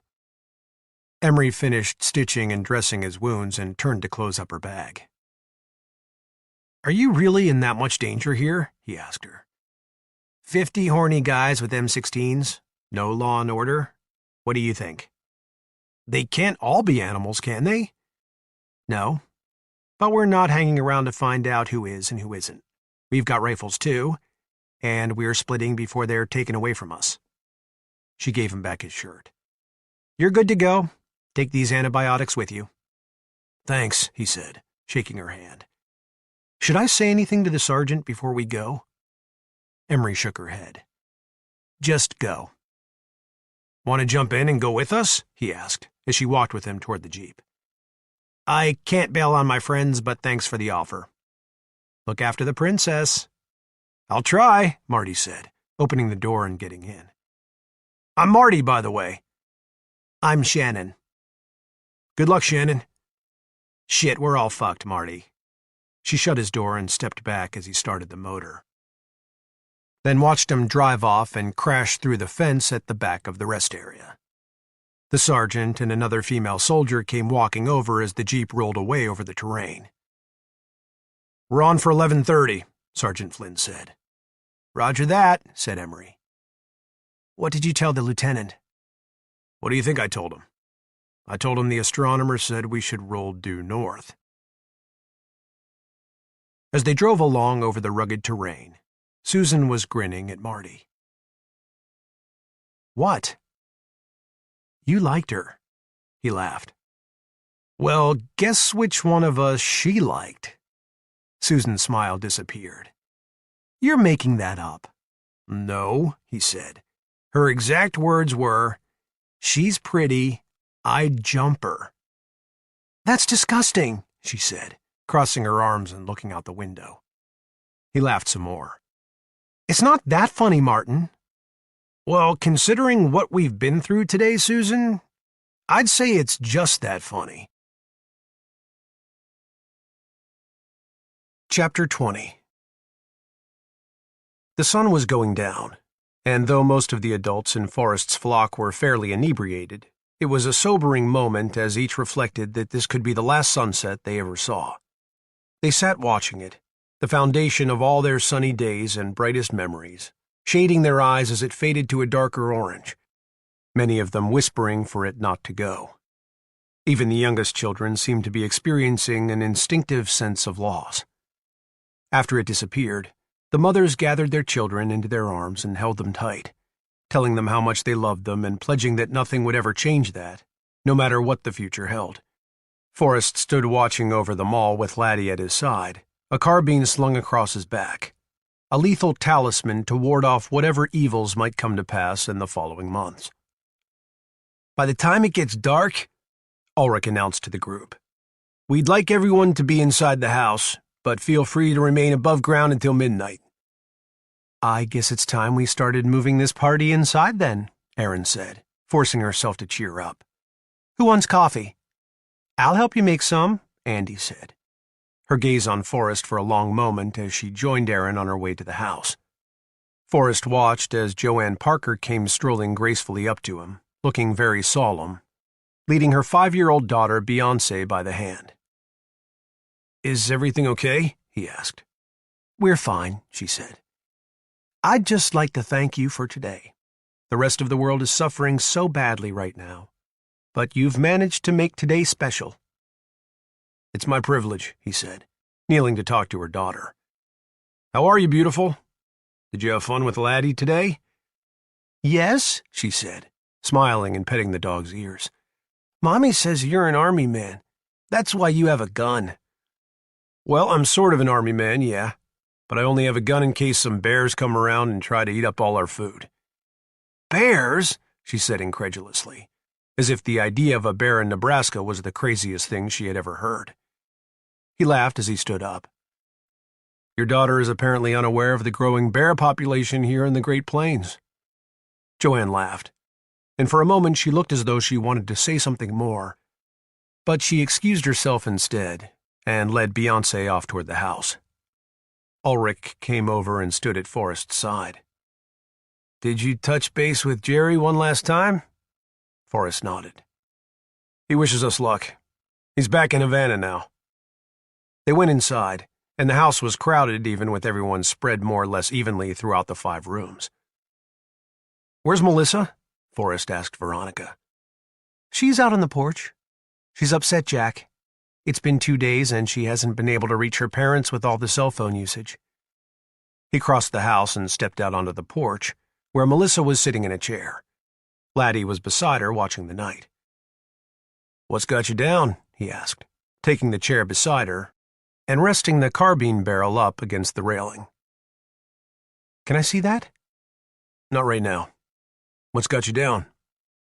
"You know what it is," she said, petting the dog. He flicked his cigarette out into the yard. "You should quit smoking." He took the pack from his pocket and set it on the windowsill. "How's that?" She rolled her eyes.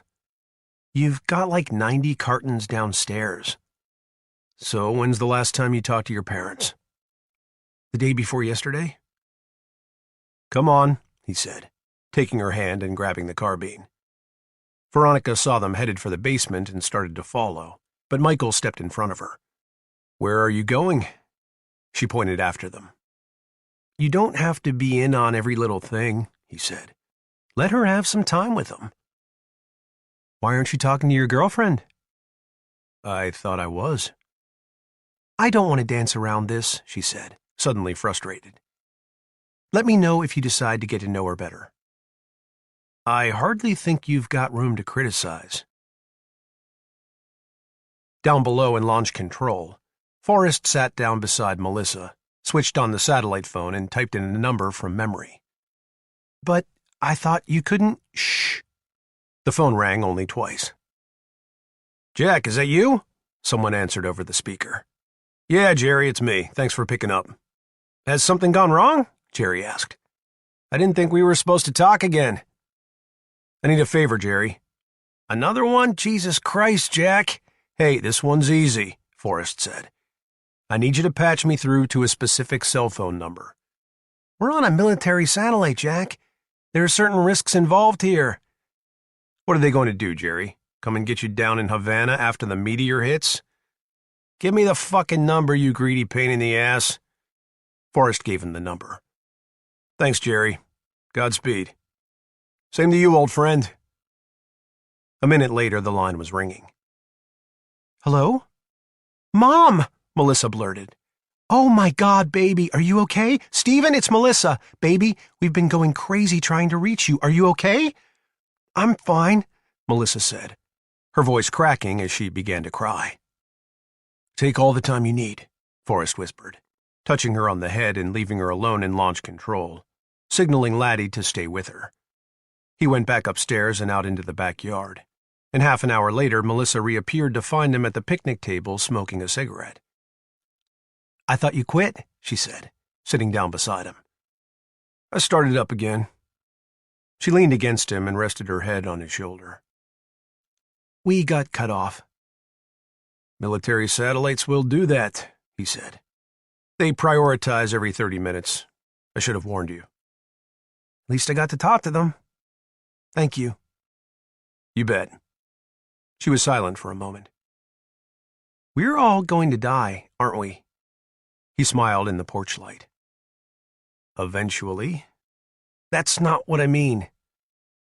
This has happened before, and mankind snapped right back. He pushed a curl away from her sad eyes. There's no reason to assume we won't make it. Man hasn't recovered from something like this. No. Well, I've got a book downstairs written by that Esther Thorne lady on CNN. She says an asteroid hit a glacier on this very continent about 13,000 years ago during the last ice age. The Younger Dryas, she calls it. She says that's what killed off the woolly mammoth and the saber-toothed tiger. Well, cavemen were a lot tougher than we are. They weren't tougher than me, he said. I'd kick a caveman's ass. She laughed softly as Kane stepped out onto the back porch. Jack, you might want to come down and have a look at the news. Things are really going to shit in a hurry. Federal troops are firing on civilians in New York and D.C. And it sounds like China just invaded eastern Russia. Chapter 21. Esther Thorne took her eye away from the telescope at the Gemini Observatory and looked at Harold Shipman. It's so damn close now. Just seeing it is enough to curdle an old woman's blood. Shipman helped her to step aside so his friend from the local television network, Sam Ash, could have a look at the asteroid for himself.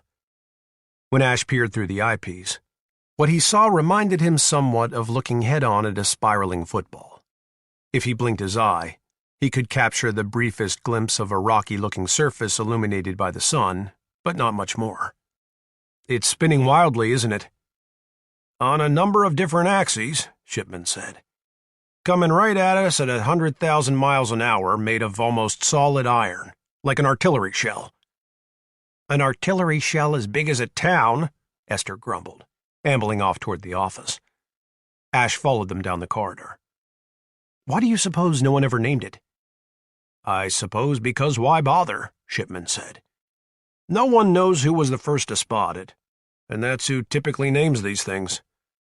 It's the Chittenden bolide, insisted Esther, stopping in the office doorway and turning to rest on her cane. But the world doesn't need to hear that. Marty wasn't looking for fame. He was looking to save lives. That's why we've called you, Sam. We need your help with the media again. You've got it. What do you need me to do? We need a propagandist. She smiled mirthlessly. Up for it? Well, I guess that depends, he said with a glance at Shipman. What am I propagandizing? Opportunity, she said. In less than 12 hours, the United States will be dead. And that's going to leave us all alone out here on the ocean. Where exactly is the opportunity in that? In the Earth and its resources, primarily these islands and their waters. I don't want to get all preachy with you, Sam, and I certainly don't think we should get preachy with the people. But we've got a chance to get it right this time. And I'm willing to cheat to make that happen. Again, Ash glanced briefly at Shipman. Well, maybe you need to get a little preachy with me, Esther, because I'm not sure I follow you. All right, she began. This has been a profit-based society for the last 200 years. And that's why we're all about to die. Had this been a resource-based society, we would have stopped that asteroid a month ago, or even 2 months ago, because we'd have been prepared. So tonight we need you to go on TV and stress that very point. You accuse the government of allowing corporate greed to kill the Earth. You get the people angry. And by getting them angry, you get them motivated to take action. Then you offer them a course of action to take. You tell them we'll defy the failures of the past by working together to build a sustainable future this time. A future based on a partnership with this planet, instead of endless exploitation. It won't be an easy task, hell no. But nothing worthwhile ever is.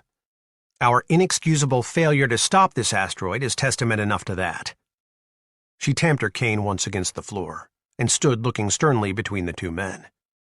"What do you say to that, Sam?" Ash was thoughtful for a long moment. He rubbed his chin, then he cast his gaze back to Esther. "I can't do it." "What do you mean you can't do it?" she demanded. "You're in charge of the network. You're saying you disagree?" "I'm saying I can't sell it." "Hogwash. All you have to do is put some passion behind it." Ash looked at Shipman and smiled. "Honestly, Harold, am I the person to sell this opportunity?" Shipman smiled back, shifting his weight. No, I don't think you are after all." Esther turned on him angrily. "What's that supposed to mean?" "We mean, Esther, that it's got to be you. You're the one who brought us this far, and I'm sorry, but you're the one who's going to have to take us the rest of the way." Shipman looked at Ash. "How soon can you get her on the air?" Ash shrugged. "Within the hour if we leave now." "Now wait just a minute," Esther protested as Ash stepped toward her. "I'm an old woman. I can't start a movement. I don't have the energy for it." Ash put his arm around her shoulder, preparing to lead her down the corridor. "Esther, forgive me for saying so, but that's bullshit. You've already started it, and I'm afraid you're just going to have to finish it." "I didn't start a goddamn thing," she griped, taking a reluctant step forward. "It was Marty Chittenden who started it, by God, and now I'm the one left holding the bag." Chapter 22. During the final leg into Mesa, Marty kept the Jeep off the road. He drove parallel to the highway until the Mongols spotted them, then veered deep inland and southeast to terrain that was too rugged for the Harleys. By the time they got into town, it was nearly dark, and judging by the loud music blaring from most of the houses, it seemed that the people in his neighborhood either didn't believe the world was about to end, or had decided to go out partying. People were drinking and carrying on, and a few were dancing naked in the middle of the street. "Wow," Susan said. "It's like a rave." "It's nice to see we've still got power." He parked the car on the concrete drive and took the guns inside. "I need a shower," she said, dropping down on the couch. "You're in luck. I've got an electric water heater. But you'd better hurry because the power could go at any time." She stepped into the bedroom and crossed to the master bath, closing the door behind her. Marty heated them some canned soup, since the perishable food in the fridge had gone bad during his extended stay in California. She came from the bath a little while later and sat at the table in his robe, eating her soup. Her wet hair was wrapped in a towel, and he thought she looked so amazingly sexy sitting there in his robe that his throat tightened and it was difficult for him to swallow. He was about to compliment her, but didn't trust himself to conceal the intensity of his attraction, so he tried not to look at her as he ate.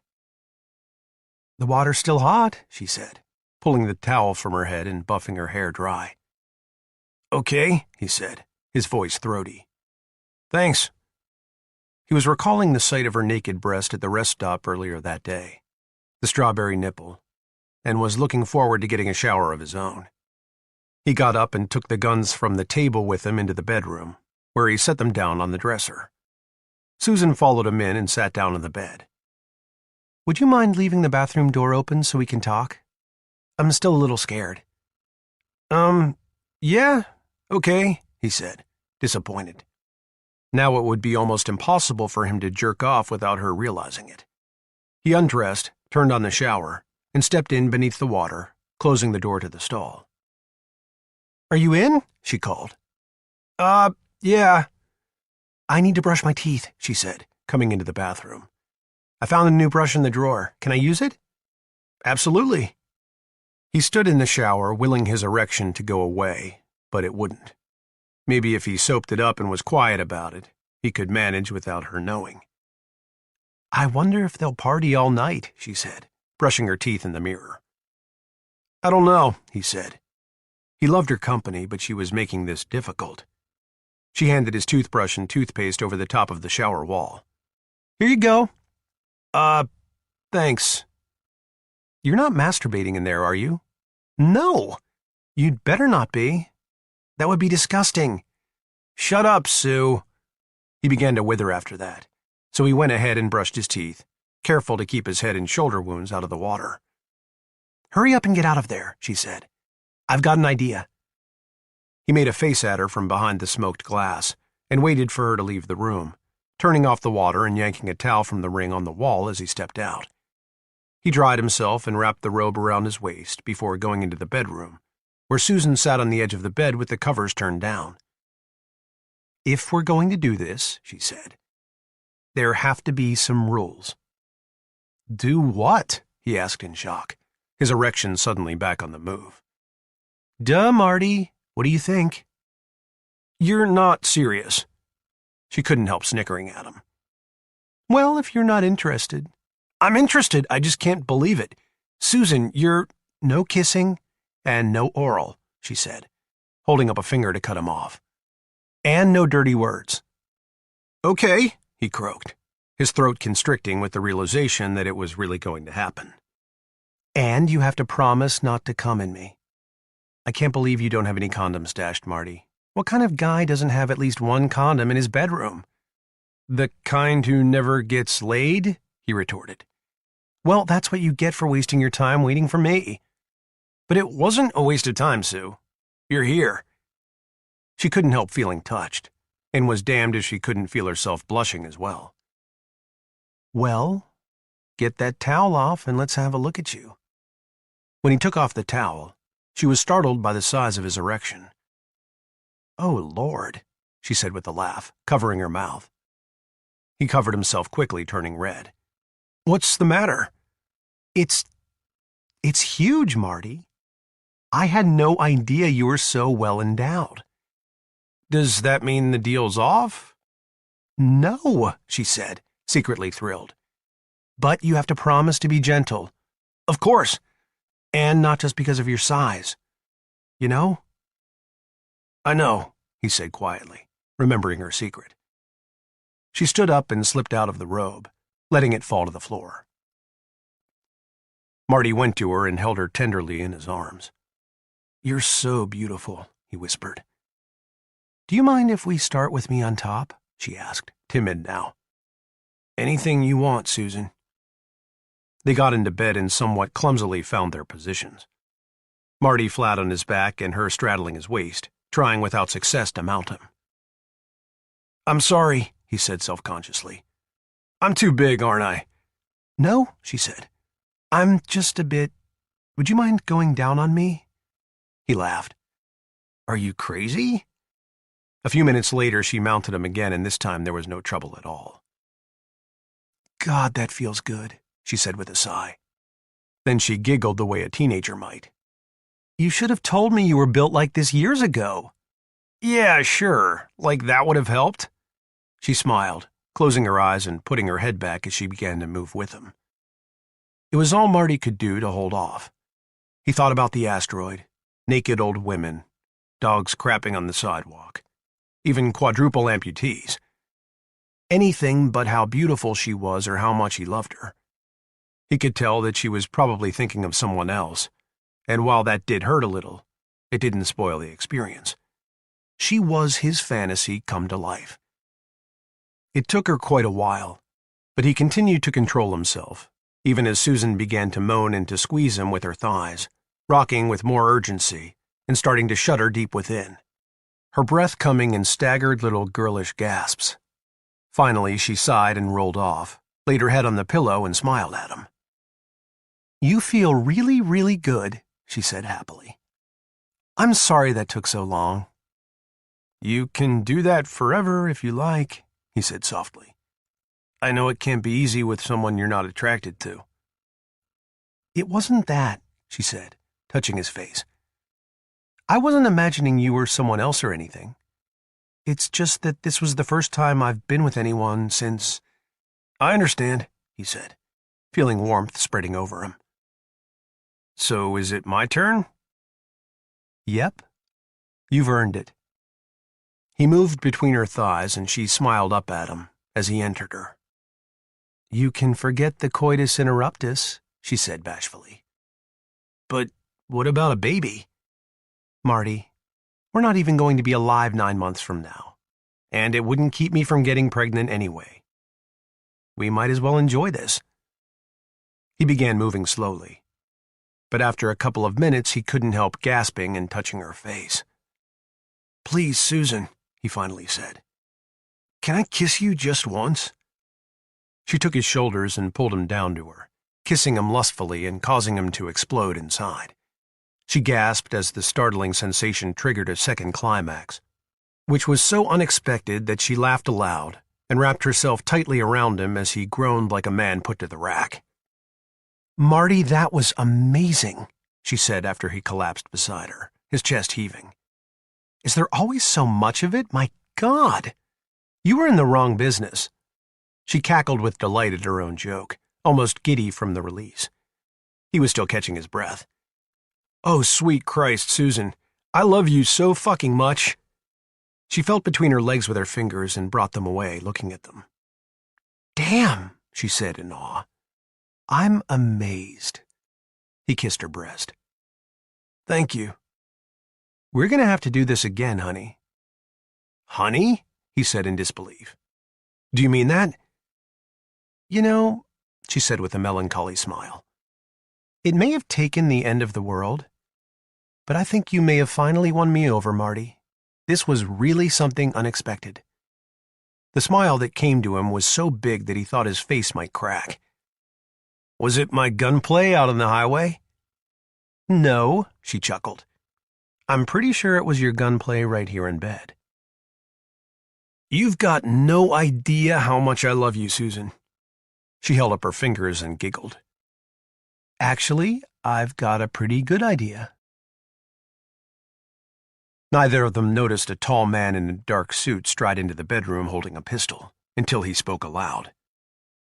"That was quite a show." "What the fuck are you doing here?" Marty bolted upright. "Get the fuck out of my house!" Agent Paulus laughed. "It's not your house anymore, asshole. It's been mine for days, and I'd like to thank you for stocking my basement with food." Marty knew he was a dead man, that he'd never be able to protect Susan now. "You've been living down there?" he said, aghast. "Get out of my bed," Paulus said, gesturing with the weapon. "The little lady and I don't want your blood all over the mattress." Without warning, 3 loud cracks rang out. Hit in the chest, Paulus stumbled backward into the wall and slid to the floor. Quickly, Susan pulled the pistol from beneath the sheet and tried to shoot him again, but the Walther jammed just like it had for Marty earlier that day.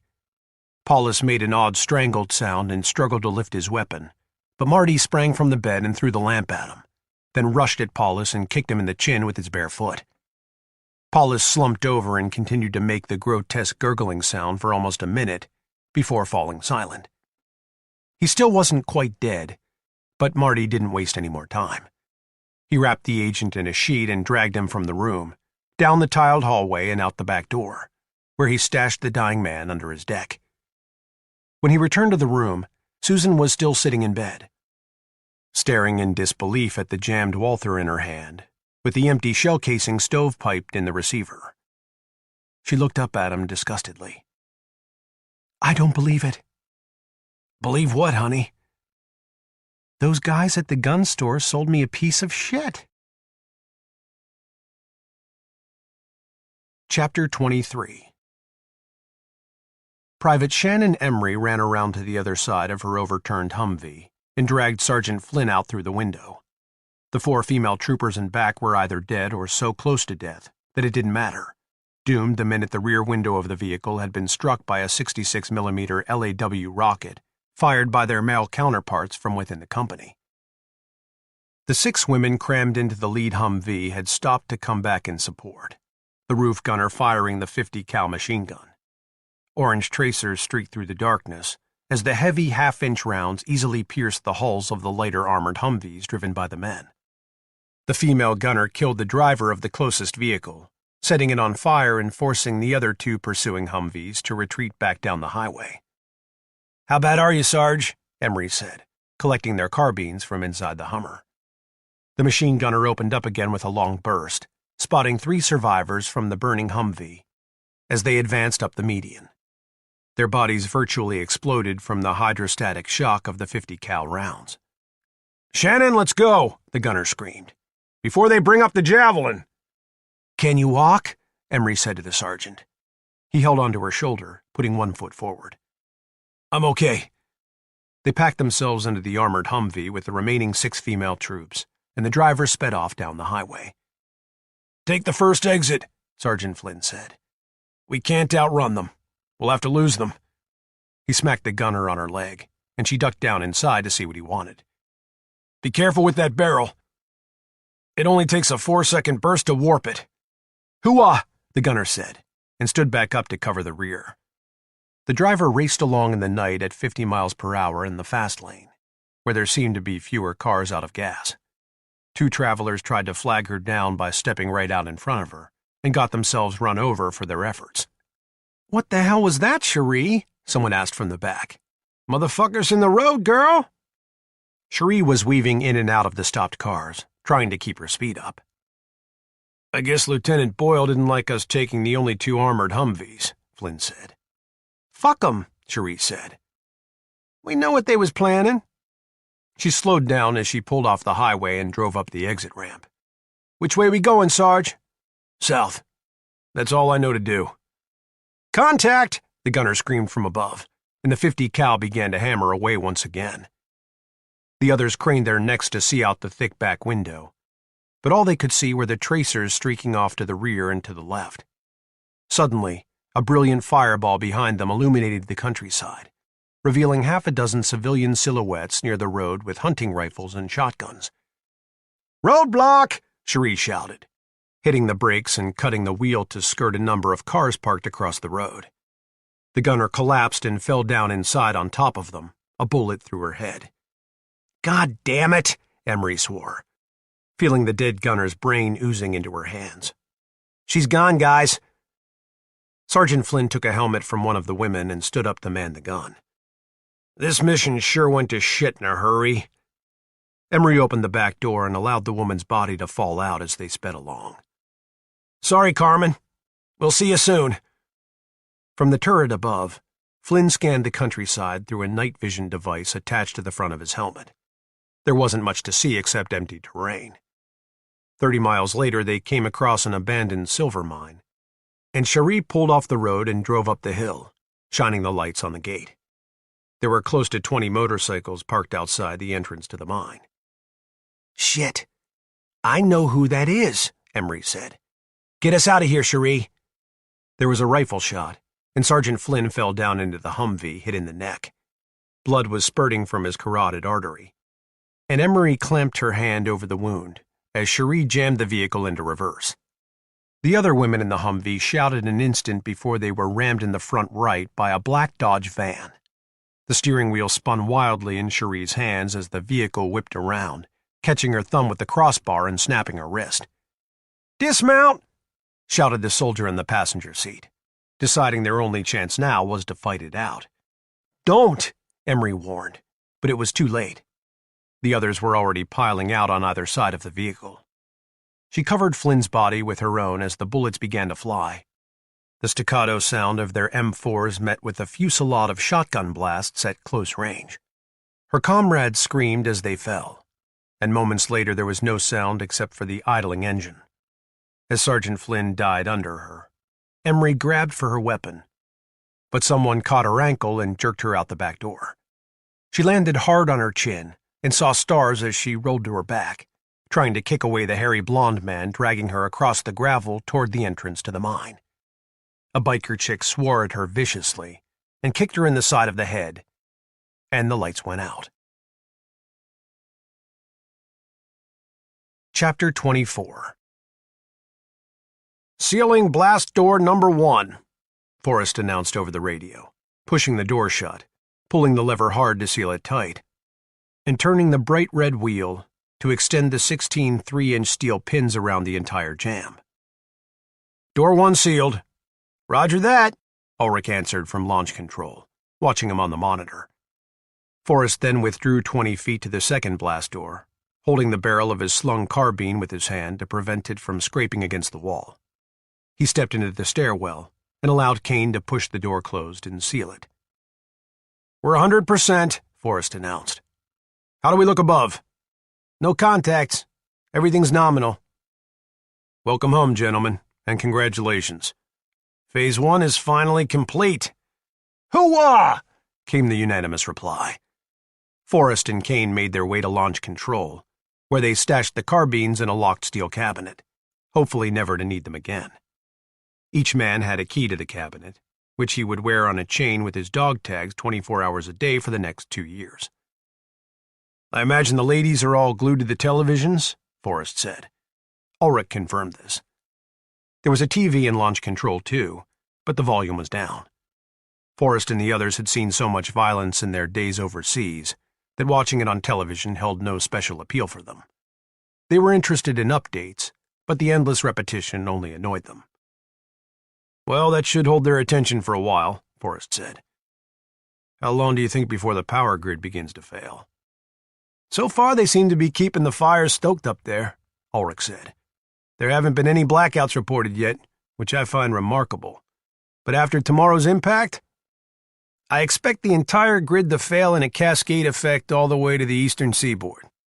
There's no way it's going to be able to sustain itself after such a large part of it is blasted out of existence. I hope the above-ground cameras survive, Vasquez said. I don't like the idea of being blind down here. After the fires go out, we can go up and replace them, Danzig said. I'm not too keen on that idea either. What if that nuclear blast of theirs radiated the whole damn asteroid? That's what the NBC suits are for, Forrest said. What time do you plan to lower the antenna array, Wayne? Just before sunrise. I'd like to leave it up right to the end, but in case the damn thing jams again, I want to leave some time for us to go up and fix it. That's what we'll do then. Forrest checked his watch against the clock on the console. 05:05 hours. Almost exactly 4 hours to go. Are the kids asleep? The women put them to bed in the cafeteria for tonight, Danzig said. Dr. West came into launch control and gave them each a time-released Benzedrine capsule. Forrest wanted them all as alert as possible, and after a day and a night of drinking, amphetamines were the only solution. They had all used amphetamines numerous times during special operations overseas, and were aware of the sleep debt they were accumulating, but there would be plenty of time to repay that debt in the coming days. For now, they were on a war footing and needed to remain sharp. Doc, talk to you a minute, Forrest said, beckoning him into the blast tunnel. West followed him in and pulled the door closed. Is there anything going on with Lynette I should know about? Forrest asked. Has Price said anything to you? West frowned. I think Price is worried she may not handle this very well. I've already talked to Mike about her. I told him I'm more than willing to let him treat any mental health issues that arise. Hey, are you... Well, you and Veronica seem... Nothing's going on. Why, are people talking already? West smiled. This place is wall-to-wall with women. What do you think? Forrest laughed sardonically. And this looked so easy on paper. Who I'm worried about is Oscar, West said. When his insulin finally runs out, he's done for. You know that, right? Yeah, I do, Forrest said heavily. He had been there when Vasquez was shot during a mission in Afghanistan, losing part of his pancreas. One day at a time, Doc. Forrest patted him on the shoulder and made his way to the common chamber where the rest of the adults were watching 2 different news channels on 2 different televisions. All were absorbed, and a few looked downright frightened. Joanne was holding Renee's hand. At the age of 23, she was the youngest mother in the group, and she looked petrified.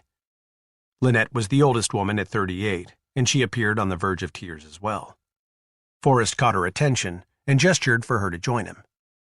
Is something wrong? She asked, expecting to be in trouble for something. Hey, Lynette, would you keep an eye on Michelle for me? She looks terrified. Me? She asked in surprise. You'd rather not? No, I mean, sure, I'd go over and sit with her myself, he went on. But I'm going to be moving all around the installation during the hour building up to the impact. No, she said, suddenly finding confidence. I don't mind at all. Thanks, he said. She's one of the younger mothers, and you wives have all known each other so long. No, I understand. It's no trouble. Thanks, Jack. Price winked at Forrest from across the room as Lynette went to Michelle. Forrest smiled back and slipped into the cafeteria for a peek at the children, all nestled in their sleeping bags in orderly rows on the floor. Laddie stood up from the floor, where he'd been keeping guard among them. You're fine, he said quietly, and the dog settled himself back in. Melissa was in the cafeteria as well, but she wasn't asleep. She sat at one of the tables reading a book. He sat down and offered her a stick of gum. Thanks, she said. How much longer now? About 4 hours. Do you think there will be earthquakes? There sure could be, he said. Some of them might even be pretty big. But they won't hurt the silo. We might jiggle around in here, but this installation is resting on giant steel springs. What if the asteroid hits nearby, though? Well, either everything's going to be just fine, or we won't know what hit us. But what if we're right on the edge of the crater, or whatever? He couldn't help chuckling. Then this place will probably crack in half, and we'll be looking out that wall over there at the biggest hole in the ground any of us has ever seen. She smiled. I'll bet you were a good dad. And just like that, his eyes flooded with tears. That's a nice thing for you to say, he said thickly. I don't know if I was or not. You were. Taylor said so. Okay, he said, blinking the tears away. How about we stick to earthquakes? She looked over at Laddie and patted her leg. The dog jumped up and immediately came over to her. Do you think maybe you could be my stepdad? Forrest was so overcome that he excused himself. He went straight to the lavatory and splashed water on his face at the sink, drawing a deep breath as he looked at himself in the mirror. Well, you're a fine figure of leadership. When he stepped out, Melissa was there waiting, a worried look on her face. Come here, he said, giving her a hug. Don't worry, it caught me off guard. I'd be happy to. She hugged him tighter. I asked Uncle Michael if he minded, and he said no. Well, I'll have to be sure to thank old Uncle Mike, he said quietly. You're not mad at him, are you? She asked, looking up at him. I asked him not to say anything until I was sure I wanted to ask you. No, he said. I'm very flattered. Thank you for asking. But you've only known me a couple of weeks. You may change your mind later. She stood back and shook her head with a smile. I know I'm a kid, but kids know a good dad when they see one. He choked up again. You're going to have to stop that, he said softly. She stepped forward and lifted herself up onto her toes, giving him a kiss on the cheek. Thank you. On his way back to launch control, Forrest passed Michael in the corridor. Thanks for the heads up, fucker. Michael stopped and turned. You didn't tell her no, did you? Yeah, douchebag, he said without looking back. I told her no. Michael chuckled and stood watching as Forrest turned the corner. Sorry, Jack. But you brought this on yourself. Chapter 25. When the asteroid struck the Earth's atmosphere, it was traveling at nearly 100,000 miles an hour and burning at nearly 1 million degrees Fahrenheit. Jack's wife and the horse ranch were vaporized before they were ever aware of its arrival. It struck near the Montana-Canada border, with a force 750,000 times more powerful than the Soviet Emperor bomb, the most powerful man-made bomb ever detonated. It blasted a crater nearly a mile deep and 50 miles wide in the Earth's crust, hurling millions of tons of dust and rock into the atmosphere, and sending out a blast wave hot enough to kill every living creature above ground for 600 miles. Winds traveling at thousands of miles an hour flattened trees and buildings for at least half that distance, pulverizing them. A massive heat wave spread out from there, setting fire to large swaths of land within a radius of 1,500 miles, all of which took place in seconds. Within the next few seconds, massive earthquakes emanated from the epicenter for 1,000 miles, triggering lesser quakes all across North America and down into Mexico. Massive cracks appeared in the Earth's crust over Yellowstone National Park, and the geysers there shot giant plumes of boiling water hundreds of feet into the air even as the park was devoured in flames. Rivers shifted and changed direction. Giant landslides occurred all across the northern Rockies, and a dark cloud of smoke and dust began to envelop the continent, fed by the ash borne up from flame-driven winds. The continental power grid began to fail immediately, and a massive blackout spread across both the United States and Canada in all directions, killing the power to every city within minutes after impact. Cities at the outer edges of the blast zone were set ablaze, and rescue workers were hard-pressed to even breathe in the heat, much less fight the fires. 300 million Americans and Canadians were dead within 60 seconds of the asteroid hitting the atmosphere, at least half of whom had been obliterated by the initial blast. Tremors were felt the world over within the first half an hour.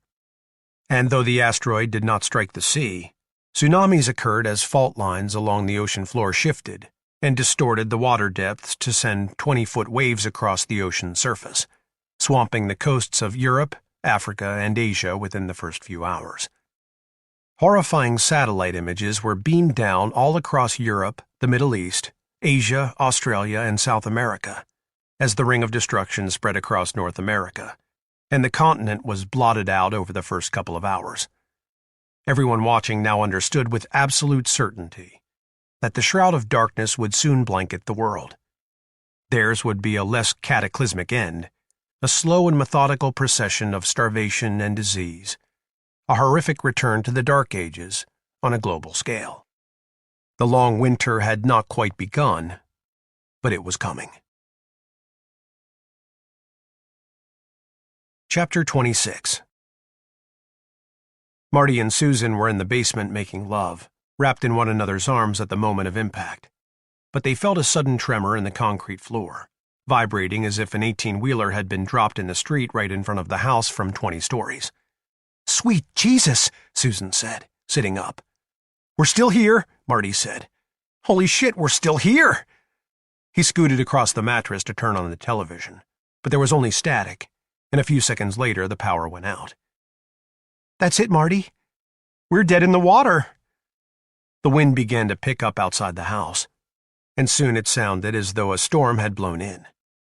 When they heard a cannonade of massive thunderclaps, they quickly dressed and went upstairs to see a raging dust storm outside the kitchen window.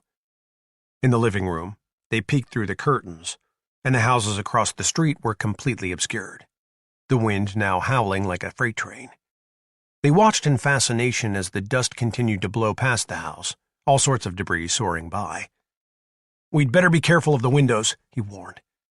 "How long will it blow like that?" He laughed. "I've got no idea," he said, lifting his arms and letting them fall. "Think of it, Sue. This is what killed the dinosaurs." "I am thinking of it, Marty. It's why I'm ready to shit a brick." He put his arms around her. "Don't worry. I am too." A softball-sized meteor struck the roof and shattered the clay tiles. "What was that?" He looked back outside and saw stone-sized meteors striking down all across the neighborhood. "Oh, shit. The ejecta's coming down. Let's get back to the basement." After half an hour, the worst of the meteor shower seemed to have passed, and the winds at last began to abate. But the dust in the air took hours to settle, and by then the sun had begun to vanish behind the veil of smoke and dust in the upper atmosphere. They went back upstairs and watched as the neighborhood was slowly revealed, everything coated in fine brown dust. "I don't suppose there's any point in going outside," she said. "We'd only leave footprints to show that we're in here." "So what now?" He stood looking at her. "This is it, honey. I'm sorry." "Damn." She sat on the couch and peered through a gap in the curtains. "I thought I was ready for this, but I'm not." He sat down and took her hand. "How could anybody be? Look at you. You're calm as a cucumber." "I'm only being calm for you. Inside, I'm shitting bricks too, believe me." She touched his face and tears formed in her eyes. "I don't really deserve you. He shook his head. Not true. That's my decision. But she sat, looking at her hand in his. You deserve to be with someone who loved you before this. Hey, if you love me now even a little bit, I'm a happy guy. I do, she said with a smile. Then she took his hand in both of hers. I want to tell you something, and then I don't want to talk about it ever again, okay? He nodded. It's up to you, she told him. It's up to you when we quit. Susan, it's too soon to be— Shh. Sometime between now and when the food runs out. Before it runs out, Marty, because I don't want to see it coming. I want you to take care of it. That means from this moment on, whenever you decide is fine. I just don't want to know when it's coming. I know that's a lot to ask because I know how much you love me, but I'm asking you to promise me. His eyes started to water. Susan, I can't promise that. Not like that. You have to, she insisted. Because all I want to do from here on is eat, sleep, and make love. That's it. And I won't be able to enjoy our time together unless I know you're going to take care of it when the time comes. Promise me, Marty, please. If you love me like you say you do, promise me. Okay, he said reluctantly, knowing that it would be an extremely difficult promise for him to keep, and that he might well end up reneging when the time came. Thank you, she said, and she kissed him. You don't know how much better that makes me feel. He was tempted to say that he knew exactly how much better it made her feel, because he now felt that much worse. But it was his responsibility to take care of her, and her peace of mind was every bit as important to him as her physical safety. So, what do you want to do? Let's watch outside for a little while and then go finish making love. I wonder how long before anyone else will come out. They're probably all thinking like we are, she said. Party time is definitely over. Hey, speak of the devil, he said, pointing. A few young men were coming out of the house across the street and getting into a van. They were toting shotguns and carrying packs over their shoulders. Do you know them? It's the Gilberts, he said. They're cousins. Normally pretty nice guys, but it's a different world now. Where do you think they're going? He shrugged. I'm curious as hell, but I'm not going to ask. I wish we could. Normally I'm pretty withdrawn, but right now I feel like being around people. How about a shot of tequila instead? She smiled then. That's what I like about you. She got up from the couch and began to unbutton the shirt he had given her. You're always thinking. Chapter 27. Ulrich sat at the console in launch control with Aaron in his lap, counting down the time to impact. Taylor and Dr. West sat beside them in the light of an electric lamp. They had shut down all the generators and disconnected all of the main batteries against the possibility of damage to the silo, wanting to mitigate any chance of fire. T-minus 60 seconds, Ulrich said into the intercom. Aaron hid her face in his neck and he rubbed her back. We'll be okay, baby.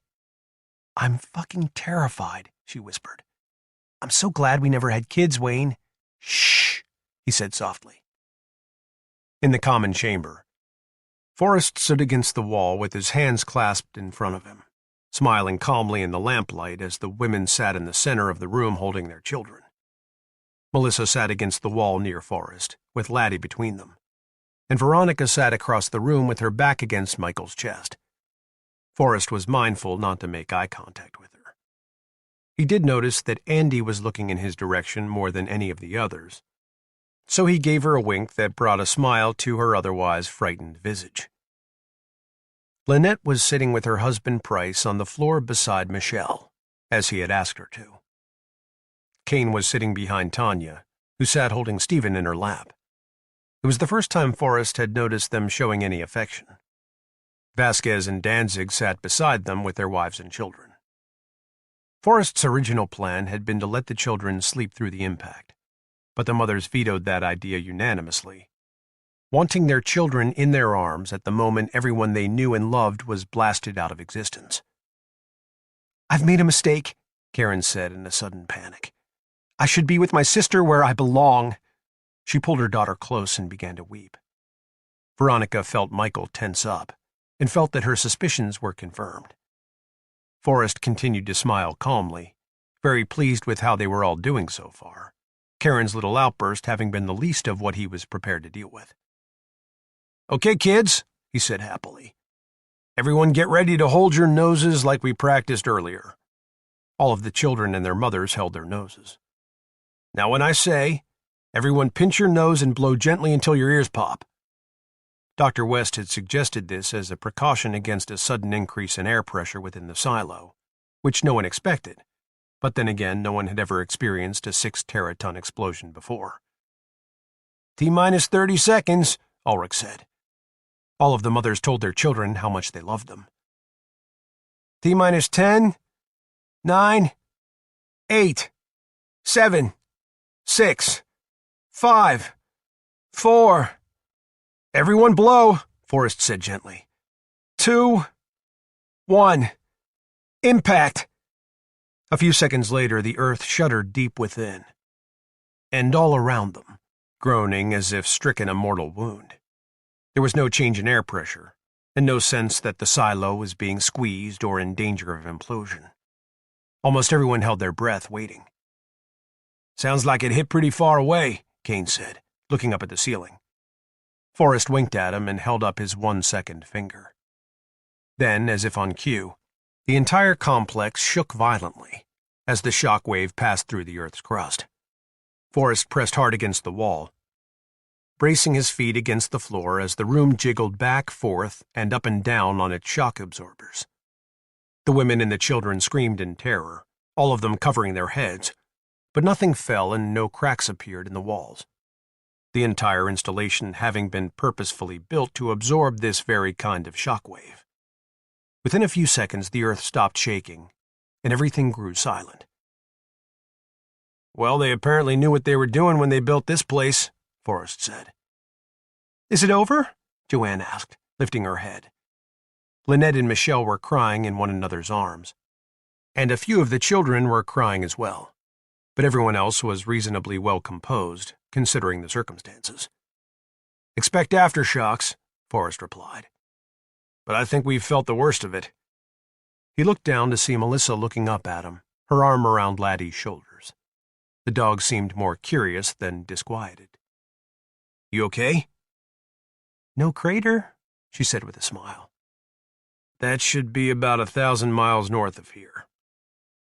He tweaked her nose and went about checking to make sure everyone else was all right, asking if anyone felt like they were going to be sick. When everyone said they were okay, he asked one of the men to go below and reconnect the batteries. Then he stepped into launch control. "What do you think, Wayne?" Aaron stood and took Taylor by the hand. "We'll go sit with the others now." The women kissed their husbands and left the room.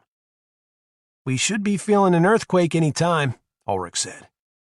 10 minutes later, they felt their first real tremor, but it was nothing compared with the shock wave. "Switch on the cameras," Forrest said. "See if we're blind."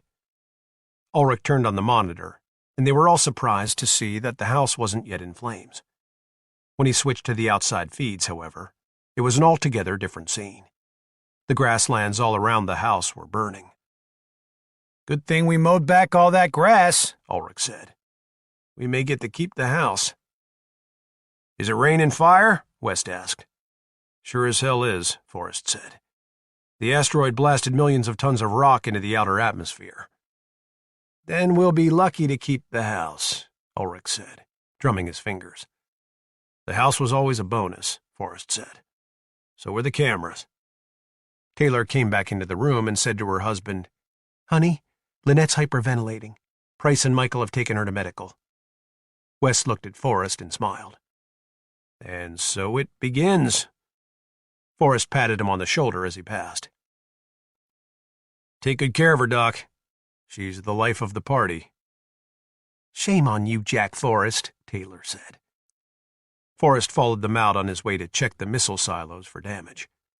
He went to the end of blast tunnel number 1 and slowly cracked the blast door, shining a flashlight into the chasm before stepping in. When he turned on the lights, everything seemed to be in order, but he walked every level to make sure, seeing that a few boxes of food had fallen over but nothing more. As he was about to leave the silo, the door opened and Veronica stepped onto the deck, pushing the door closed behind her but not sealing it. "Is something wrong?" he asked. She stepped into him and began to kiss him. Forrest allowed himself to be backed up against a stack of boxes and sank his fingers into her hair, opening his mouth to let their tongues intertwine as they sucked hungrily at one another. He turned her around and pressed her up against the boxes, giving her one last long kiss and backing away. "Okay," he said, breathing deep and straightening his shirt. "Now that we've both gotten that out of our systems." "You didn't look at me once the entire time." "What did you want me to do, shout, 'Baby, I love you'?" She looked at him and put her hands on her hips.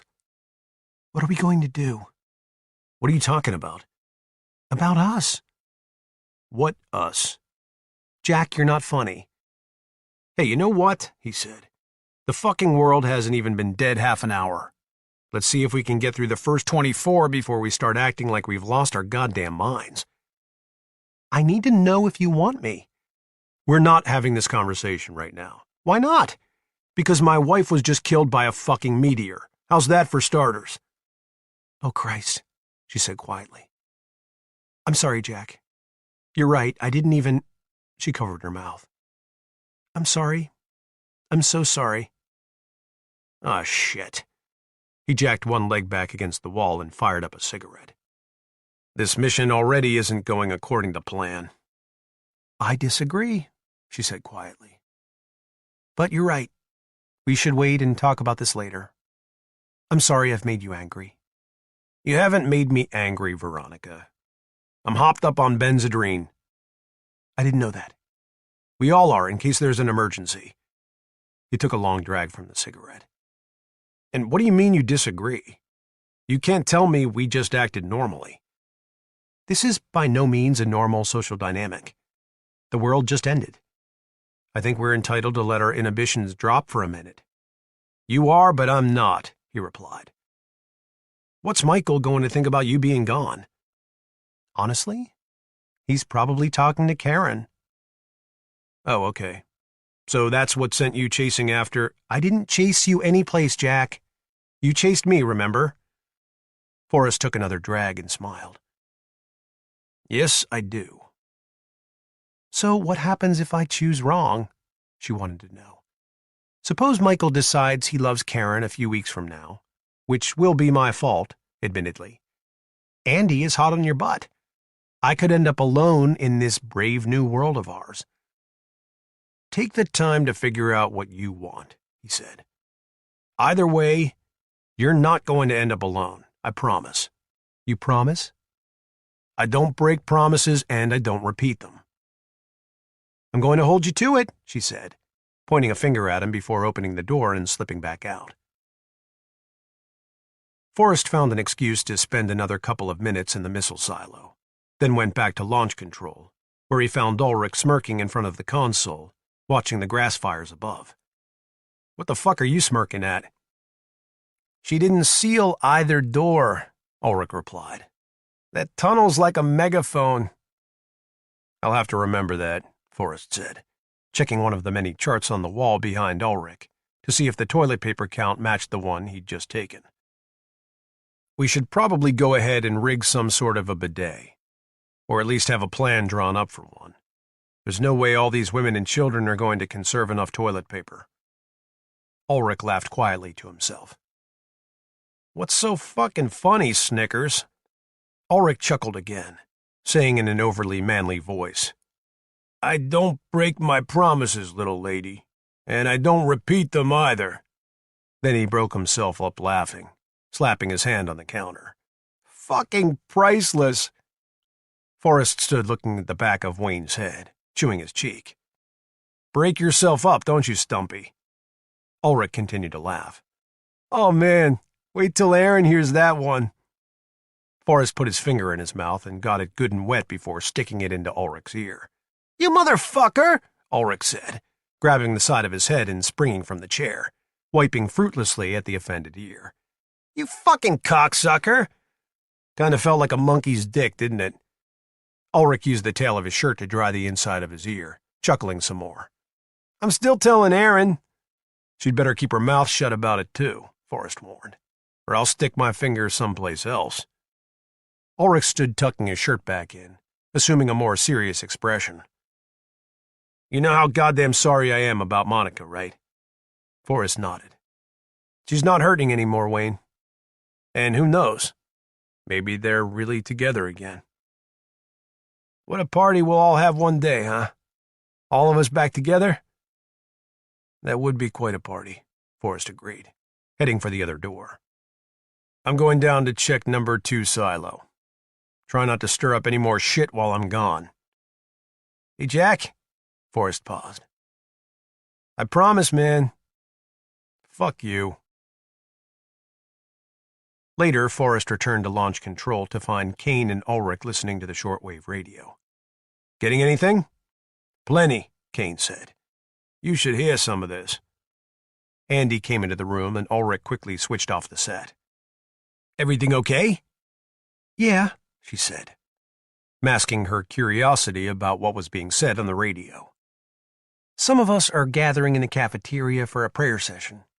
Would you guys like to join us? The men shook their heads. Are you sure, Jack? You're the leader. It might be nice if you said a few words. I'm not exactly God's best representative, Forrest said with a wink. Besides, I'll be saying plenty in the days and months to come. Well, it's never too soon to thank you again for the offer, Ulrich said, stepping forward to put his hand on the door. Be sure to put in a good word for us, will you? Yeah, she said, backing out of the doorway. Sure. Thank you. He smiled and closed the door, signaling for Kane to switch the radio back on. But it looks like the Dakotas are gone. The sky is black and there's shit raining down on everything. The entire neighborhood is catching on fire. This is the end of the fucking world. God's wrath, man. Armageddon. Loon, Forrest remarked, casually lighting a cigarette. Should I go get Linus and Oscar? Kane asked. Forrest shook his head. You can fill them in later. I've already told them where I want them and why. Keep the dial moving. We can skip the hyperbole. Kane turned the dial. Since it's out all over the city, I should say probably not. First CNN went off the air and then the power went out all across town. Nobody knows what's going on. And don't even bother calling 911. There's a lot of smoke outside, too. It's blowing in from the west. That's from the flash fire, another replied. No telling how far that will spread. No sign here in Maine, said another. Still a bright sunny day. We still got TV, too. The news is showing fires all over Chicago, Detroit, Cleveland, Canada, too. People are still rioting in New York City, and the army has pulled out. Wait, they're showing shots of the sky now. Looks like it's on fire. Where's that? Hold on, the caption says, St. Louis. Oh, shit. People are running past the camera in flames. Keep that channel, Marcus. Sounds like it might be a party line. On fire? In St. Louis? It's what it says. Should I lock the door? Ulrich wondered. No, Forrest said. What do you think? I hate keeping information from the others. Feels a little like communism. Oh, now they're showing somewhere in Southern California. It's all on fire. Nope, they just lost the feed. This shit here might freak the women out, Kane said. I'll lock the door, Ulrich decided. We'll tell them about it if they ask. People on fire won't play well.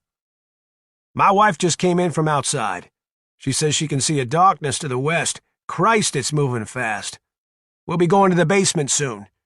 Hey, I'm down here in Jacksonville. It's raining like hell here. Loudest goddamn thunderclap I've ever heard in my life. And the wind! Jesus, the wind! That's from the asteroid, you'd better bet. Hey, what about the government? Has anybody heard a damn thing? Ha! The government, remember 9/11? Katrina? They're running for the bunkers or out fishing. We're on our own, pal. Nobody's fishing today, asswipe. But he's right. We're on our own. White Horse calling. Anyone hear me? This is White Horse calling. Go ahead there, White Horse. Kane looked over at Forrest. White Horse? Capital of the Yukon. Earth's quaking like hell up here, folks. A giant crack ripped right through the center of town. Power's out too, and it's getting dark. Gonna be a long winter, you betcha. The three men listened for the next hour, and the news was all the same, more or less. The continent was dying, and for the most part, people were saying their goodbyes in surprisingly calm and dignified ways. By the end of the hour, Forrest decided to meet with the rest of the population, and he shared with them much, though not all, of what they had heard. To his relief, most of the women were satisfied to hear it from him, and made no requests to hear it for themselves. Many of them suspecting things were worse than he was letting on, and choosing to remain willfully underinformed. Later that night, as everyone was milling about getting ready for bed, Andy cornered Forrest at the end of the hall near the blast tunnel door as he was re-entering the corridor. "What are you keeping from us?" she asked quietly. "I'd like to know." "Ever read Revelation?" he said with a rueful grin. Book 2. Chapter 28. 3 months had passed since the asteroid strike, and the skies had long since grown dim. The average temperature in the Hawaiian Islands now hovered at 35 degrees Fahrenheit, and the ocean life had at last begun to die off. However, there were still fish in the sea to be caught, and the Navy had their hands full protecting the fishing vessels from pirate attack. Admiral Preston Longbottom drew a careful breath before making his response, reminding himself that the people of Hawaii had elected a government, and that a military must exist to serve that government. "Madam President," he said patiently, "I am not disagreeing with you, but you must understand that we need to patrol the islands. There are still pirates in these waters." Esther Thorne, now the president of the United Hawaiian Islands, had reluctantly accepted the office 6 weeks earlier, and so far she was not terribly pleased with the progress they were making towards securing the future of the islands. The population of 1.2 million was doing well in terms of cooperation with their newly elected government, but there was growing unease over the dwindling food supply, and the announcement that rations were to be cut again had not been well accepted. "I don't mean to be obstinate, Admiral," Esther said, "but I've told you before that your men and their expertise are needed elsewhere. If the pirates attack the fishing boats, by all means blow them out of the water, but don't waste time looking for them. You'll never hunt them out of existence. We're bringing half the vessels back into port, and that's my final decision." Longbottom sat back looking pissed. The idea of taking orders from an astronomer did not ride well with him at all, but the crotchety old bitch had been elected in a landslide. At least her vice president was Barry Hadrian, former twice-elected president of the United States and hugely popular in the islands. At first, Hadrian had not approved of the idea of canning the old state government in favor of an entirely new federal government, but saw that it was inevitable. The vast majority of people in the islands were demanding a fresh start. When he began to hear talk that the military element in the islands was considering militarizing the government, he approached Esther and offered himself as her vice presidential candidate. With his support, the other 3 candidates, all of them lifelong politicians, didn't have a prayer of being elected. "I think what President Thorne is trying to say, Admiral," Hadrian interjected, realizing that Longbottom was mostly trying to preserve the size of his force and thus maintain his importance, "is that we're in dire straits as far as feeding the population is concerned, and that your engineers and other servicemen will be better utilized trying to solve those much more immediate problems." Dr. Harold Shipman, here in his new capacity as advisor, smiled at Esther. Neither of them had any illusions about who at the table had actually kept the Navy in check to this point. "Yes, sir," Longbottom said, still respectful to the former commander-in-chief. The wind farms are providing us with enough electricity to run our essential services, Esther continued. And the natural gas is keeping us warm. But we're not moving fast enough on indoor farming, which is why we must focus our efforts, gentlemen, until we have solved the problem. We're not going out the way they did at Easter Island centuries ago by devouring one another. This had been one of Esther's campaign promises, and she never passed up the chance to restate it, understanding how real the possibility was of the food running out. By now, most shopping malls and grocery stores, most buildings with fluorescent lighting, were on the way to being converted into greenhouses. But Esther was well aware that once their fluorescent bulbs burned out, there was no immediate way of replacing them. New technology had to be developed as soon as possible, using resources available within the Hawaiian island chain. "Admiral," she said, having a sudden idea, "how difficult would it be to use the nuclear reactors aboard your aircraft carriers and submarines to power a new industrial center?" Longbottom sat forward, casting a surprised glance at Hadrian. "What sort of industrial center?" "I don't know," she said. "That's for you and your engineers to work out. I've already said many times that I don't believe for a single moment there aren't enough resources among these islands for us to sustain ourselves without the sun. But we need men of vision. There are civilian engineers here, but yours are the best and the brightest, and I'm convinced that if we're to be saved by new technologies, your engineers will be the people who develop them.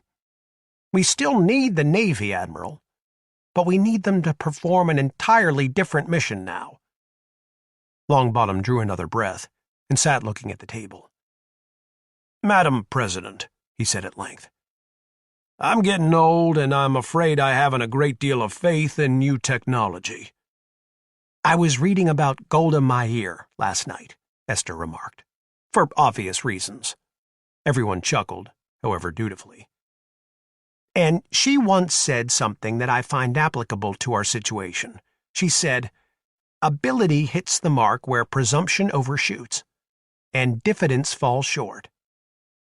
Now, we all know that I don't make a pimple on Golda's backside, but I'm smart enough to know that she was right. Your men and women have an abundance of ability, Admiral, and they'll work to solve our problems. But I need you on board."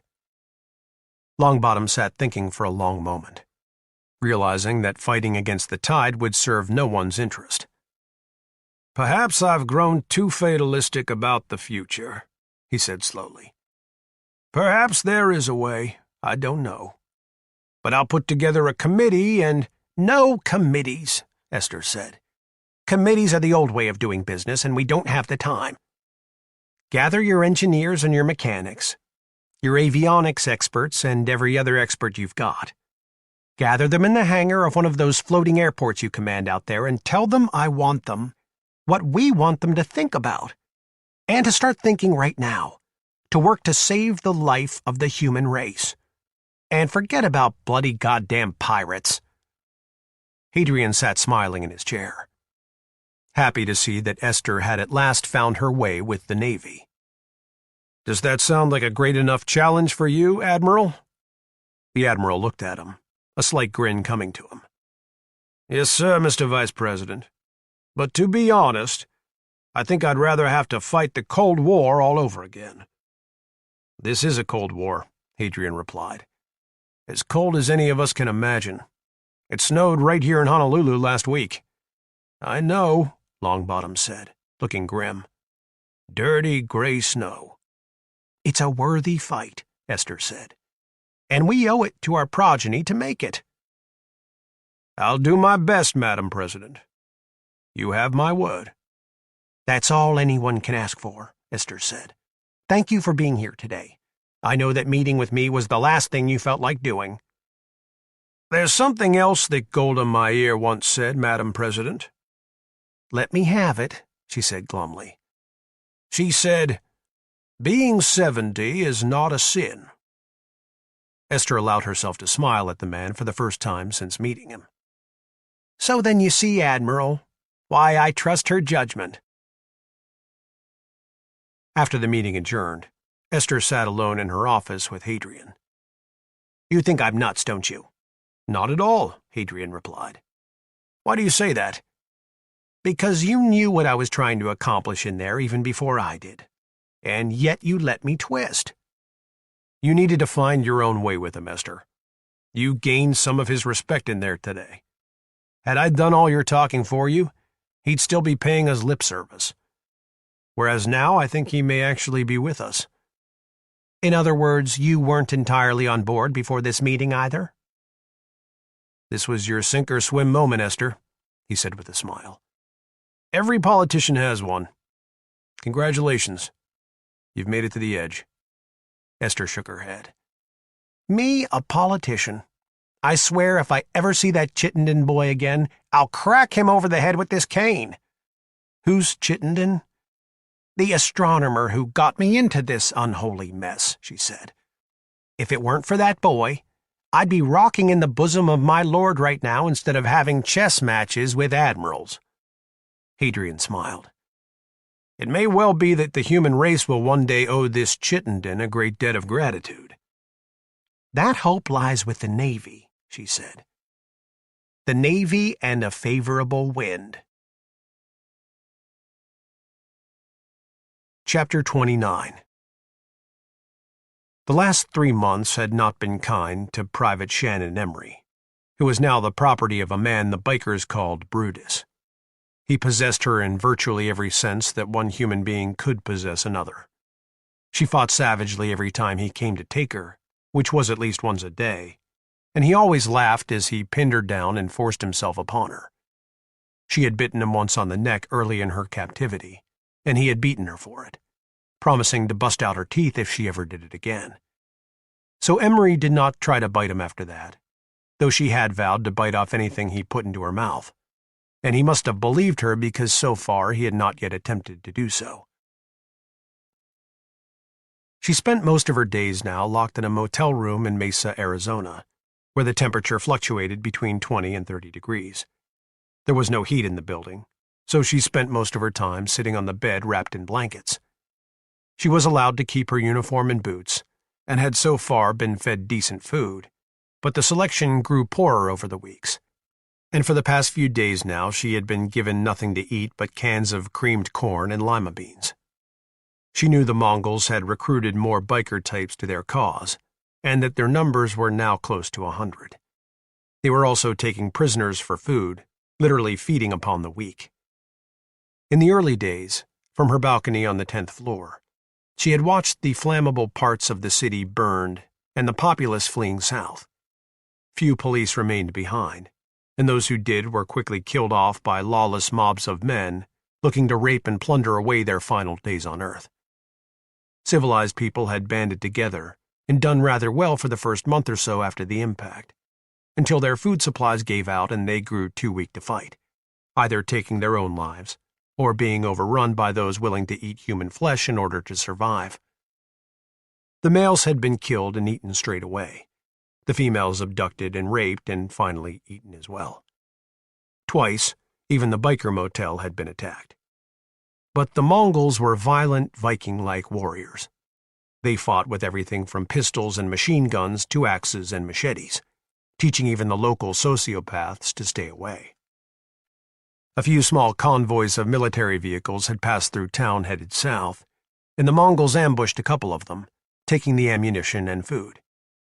By the end of the second month, Mesa City had grown bitter cold and become more or less a ghost town, people only emerging at night to scavenge for food.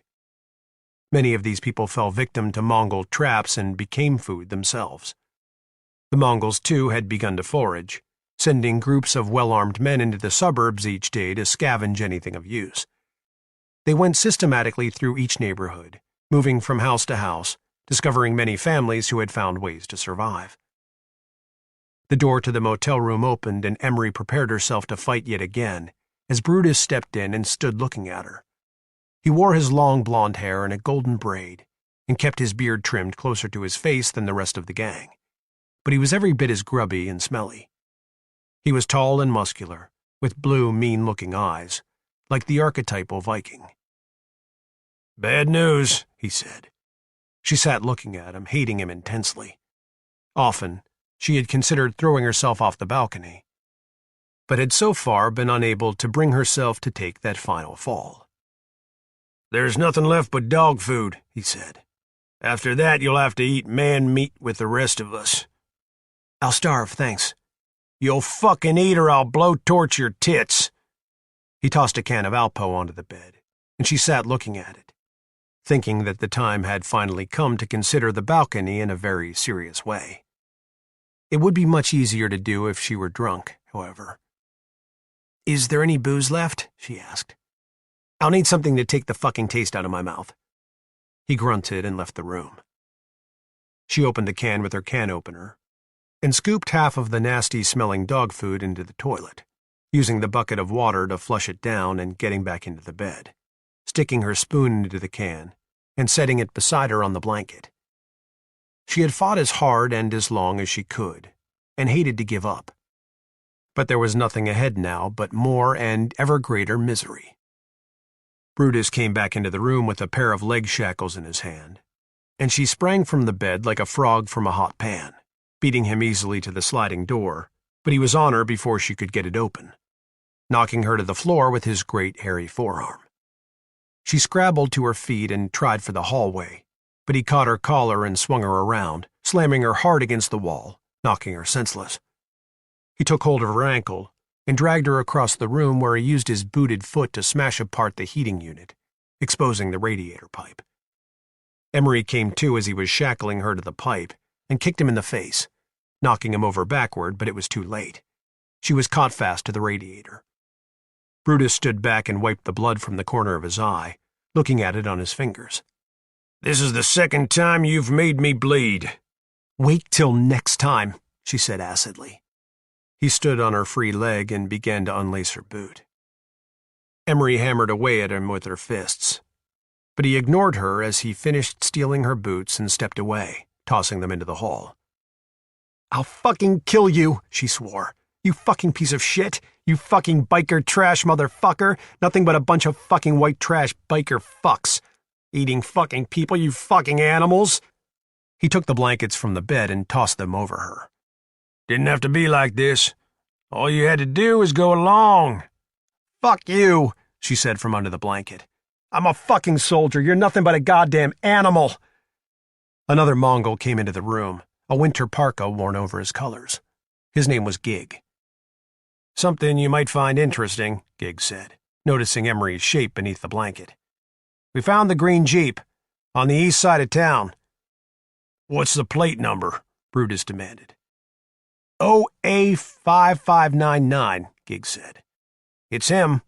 I've got some men watching the house now. All the curtains are shut, but there's tracks in the dust outside the back door. A dead body under the deck." Brutus had never gotten a good look at the man who killed his brother, but he would soon be pissing on his dead body. He looked at his watch. It was 4 o'clock. "Be dark soon. We'll hit him after it gets late." "You're all animals," Emery said, still hidden beneath the blankets. Brutus booted her in the head, not real hard, but hard enough to hurt. "Get a house mouse in here to keep an eye on this bitch. I don't want her offing herself." Chapter 30. The basement was cold, but Marty and Susan spent most of their time cuddled together beneath lots of blankets, so it wasn't unpleasant. The only time the cold was a genuine bother was when they had come out from under the covers to go to the bathroom or to wash up. They usually kept a supply of food by the bed along with the camp stove, so they could keep warm while preparing their meals. Their time together since the asteroid strike had been good, and they had made love many, many times over the past few months. More times than Marty had in all the rest of his life. By the 6th week, Susan was pretty sure she had conceived, but she chose not to tell Marty about it. The end was drawing near, and knowing that she was pregnant with his child would only make his job more difficult when the time came. The food had begun to run low after the first couple of months, and she went to sleep each night hoping never to awaken again. But each morning she awoke to find him there in bed, wrapped tightly around her. She did love him, though not in a passionate kind of way, and their lovemaking had been a wonderful way to pass the days and nights. Each Friday night they had even been able to watch a DVD on Marty's laptop until the battery finally went completely dead. Then one disappointing morning, Susan awoke to find that Marty had left the house during the night to scavenge around the neighborhood by flashlight in search of food and supplies, and in doing so managed to scare up enough food to get them through another week. It had been difficult for her to do, but she feigned happiness. She felt terrible because she knew how badly he wanted there to be a future for them, and she knew he was perfectly willing to live with her there in that basement for the rest of their lives, if that was what it took. "You do understand," she had gently said the week before, "that there has to be an end to this, right?" "I do," he answered heavily. "But will you let me fight for us?" "Of course," she said, touching his pained face in the candlelight. "So long as you'll keep your promise to me." "I will," he said, actually meaning it, for by then he had seen things on his numerous forays into the neighborhood, sights that chilled him to his core. Partially butchered corpses, heads stuck on fence posts, and entire families gathered together in bedrooms, dead of murder-suicides. Soon he would be forced to venture too far from the house at night to risk leaving her alone and undefended. The light had faded outside the glass block windows, and Marty got up to cover them so they could light a candle without the risk of the light showing outside. The nights were pitch black now, and the slightest hint of light seemed visible for miles and miles, though distance was extremely hard to judge in that kind of darkness. He slipped in beneath the blankets and wrapped himself around her, placing his hand flat on her belly where he knew that his child lived. "Are you hungry?" he asked. "I'm fine." "I haven't told you about the time I went to Yosemite with my scout troop yet. Would you like to hear about it?" "Absolutely," she said, placing her fingers through his on top of her belly, and rolling to her side to face away from him, now realizing that he knew she was with child. As she listened to him telling her of his trip to Yosemite, tears began to pour from her eyes, for she had sensed a change in him, a change in his tone of voice as he told the story, almost as if he were telling it to a little girl whom he loved very much, and she knew that he had chosen tonight. Halfway through the story, he stopped and said, "Susan, will you marry me?" She rolled over, wrapped herself around him, and whispered, "Of course I'll marry you." He squeezed her, and she squeezed him back. "I love you," she said suddenly, feeling the emotion more intensely at that moment than she had imagined possible. "You are my entire life," he told her. "All that I ever was, or could ever have been, was meant for you." That was more than she could take, and she began to weep openly, kissing him and wriggling her pajama bottoms down for one last time. They made love by candlelight, their tears mixing together as they kissed and said their vows to one another. They agreed to name the child Purity. Susan fell into a deep sleep a short time later, and he lay beside her, running his fingers through her hair and watching her sleep peacefully in the soft yellow light of the candle. He did not know who had been watching the house all that day, but he knew with absolute certainty that they would never ever harm his wife or desecrate her body. "I love you, Susan," he whispered, his throat tight as the tears ran down his face. "And I love Purity. I love you both more than any man has ever loved his family." He blew out the candle, and Joe's pistol went off a second later. He then got quickly out of bed and opened the cans of Coleman fuel, pouring them all over the mattress and the counterpane, knowing his way in the darkness by now as well as any blind man knew his own bedroom. He ran up the stairs and opened the last of Joe's gasoline, pouring it down the stairs. He flung more gasoline around the lower level of the house, then took a road flare from the kitchen counter, popping it alight and tossing it into the basement as he ran for the back door. The basement erupted in a blast of white flame that shot up the stairs and quickly engulfed the entire lower level of the house. Marty dove from his back porch into the dirt and scrabbled to his feet, grabbing up the carbine and slinging it over his shoulder. He was quick to get out of the light of the flames engulfing the house, running through his neighbor's backyard by the light of the fire. He ducked quickly into the second house over and made his way upstairs, where he took up a firing position in one of the windows, watching for those who had come to eat his family. When he saw 3 men in biker colors crossing the street with shotguns over their shoulders, he became so furious with himself for not hiding the Jeep that he nearly jammed Joe's .45 up under his own chin. Instead, he quickly unshouldered the carbine and took aim at the closest Mongol. He squeezed the trigger and the biker jerked as though he had been stung by a wasp, grabbing at his neck and falling to the ground. The other 2 men turned and ran back across the street, but Marty was pretty good with the carbine now. He shot them down before they were able to make it to cover. Then something hit him between the shoulder blades, and as he fell over on the floor in agony, he saw a large figure standing over him with a crowbar. Brutus picked him up from the floor with one arm and held him against the wall by his throat. "Now I got you, motherfucker, and you're gonna pay for killing my brother." He slugged Marty in the stomach and threw him to the floor. "I didn't," Marty gasped. "It was him. Him!" Brutus paused before dropping his boot against the back of Marty's neck. "Him who, asshole?" "Jeep guy," he groaned. "Dead. Under my deck." Brutus remembered that Gig had mentioned a body under Marty's deck, so he jerked him to his feet and threw him into a chair. "What Jeep guy?" "Him," Marty choked, his gut feeling as though he'd been run over by a car.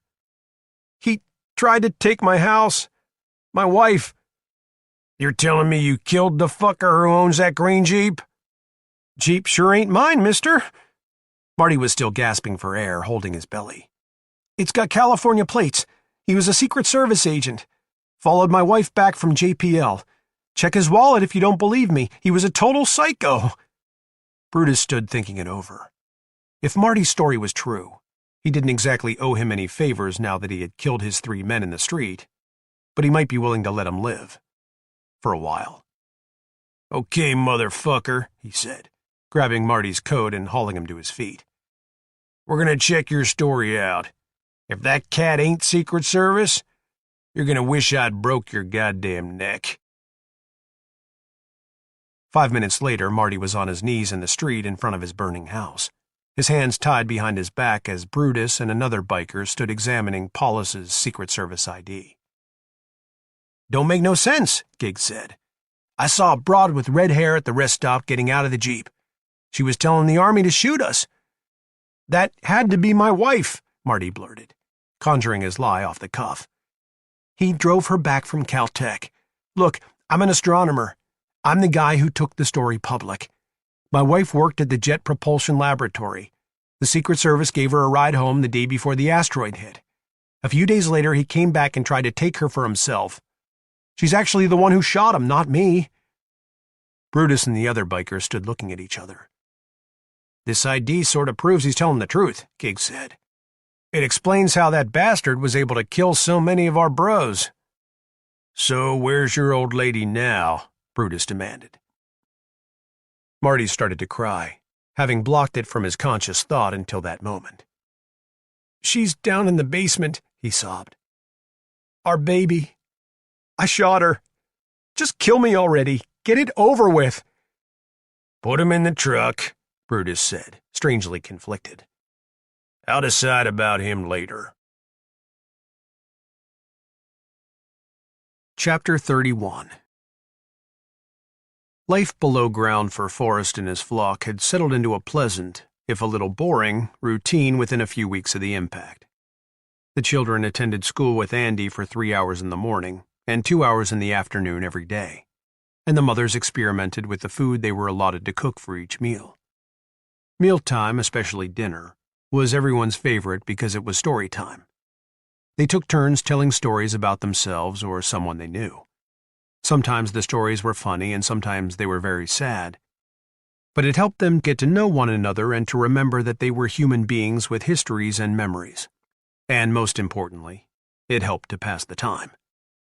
At other times they read, watched movies, worked puzzles or played games, and everyone took turns riding the bicycle generators. The women also helped watch the monitors when the soldier assigned to launch control wanted to put his head down for a nap, or to step out and stretch his legs. In Forrest's case, it was usually to smoke a cigarette in the cargo bay. A few of the women were even learning to knit from Maria Vasquez, a skill she had thought would be important for the children to eventually learn as well, having seen to it that a lot of yarn had made its way down into the silo. She had also begun teaching some of the other children to speak Spanish in the evenings. Late night was the favorite time for the adults. After the children had been put to bed, they almost always played cards, and each of them was allowed either a small bar of chocolate or a shot of whiskey. Almost every mother had someone she shared with, so they could all have a little of each. It wasn't much, but it was something to look forward to. Euchre and strip poker were favorite card games, but it was agreed that no one would strip past their underwear, the married women especially adamant. There were a few other rare treats held in store, like extra bottles of wine, but Forrest held these items secret in the cargo bay, where none of the civilians were permitted for security reasons, and told them they would have to wait for Thanksgiving and Christmas to find out what they were. One morning 3 months after impact, Danzig stepped into the cafeteria, where Forrest and Veronica were working on a large jigsaw puzzle with some of the children. "You'd better come have a listen to this, Jack." "What's up?" Forrest said, getting up from the table. Veronica followed them out of the room and down the hall toward launch control. "Picked up an odd radio signal," Danzig said. "In Morse code. All numbers." "An encrypted code. Probably military." "Maybe, but Wayne says it's a conversation." "That is odd." They stepped into launch control, where Michael and the rest of the men were standing around listening to the steady stream of electronic dots and dashes. Ulrich was sitting at the console scribbling down the numbers as fast as they were being transmitted. "Hey, dude," Forrest whispered into Danzig's ear. "You're getting a little ripe." Danzig smelled his pits. "It's that crappy deodorant we bought. I'll switch to antiperspirant." "What do we got, Stumpy?" Forrest said, putting a hand on Ulrich's shoulder. Ulrich waved at him to shut up, trying to keep up with the telegraphers. "It's a conversation," he said during a brief pause. "Two different hands, both experts." "Different hands?" Michael asked. "All telegraphers have a different pace," Kane explained. "Their own rhythm." "You mean he can tell the difference between who's tapping?" Michael said. "It all sounds exactly the same." Ulrich shushed him as the transmission began again, and a couple of minutes later the conversation stopped completely. "Looks like that's it for now," he said, sitting back and looking at the stream of numbers on the pad. "They were deciphering during all those short pauses, so they're probably using an agreed-upon text, but we don't have the software to crack a code like that." "Can I see what you wrote down?" Melissa asked from where she stood in the doorway with Laddie. "Sure, honey." Ulrich reached between the men to hand her the pad. "How did you find the signal?" Forrest asked. "They're using such a high frequency, I almost didn't. It was an accident, really." "Could they hear us if we tried talking to them?" Michael asked. "Not sure," Ulrich said. "I've got no way of knowing how far away they are. But it doesn't matter. We're not breaking radio silence." "We'll continue to monitor that frequency," Forrest said. "You never know." Later that night, Forrest was down in the electrical room preparing for his ride on one of the bicycle chargers, when Veronica came in and shut the door, standing with her back against it. "Come to take a spin?" he said. She shook her head. "Missed you at cards tonight?" "I felt like hanging out alone in the LC." "One of those nights?" "Yeah, I guess." She pushed away from the door and walked over to him, putting her hands on his chest. "I've decided what I want." "Oh?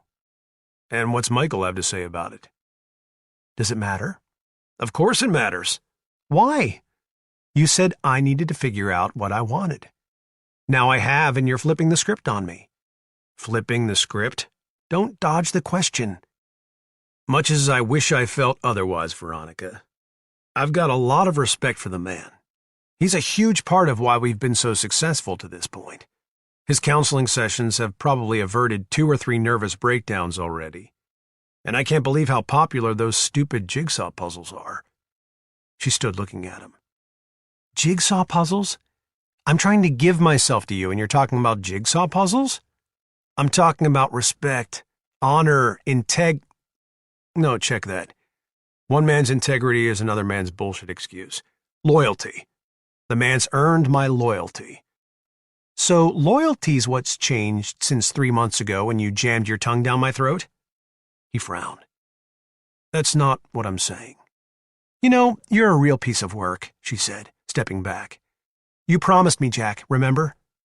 Remember all that bullshit about not repeating or breaking promises? Unfortunately, I do, he said, lowering his gaze. And I'm sorry. So I don't rate the same respect that Michael does. Or is it a guy thing? Bros before hoes? He looked at her. It sure as hell isn't that. You're the only reason I'm even down here, Jack. And now I find out it's been one big mindfuck? Okay, stop. That's taking it too far. I've never been anything but kind to you. Until now. Until you made me feel like a complete fucking idiot. She turned around, walked out of the room, and shut the door behind her. Forrest stood looking at the door. An absolutely impossible situation, he said in frustration, reaching for his shirt to fish out his pack of Camels. Veronica came back in just as he was about to light up. She turned to close the door and stood with her back to him, as though she were unsure if she should speak. He waited, suspecting that she was really going to let him have it this time. Do you know what? She asked quietly. What? She turned around, looking very serious. You just got punked so fucking bad. What the fuck are you talking about? He said, the cigarette dangling from his lip. Michael and I split up, you dope. You haven't heard? He wants to be with Karen. I'm the last one to hear about everything down here, and it's given me a case of the red ass. Oh, stop whining. You wanted to be in charge. She came flouncing toward him and fell into his arms. I'm yours at last, she said dramatically. Yours at last, Jack. He stood holding her with a stupid grin on his face and took the cigarette from his lips. You laid me lower than whale shit a second ago. That was cruel. I couldn't resist, she said, smiling, gazing into his eyes. I had to see how you'd react. And I'd have been disappointed if you hadn't turned me away, by the way. I'd have kept you, but I'd have been disappointed. Kept me? You've been mine since the day you set eyes on me, Jack Forrest, and don't even try to deny it. I seem to remember turning you away a minute ago, he said, his lips only inches from hers now as he stared back into her soft brown eyes. And it killed you. I could see it on your face. You're the most beautiful goddamn woman I've ever seen, he said, kissing her. I want you right now, she said, suddenly wanton. Right here. But I need to go get... I've come prepared, she said with a grin, pulling a condom from her pocket. They dropped their pants and Veronica turned around, taking hold of the handlebars on the bike. Take me now, she whispered. Hurry before I fucking scream. He entered her from behind and she reached back with both hands, pulling him against her. Oh, my God, she whispered. She began pushing back and forth. After a couple of minutes, they were both breathing heavily, their rhythm growing clumsier with each stroke until Veronica gasped in climax, sinking toward the floor, barely able to grip the handlebars. Forrest held her up the best he could, finishing only a few seconds behind her, groaning deeply, both of them dropping to the floor where they lay in one another's arms on the cold concrete, their pants bunched up around their ankles. Holy shit, she panted. I almost passed out. He was holding handfuls of her hair, still breathing hard into her chest. I never came so hard in my fucking life, he chuckled. It actually hurt. Fuck, that was a long time coming. Again, she said, laughing as she tried clumsily to get up. We have to do it again. Not here, he said. In the missile silo. I don't want to be interrupted. That seems to be the popular place, she said, working her pants back up over her thighs. Just don't take me to your usual spot. What usual spot? He said, standing and pulling up his pants. I haven't been with anybody but my wife in 12 years. Really? She grabbed his face and kissed him. I thought that you and Andy... She's never asked, and I didn't think it would be appropriate for me to. So how long has it been for you? More than 2 years. Almost 2.5. Oh, you poor baby, she said, hurting for him. Well, let's get you caught up. They stopped at the door and had a long, tender kiss. I'm so fucking glad you found me, she said softly. It's not fair, he said. The world's dead, and we're down here feeling like this. Isn't it what you planned? This? Hell no. I didn't think we'd survive the fucking impact. Chapter 32. The next morning, Marty awoke in his own motel room beneath a pile of musty-smelling blankets and lay staring at the ceiling.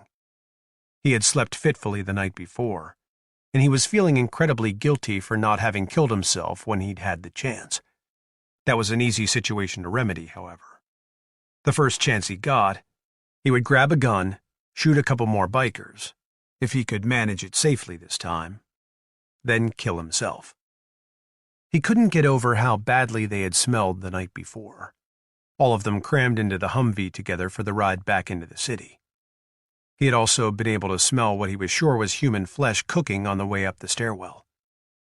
He got out of bed, took his winter coat from the chair and pulled on his shoes, then went to the window, seeing the same gray world as the day before, dark and dim as before a heavy rain.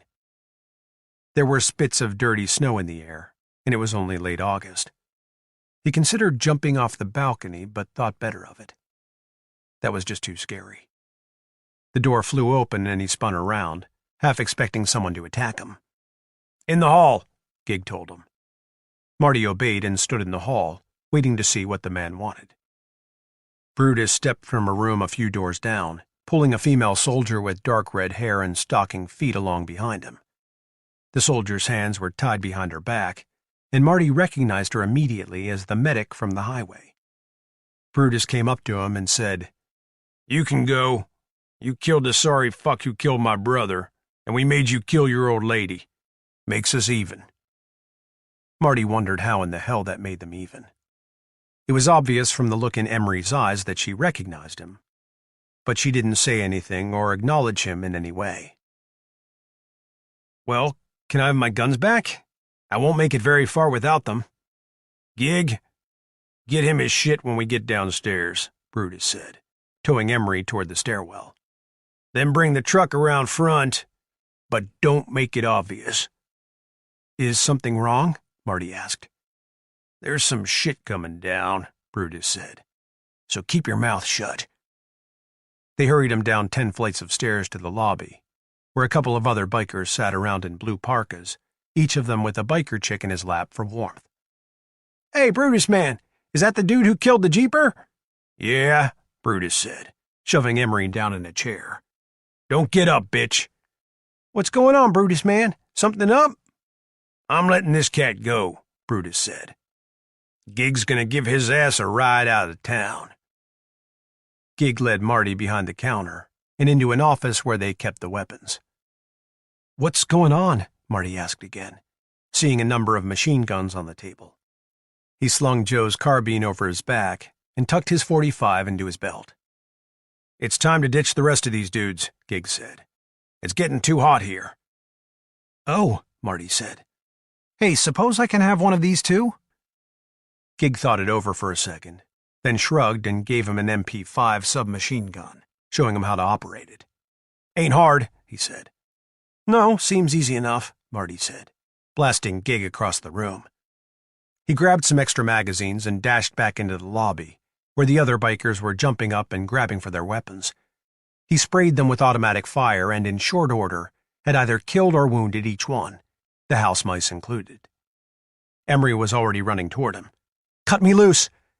He found a pair of scissors in a drawer behind the motel counter and cut the lace that was bound so tightly around her wrists that her hands were a deep crimson. She flexed her fingers and took the MP5. Let's get the fuck out of here. She ran to where Brutus was crawling on his belly toward a shotgun, hit through both lungs and his spleen, and stepped on his back, taking the hunting knife from his belt. Remember me? She said, grabbing his golden braid and jerking his head back. This is your last fuck." She stabbed the knife into his anus, and he let out a shriek. Then she gave the blade a twist and jerked it free, using it to scalp him before stomping on his head. She threw his scalp to the floor and whipped around in time to gun down 3 more bikers, who came scrabbling into the lobby to see what the hell was going on. "Ammo!" she called as they ran for the exit. Marty gave her the extra machine gun magazines, and she jammed them into the cargo pockets of her trousers. "What about your feet?" he asked, as they burst through the doors and ran down the outside wall of the motel. "I got worse shit to worry about," she said, dumping the spent magazine from the weapon and inserting a new one.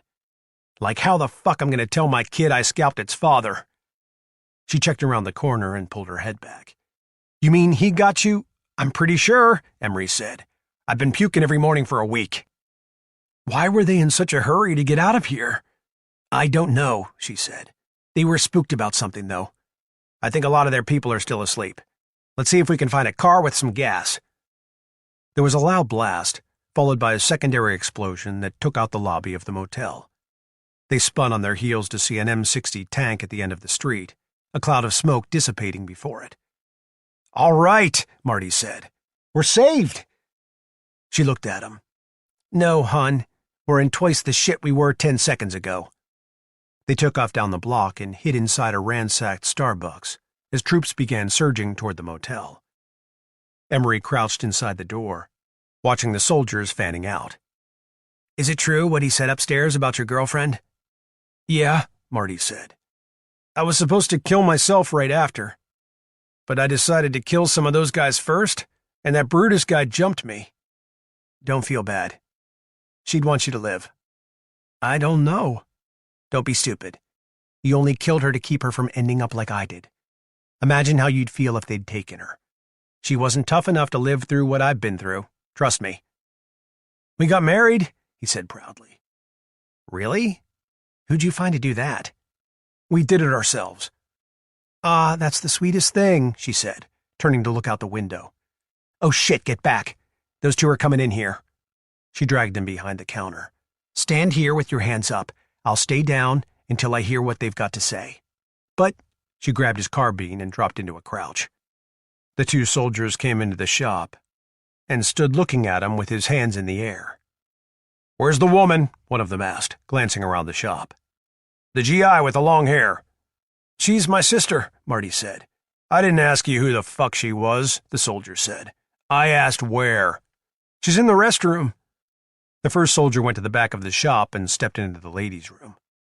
Emery stood up and gave the second soldier a 6-round burst through the neck and face, missing his body armor entirely, then emptied the rest of the magazine through the ladies' room door as the other soldier was scrambling back out. "Quick," she said. "Strip that one's armor and ammo, and check his boot size." Marty ran to the ladies' room, and Emery went to the window to make sure no one else had heard the shots. "These clowns are Air Force troops," she said, checking the dead airman's boot size and seeing that it was 9. "Boot size, Marty, on the bottom of the sole." 11. "Guess 9s will have to do," she mumbled, stripping the dead airman of his boots, then his gloves, armor, combat harness, and weaponry. When she was set, she pulled on the helmet and ran to the back of the shop where Marty was still having trouble shaking the dead soldier out of his harness. "You look like a monkey fucking a football," she said, shoving him aside. "How do you people wear all that shit?" he asked. "I've never seen so many buckles and zippers on one human being." "Shut up, it's not that many. Go strip that other dude's ACU. This guy's a lot bigger than you." "What's an ACU?" "Army combat uniform. Come on, Marty, we don't have all fucking day here." She had him suited up and looking like a proper soldier 5 minutes later, with the exception of his sneakers and the bloody Mandarin collar. They slipped out the back of the coffee shop, leaving all the other weapons behind save for Joe's Springfield Armory .45. "God damn, it feels good to be back in harness," she said, punching him in the shoulder. "Full battle rattle. Hoo-wah, Marty?" "Who, what?" She laughed and grabbed him around the neck with her arm as they walked north up the alley. "Thanks for saving my ass back there," she said, kissing him on the cheek. "You're my fucking hero." "I'm tired of being a hero," he said wearily. "Here, hold on a second. I'd better make sure you know how to operate your weapon system before we hit the street again. This is an M4 carbine. It shoots as smooth as that other gun you had, but it's got better range and better penetration. Just look through the scope and put that red dot on whatever you want to hit. Got it? Got it. She made sure he knew how to load the weapon, and they started off again. Let's make a pact, she added. Neither lets the other be taken alive. Hoo-wah? Who what? What is that? It's the Army battle cry. I say hoo-wah, you say hoo-wah. Got it? Got it, yeah. You're a grunt now, she said. So let's hear it. Hoo-wah! Good. So we got a deal? Hoo-wah! He said again. Fucking A, she said, slapping him on the back. We'll probably both be dead by dark, but what the fuck? They got to the end of the alley, and Emery checked west then east, seeing troops crossing southward 2 blocks up. She ducked back. Okay, listen. Whenever we're moving, it's your job to cover our ass. And whenever we cross a street, we do it one at a time. First I cover you, then you cover me. Got it? Hoo-wah! Don't overdo it, she said. Now, get across the street and take cover at the corner, then cover me as I come across. Marty ran across the street and tripped over the curb, falling on the sidewalk. His weapon went off and shot a hole in a shop window on the opposite corner. He got up and ducked around the corner of the building, self-consciously watching up and down the street as Emery came across. Nice job, dumbass, she said, belting him on the helmet. Keep your finger off the goddamn trigger unless you're gonna shoot. When they got to the next corner, they spotted a soldier in the second-story window of an apartment building waving them down. Emery pushed back against Marty and pulled him down into a crouch. What's he want? He's warning us to stay put, she said. He's Army, but be ready to blow his ass out of that window. How do you know he's not Air Force? Because his camo doesn't match yours. It matches mine. She double-checked to make sure the M203 40mm grenade launcher on her carbine was ready to fire. Why don't I get the one with the grenade launcher? 'Cause you can't even walk and chew gum at the same time. The soldier continued to signal for them to hold their position as he watched eastward down the street. A minute later, he signaled for them to cross as a pair, and Emery dragged Marty across and into the lobby of the apartment building. They went up the stairs to the second floor, where the soldier met them in the hall. In here, he said. There's bad juju up the street. Emery saw the blue arrowhead of the 36th Infantry Division on his shoulder. On her own shoulder, she wore the red and yellow patch of the Arizona National Guard, with 2 arrows crossed over a bayonet. He was a broad-shouldered man with handsome dark eyes, and his name tag identified him as Sullivan. You're a long way from home, Sullivan. Tell me about it, the trooper said. But Texas ain't where you want to be. Did you desert or get run off? Depends how you look at it. I wasn't exactly down with the shit they were doing. He took a second to check out the window. There was a lot of gunfire coming from the direction of the motel now, building to a crescendo. So did Mexico attack us or the other way around? She asked. It all went to shit too fast, Sullivan said, turning back to them. We'd just gotten into Nogales. We were trying to restore order there when somebody said the Mexicans were firing on us across the Rio Grande, but who the fuck knows? They didn't have any tanks, so it was a pretty lopsided battle. Personally, I think we picked the fight. Sullivan recognized the camouflaged pattern of Marty's uniform, but didn't recognize the unit. How about you, Miller? The Air Force doesn't issue boots anymore, or what? Marty looked down at his sneakers. Me? No, the other Miller standing over there. Emery chuckled. That's Marty. He's only just enlisted, actually. The real Miller was dishonorably discharged. Explains the blood, Sullivan said, checking briefly out the window again. Closest most of those Air Force jerks down there ever got to combat before this was dragging a can of gasoline over to an airplane. They're all Air Force? Yeah, Sullivan said. From Tinker AFB. They've been probing Mesa all week. Now they're finally attacking some biker gang a few blocks over in that motel. We just came from there, Emery said. You got any food to spare? Got a case of MREs in the closet. I swiped it from the Air Force last night. Emery showed Marty how to use the chemical heater contained in the MRE pack to warm his food, using a little bit of water from the back of the commode. The heater was a plastic bag containing a simple combination of powdered, food-grade iron, magnesium, and salt. The added water started a chemical reaction that gave off enough heat to warm the ration to more than 100 degrees. "This doesn't taste too bad," Marty said. "I don't know what you've been eating these past few months," she said, "but this shit's fucking fantastic. That bastard made me eat a can of Alpo last night." "What bastard?" Sullivan asked. "The Mongols had her," Marty said. "Who the fuck are they?" "Those bikers you were talking about?" "You were with those animals? They've been kidnapping people all over town. They're eating them." "That's a fact," Emery said. "So, what's your plan?" Sullivan shrugged. "Keep stealing from the Air Force as long as I can. It's all about the food now." Emery looked at Marty. "What do you want to do?" He shrugged dolefully. "I hadn't really thought past getting you to safety." "Well, I'm safe now," she said with a grin. "So, what's Marty want for himself?" "Nothing. I'll help you two steal from the Air Force. If anything ever happens, I can stay behind and cover your retreat." "No, Marty, you're not a sacrificial lamb. You're an intelligent guy. You have to have an idea or two rolling around in your head." "Well, I would like to see the impact crater before I die." "See what?" Sullivan blurted. "Are you nuts?" "He's an astronomer," she said, rolling her eyes. "See the fucking impact crater," Sullivan said. "That's the craziest thing I've heard yet." "It's a hell of a lot less crazy than people eating people," Marty said. "Which is all that you've got to look forward to, whether it's eating or being eaten. And that crater's going to make the Grand Canyon look like a crack in the sidewalk." Sullivan looked at Emery. "Where did you find this dude?" "Look, I'm just talking here," Marty went on.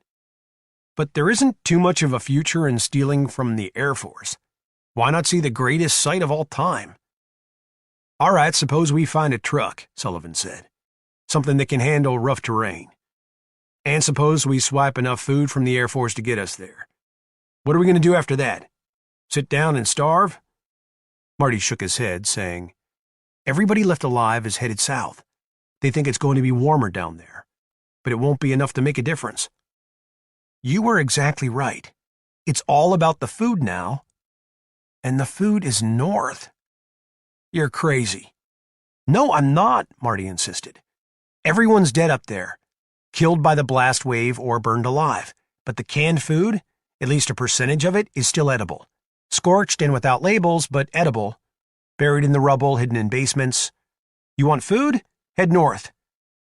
"Bullshit," Sullivan said. "You just want to see the crater." "No," Emery said. "He's serious." "And I've already got our transportation problem solved," Marty added. "It's even on the way." Chapter 33. Early the next morning, Vasquez glanced up from his book, movement on one of the monitors having caught his eye. "Puta madre! Where did that ugly bastard come from?" Danzig looked up from his Game and Wildlife magazine to see a burly-looking man with a thick black beard and grubby parka wandering around in the kitchen above. He had a shotgun slung over his shoulder, and he was rifling through the cupboards, tossing things about. This was the first sign of life they had seen above ground since the impact 3 months earlier. "Better get Jack in here." Vasquez pressed the button for the PA. "Forrest to launch control. Forrest to the LC." Danzig was busy checking the different camera feeds around the upper compound to see if there was anyone else wandering around up there. "Look at this shit." A different man in a camouflaged coat stood on the porch, holding a shotgun on 2 women and a third man. All 3 of the captives were equally disheveled and filthy, their hands tied behind their backs. Forrest entered launch control, tailed by Ulrich and Kane. Many of the others, Veronica and Michael among them, gathered outside the door waiting to learn what had put the urgency into Oscar Vasquez's voice. In addition to being the first sign of life from above, it was also the first excitement there had been since impact. Forrest watched the burly man kicking around the kitchen without comment, waiting to see what was going to happen with the prisoners on the porch. The man in the kitchen checked the stove to find that the gas burners still worked and moved quickly out of the room. Ulrich glanced at Forrest. That was an oversight. I'll go and remedy that right now. He slipped out the opposite door and went to shut off the gas supply to the house. Stay with Blackbeard, Forrest said to Vasquez.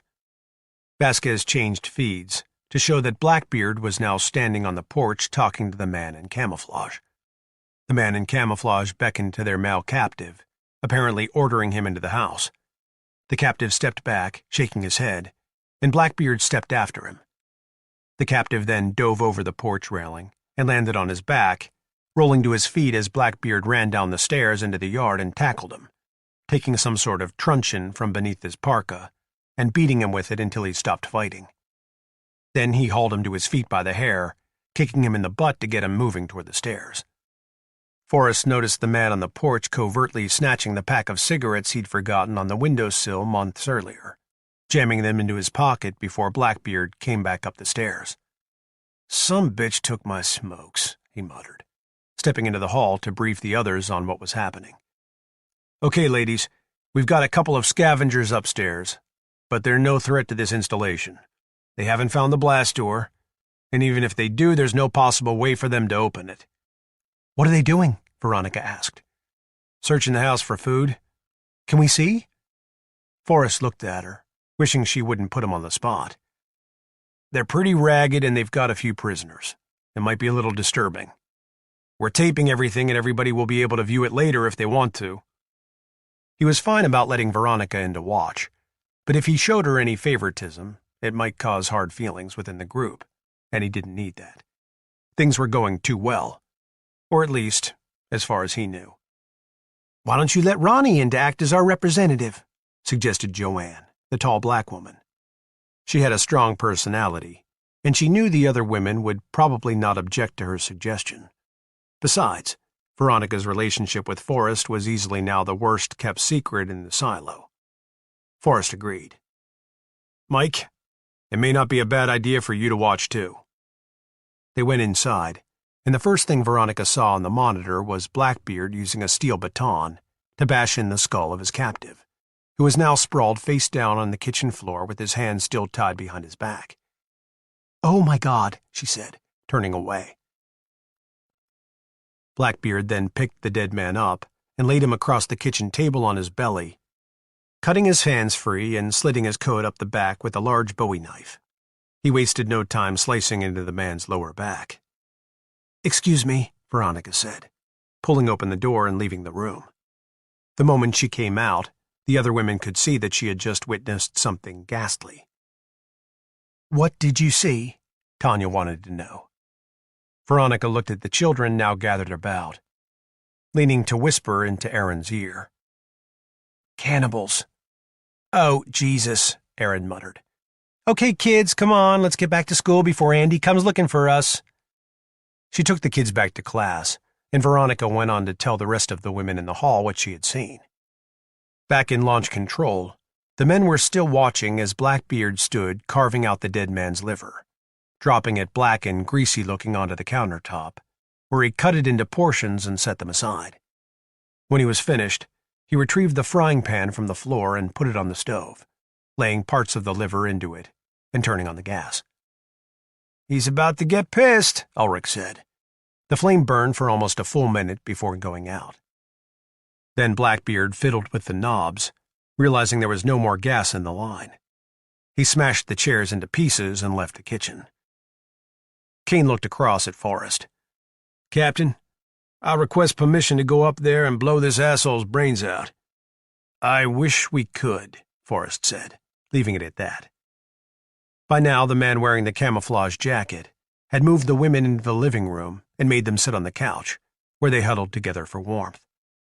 They looked alike, sisters perhaps, appearing to be in their early 30s, but with the grime on their faces it was hard to tell.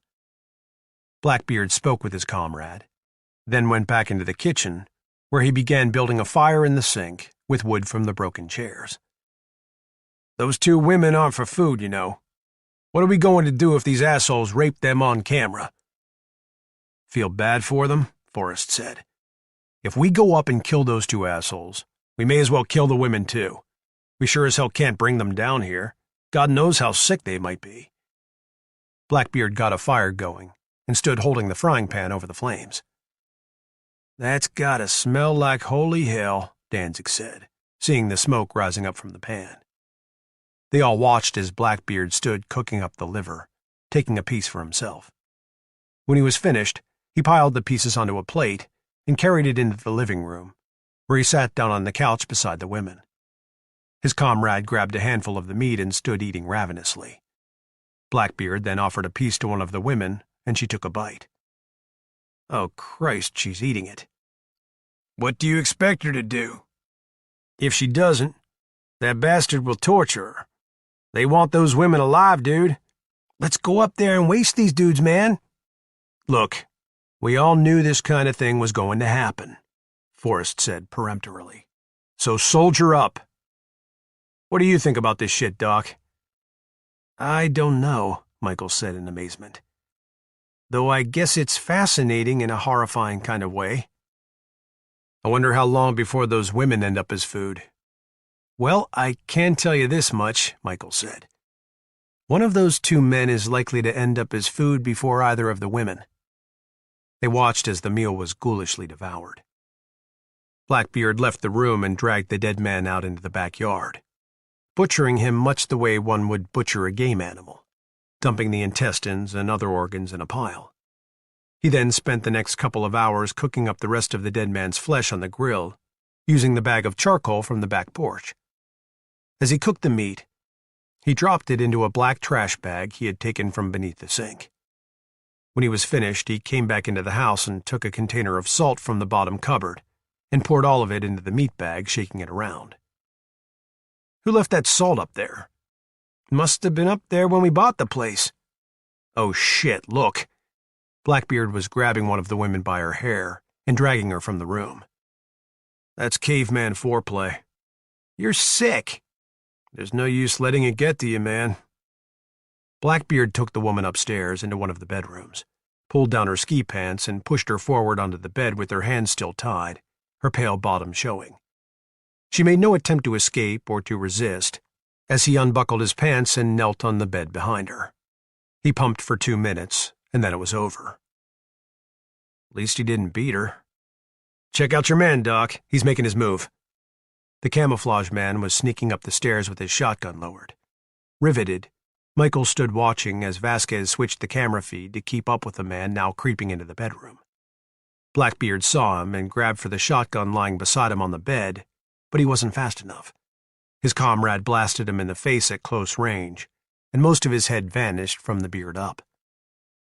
The gore-spattered woman rolled off the edge of the bed to avoid being hit by the body as it fell over onto the mattress. "Hoo-wah!"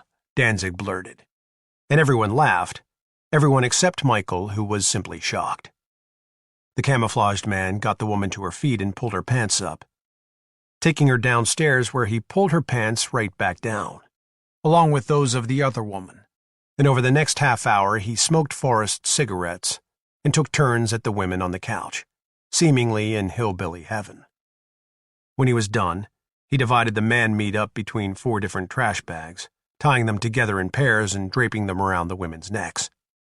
Once he had satisfied himself that his idea was superior to that of his dead associate, he put the meat bags on the floor and took a dog chain from his rucksack, chaining the women together at the neck and locking it with a combination padlock. The other end of the chain he used to bind their ankles together, locking it in the same fashion with a separate padlock. "Ain't taking any chances, is he?" Next, the man unbound their wrists, presumably to restore the circulation to their hands. He then went upstairs to take the shells from Blackbeard's shotgun, along with the Bowie knife, collapsible baton, and some other items from the dead man's pockets too small to identify. Shoving Blackbeard's body onto the floor, he stripped the blood-stained blankets from the bed and went back downstairs, where he curled up on the couch and went to sleep, leaving the women to shiver on the floor. Within 30 minutes it was too dark to see what was happening in the house, and 10 minutes after that it was too dark to see anything outside of the house. The time was 6 p.m. "I guess that's it for today," Forrest said, looking grim. "Come on, Captain," Kane said. "I could slip in there and cut that dude's throat so easy it wouldn't even be a trick." "No," Forrest said. And I'll show you why. Oscar, run it back to where they were feeding the women. Linus, call Weston here. When Dr. West showed up, Forrest asked him to watch the woman seated on the end of the couch. See how she's hacking her ass off? West stood, nodding. She's sicker than a dog. That could very easily be tuberculosis, which I would expect to see up there by now. Among so much starvation and deprivation, breathing all that crap in the air. But the NBC suits would protect us from— No, Forrest said with finality. We soldier up and soldier on. Hooah! Hooah! A bit later, Forrest found Veronica sitting with Aaron and Taylor in the cafeteria. There were some children about and a couple of other women, but everybody was growing accustomed to the close quarters, learning to block out conversations that didn't involve them in order to allow one another a sense of privacy. That sure took a while, Veronica said. Are they gone? He shook his head. One of the cannibals killed the other and took the women for himself. Now they're sleeping and it's too dark to see anything. It's total darkness up there at night now. What if they don't leave? It doesn't matter, he said, shrugging. They're no threat to us. Can we still see the tape? Aaron wanted to know. If you really want to, Aaron, but it's nothing but raw brutality from start to finish. I don't think it's anything you want in your dreams. Believe me, Veronica said. I wish I'd never gone in there. But we're allowed to see it if we want to, right? Aaron was making sure. Yes, the Freedom of Information Act still applies. Should I go and have Oscar cue it up for you? No, she said with a pleasant smile. I was merely making sure. Christ, I've got the ACLU up my ass, he said with a chuckle, glancing toward the counter to see that the coffee pot was empty once again. I wonder who I have to fuck in this place to get a cup of coffee. Is that your manly way of asking for someone to make you some coffee, King Jack? Taylor asked. No, he said affably. It's my way of finding out who I have to fuck in this place to get a cup of coffee. Taylor rolled her eyes and got up from the table. Taylor, he can make his own goddamn coffee, Veronica said. Sit back down. No, I've indulged him all these years. It wouldn't be fair to turn on him now. Forrest stuck his tongue out at Veronica. Keep it up, she said, less than entirely pleased that Forrest held so much sway with these two women. Ooh, he kidded. She got up and walked out of the cafeteria. Uh-oh, Aaron said. She'll be fine, he said with a wave. She's just upset about those maniacs upstairs. That, and I won't kiss her ass in front of everyone. Aaron shook her head. You'll never change. What makes me such a bad guy? You're not a bad guy. But would it hurt for you to pretend to be a little vulnerable for her? That's what she's pissed about? My lack of vulnerability? Me walking around down here all weepy-eyed won't exactly instill confidence. Taylor retook her seat.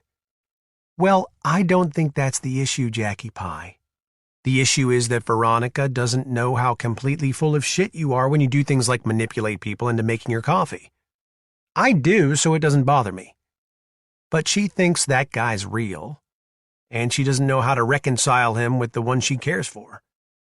And, Aaron added, I don't think it helps that Michael so openly dotes on Karen now.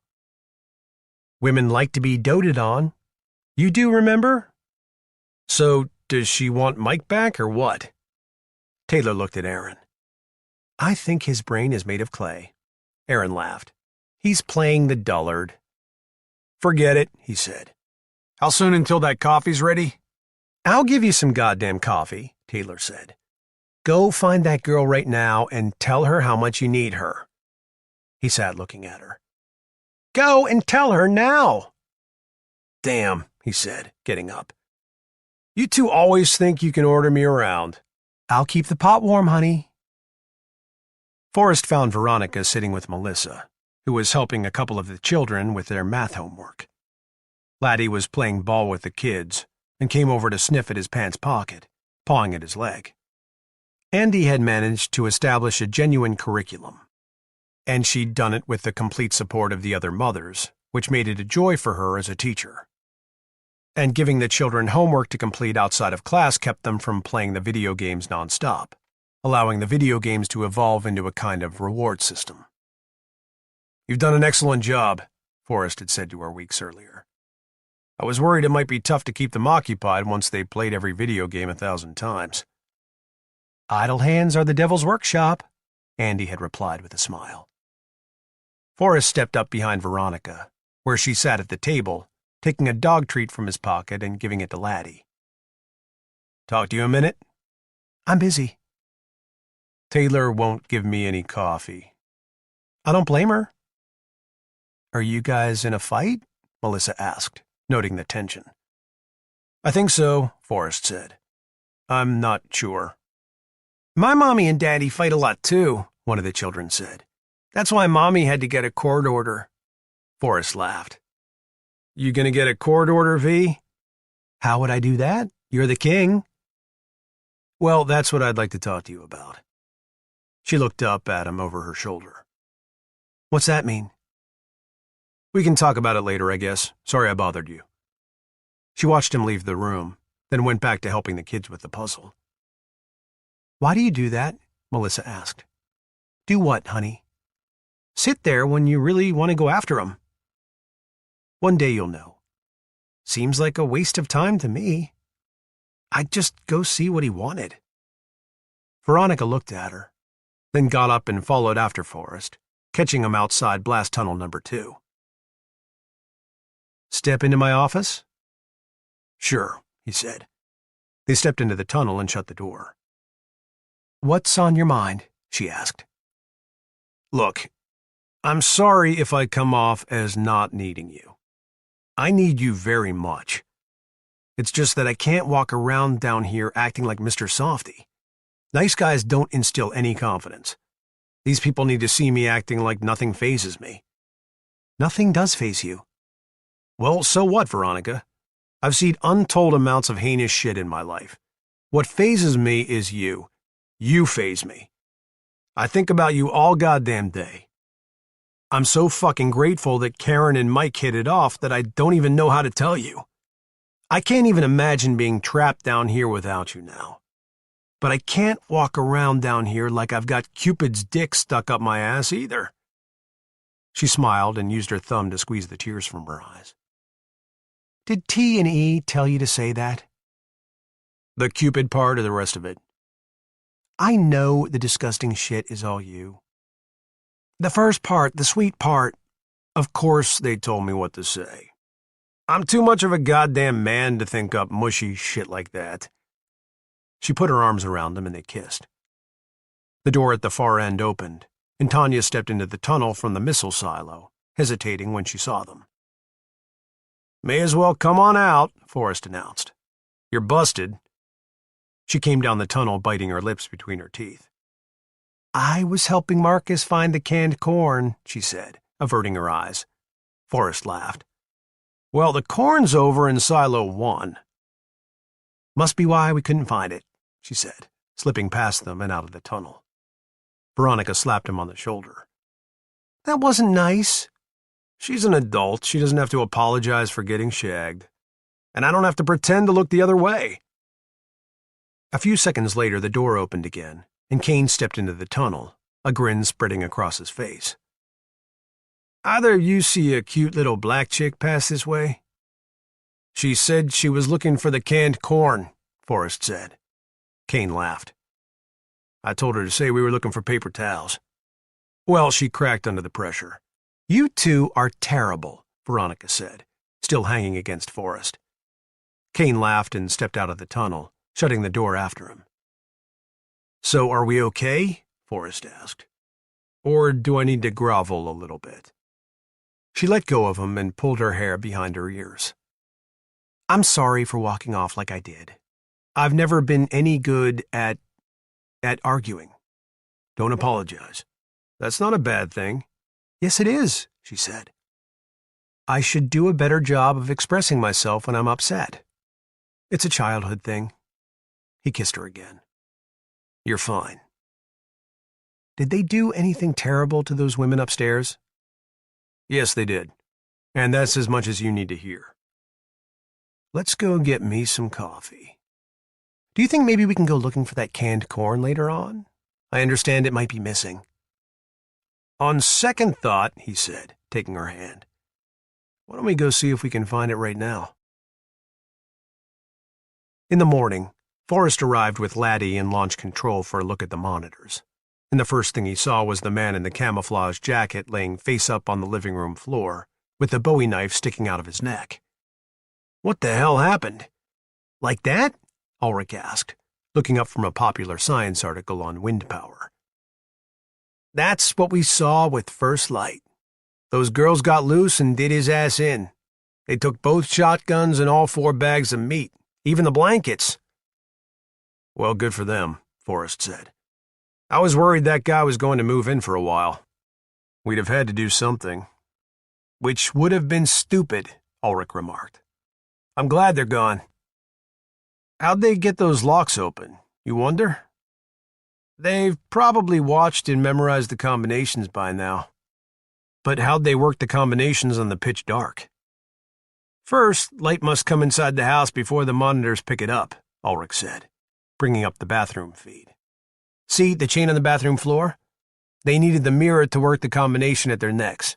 One would assume their antagonist was dead by then. One would assume, Forrest chuckled. We've got another birthday today, by the way. Maria 2's kid. She's 7. Birthdays were good days because everybody got a cake for their birthday, and it cheered everyone up, especially the child of the day who got to play video games while everyone else was in class. I'll be back, Forrest said. He took Laddie with him to the cargo bay where he kept the novelties, sorting through crates of odds and ends until he found a coloring book full of pictures of a sponge named Bob, along with a brand-new 8-pack of crayons. It's not exactly a G.I. Joe with the kung fu grip, he said to the dog. But everyone's got to get something on their birthday, right? Laddie grumbled and sniffed around in the box, finding a blue racquetball and trotting off toward the door with it. Hey! It ain't your birthday. Come put that back. Chapter 34. Marty and his 2 army buddies finally made their way back to his house on foot. The Air Force was all over town now, and it took the 3 of them 2 days to get back to his house and avoid the armored vehicles. Twice during the day, they were spotted and forced to fight a running battle until they finally lost their pursuers. Now Sullivan stood looking over Joe's 4-door Jeep Rubicon in the beam of his red light, noting the bad dents left in the hood by meteorite impacts, the hole in the hardtop. This is about the most aggressive tire tread you can get on a civilian vehicle, he said. Good call, Miller. But Marty wasn't paying him much real attention. He was busy looking at the ruins of his home through the night vision device, thinking of his wife and child beneath the rubble, feeling that the weight of his despair might crush him. He wished Emery and Sullivan would take the Jeep and leave without him, so he could sit down in the midst of the ruins and blow his brains out. And had he thought for even a moment that he might actually get to be with Susan again on the other side, he would have done exactly that. But he knew better, so he turned around and walked over to Sullivan in the darkness. I'd rather you didn't call me Miller, he said quietly. I'd consider it a personal favor. It was just a joke. Anything but Miller, Marty said. I've got his blood all around my neck. Emery found a roll of duct tape in a garage across the street and used it to black out all of the brake lights and turn signals. She taped over the headlights so that only an inch-wide horizontal space was exposed across the center of each lamp. Sullivan bumped Marty on the shoulder, and Marty turned around to see him standing there with a red 1-gallon gas can in his hand. Strip that tunic a minute. Marty took it as an opportunity to practice stripping his gear, and handed over the mandarin-collared ACU jacket. Sullivan then asked him to hold the light while he poured gasoline on the collar of the jacket and scrubbed it against itself to get the blood out. He then squeezed the excess gasoline from the cloth and gave the jacket back. Better? Marty shrugged back into the jacket. At any other time in his life, the smell of gasoline on his clothing would have made him sick, but under the present circumstance it smelled wholly appropriate. Thanks, Sully. Sullivan. Sully was my dad. Hoo-ah, Marty said. They were on the road a short time later, searching for the best way to refuel the Jeep. By pure dumb luck, they came across an abandoned 18-wheeled shell tanker and filled up the Jeep along with Joe's 2 remaining fuel cans. Sullivan drove and Marty rode shotgun. Emery sat in the back seat with her M203 grenade launcher. Anyone attempting to chase them down would get the shock of their lives. "This guy Joe," Sullivan said, shifting into drive. "He was a good friend?" "He was the best friend anybody could ever hope for," Marty said. "Well, he sure left you a fine set of wheels." It occurred to Marty then, for the very first time, that he and Joe had a great deal in common now. "It's a good Jeep," he said. They drove back into town, and Sullivan parked as close to the Air Force perimeter as he dared. "They're keeping their supplies in what they consider to be their rear on their northern perimeter. We can keep to the side streets and walk right up to their supply column like I did the other night. They've still got night vision, but they're not keeping up a very good watch." "What if we swipe one of their chargers?" Marty asked. "Plug it into the cigarette lighter here in the Jeep. That way we could drive without headlights, right?" "Let's not get greedy," Sullivan said. "What's one look like?" Marty said. "I'm wearing an Air Force uniform." "Whoa," Emery said. "You can't even walk the walk, Marty, much less talk the talk, and you're wearing Adidas." "Who looks at anybody's feet in the dark?" Marty argued. "He's got a point," Sullivan said. "And a charger would be a big advantage. Otherwise, these NVDs will be useless in a day or two." "He's got a death wish is what he's got," Emery said. "No, I don't, Shannon. I really do want to see the crater." Emery reluctantly agreed. Then they came up with a plan. They used the night vision devices attached to their helmets to cover the last 2 blocks, easily slipping through the Air Force perimeter undetected. They grabbed 2 cases of MREs apiece from the nearest deuce and a half, each case containing 12 complete meals, and hurried back to the edge of the perimeter.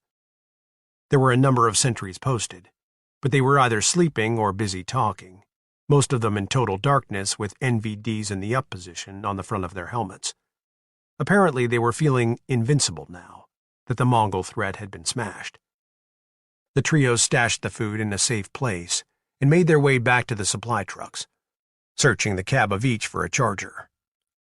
Not finding one, they were forced to penetrate deeper within the Air Force perimeter, finally taking cover behind a U-Haul truck near a well-lighted repair station, where a number of airmen stood around talking and smoking cigarettes. A large green diesel-powered generator was running at the back of the repair bay, providing heat as well as light to a row of 6 53-foot Air Force trailers parked to the right of the garage. "That's a command car over there," Sullivan said, pointing across the lot to an armored Humvee festooned with multiple radio antennae. "If they don't have one in there," Emery said, "they don't have one." "I'll be back," Marty said, and stepped boldly from behind the truck into the light before Emery could grab him. "He does have a goddamn death wish," Sullivan hissed, bringing his M4 to bear, sighting on the group of 9 airmen inside the bay. "I told you," she muttered, doing the same, her finger on the trigger of the M203. The airman glanced in Marty's direction as he strolled casually across the lot with the carbine slung over his shoulder, his hand in his pocket, waving lazily as he passed within 100 feet of the open door. The wave was returned by a couple of the airmen who went right back to their bullshitting. "Check that out," Emery said. "I'm still going to jerk a half hitch in his ass, if we survive this." Marty walked past the trailers and over to the command car, which sat out of view from the garage cloaked in shadow. He opened the far side door and got in, shutting the door and using his red light to have a look around.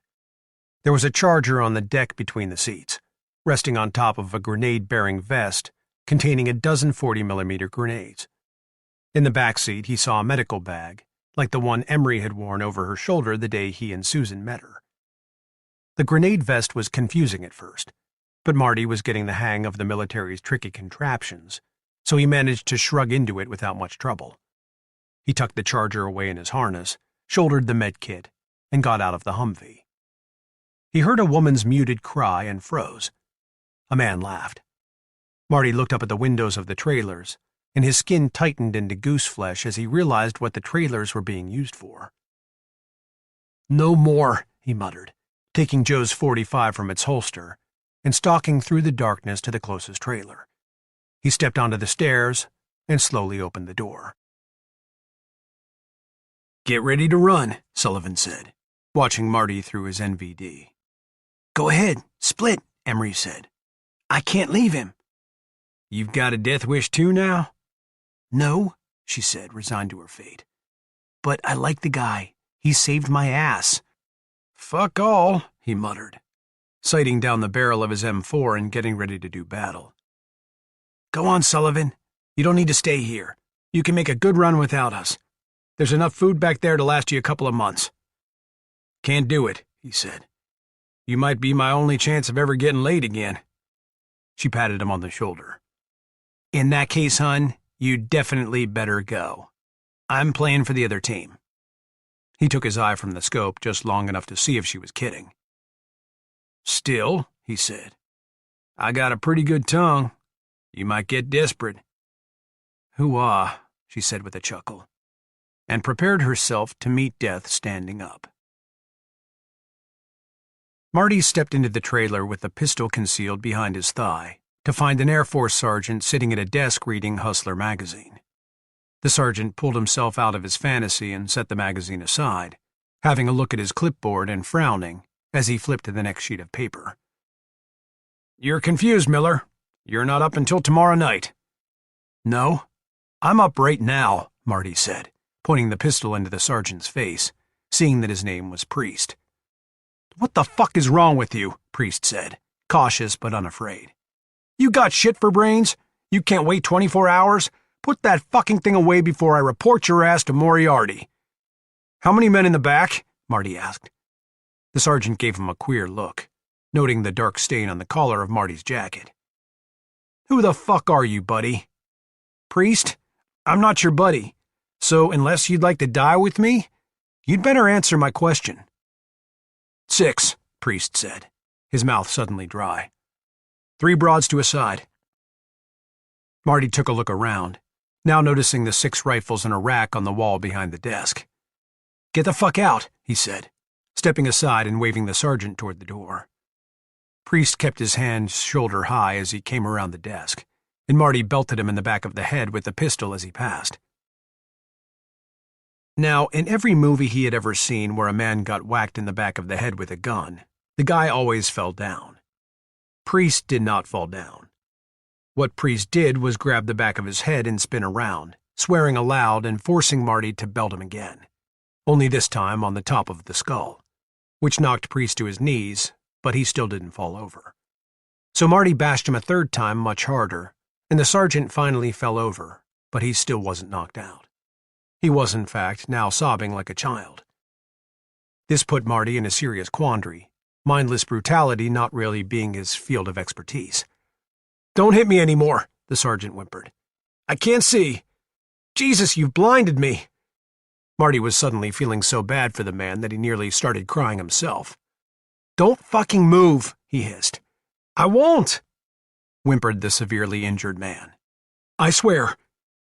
Marty went down the hall and opened the first door to find a man humping a woman in her mid-40s. She had blonde hair and was staring off into deep space. "What the fuck?" the naked man said, climbing off the cot from between the woman's legs. "Get the fuck—" Marty shot him in the throat and turned around, kicking open the door to the room directly across the hall, where another woman was being violated. He shot the man in his stomach and turned to face down the hall, shooting each of the 3 men to emerge from their rooms. The 6th man had obviously chosen to hide. So Marty walked over the bodies and opened the door to find him cowering on the bed with his hands over his head. He was a young airman, no older than 19. The woman he had been molesting, even younger than her tormentor, was obviously in a deep fog like the others. Marty shot him in the head, nearly jumping out of his skin a second later to the sound of a thunderous explosion outside the trailer. "Kill me," the girl begged. "Please." Marty stepped forward, kissing his fingers and touching them to her forehead. "Close your eyes," he said gently. Hearing the sounds of men clambering out of the next trailer, followed by those of automatic rifle fire. The girl closed her eyes, and he did the same as he held the barrel of the .45 near her temple and pulled the trigger. The slide locked back on the weapon as the last shell was ejected, and he turned from the room without looking at her, ejecting the spent magazine and slapping in a new one. He did not look into the other rooms he passed, holstering the pistol and unslinging his carbine as he made for the door, stepping over the sergeant's now lifeless body where he still lay on the floor in front of the desk. "What the fuck's he doing in there?" Sullivan said, as they stood waiting to find out what would happen. 90 seconds later, 3 half-naked men came piling out of the adjacent trailer with rifles in hand.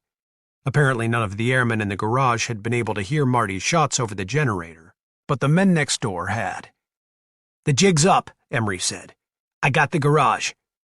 Sullivan shot down the men coming from the trailer, as Emery fired a grenade into the bay, hitting the generator and blowing the men in the garage to kingdom come. He shot more half-naked men as they came scrambling from the trailers, and he nearly shot Marty too, as he came running across the lot with ever more men showing up out of the darkness. "The fuel truck!" Sullivan shouted, banging Emery on the helmet and pointing far to the right of the trailers. "Burn it down!" She fired a grenade and blew up the fuel truck, roasting a number of airmen as they were running past it. Marty made it back unscathed, and the 3 of them slipped away into the night, grabbing up the stashed MREs along the way. "You stupid fuck," Sullivan said later, tossing the cases of MREs onto the ground near the Jeep. "What the fuck was that about, huh?" "I couldn't find a charger in the command car," Marty lied, "so I decided to check the trailer." He pulled the charger from inside his vest. "I got this med kit and some more grenades for Shannon's pop gun, too." "Never again," Sullivan said, jamming his finger into Marty's face. "Never again, and I want your goddamn word. You don't have the right to play games with my life." "You're right," Marty said, chastened. "It won't happen again. You've got my word." They put half the MREs inside the Jeep and lashed the other half to the roof with the fuel cans. At first light, they decided to stop for some rest and parked the Jeep off the road beneath an overpass in the desert. Emery volunteered to keep first watch because she was too wired to sleep, and soon Sullivan was snoring away behind the wheel with the seat back. Marty sat with Emery on the hood of the Jeep for warmth. "You should try and get some sleep," she said. "I'm too wound up." "I'm getting to know you. You lied earlier. Why'd you really go into that trailer?" "I heard someone hurting a woman," he said. "Are all military men fucking psycho?" "No," she said. "And not all those guys back there are psycho either. But if the good-natured guys are outnumbered, what are they going to do? They have to eat." "They could take off like Sullivan did." "And I'm sure plenty of them have, Marty. You're talking about a lot of young guys with guns and no worthwhile leadership. It starts at the top. That's what's wrong with our unit. We had a wife-beater for a CO. "Think we can trust Sullivan?" Marty asked. "He made a cute pass at me back there before your little show. I'm pretty sure he's a gentleman." "Does he have a chance with you?" "I don't know," she said with a shrug. "Like he said, I might get desperate." "Can you do that? I mean, you know." She put her arm around his shoulder, pulling him closer. "It's like this, Marty. There's 2 kinds of lesbians. Those who like intercourse and those who don't really care for it." "Which are you?" "Well, I used to like it once in a while with the right guy. Now, I don't know. It'll take time. Plus, you might be—" "Oh, thanks for reminding me," she said, letting go of him. "I'd actually managed to forget about that. With any luck, I'll have a goddamn miscarriage." "And if we make it the whole 9 months?" "Well, you're going to have to deliver the goddamn thing." "Me? I don't know shit about birthing babies." "There's plenty of time for me to teach you all you need to know. Now do me a favor and don't bring it up again." They sat quietly for a while. Then Emery slipped down from the hood and stood looking out across the dim morning expanse of Arizona. "Marty, I don't know what I'll do if it looks like him. I might kill it." 9 months is a long time to grow attached, Shannon. Let's wait and see how you feel by then. What about you? Do you have any kids out there anywhere?" He smiled sadly and shook his head. An hour later, Marty was dozing in the passenger seat of the Jeep when something woke him up. It was the sound of a rotary-winged aircraft, the first aircraft he'd heard in the sky since the impact.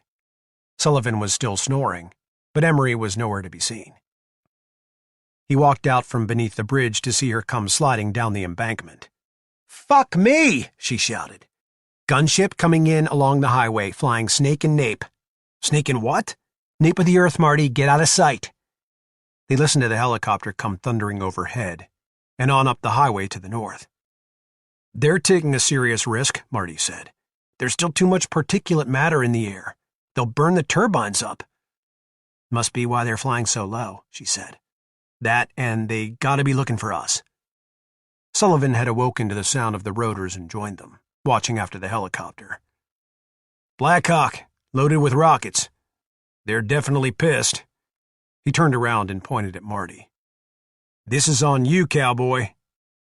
"I'm sorry." "Well, forget it. We just gotta deal with it." An hour later, the helicopter came back. By now, its engines were smoking from sucking in so much dirt and ash, but it swung wide of the highway by 100 yards for a look beneath the bridge, where Marty had gotten out of the Jeep and stood hidden behind a column. The door gunner immediately opened fire on the vehicle. Sullivan stomped the accelerator and tore off in the direction of the helicopter. "Don't miss, Shannon, or we're fucking dead," he shouted. They had removed the hardtop, and Emery was standing in the back seat braced against the roll bar. She opened fire on the door gunner, even as the machine gun bullets were hitting the fender of the Jeep. The gunner fell back into the aircraft, and the helicopter swung around to face them directly. Sullivan swerved right against the direction of its turn, hoping to throw off the pilot's aim.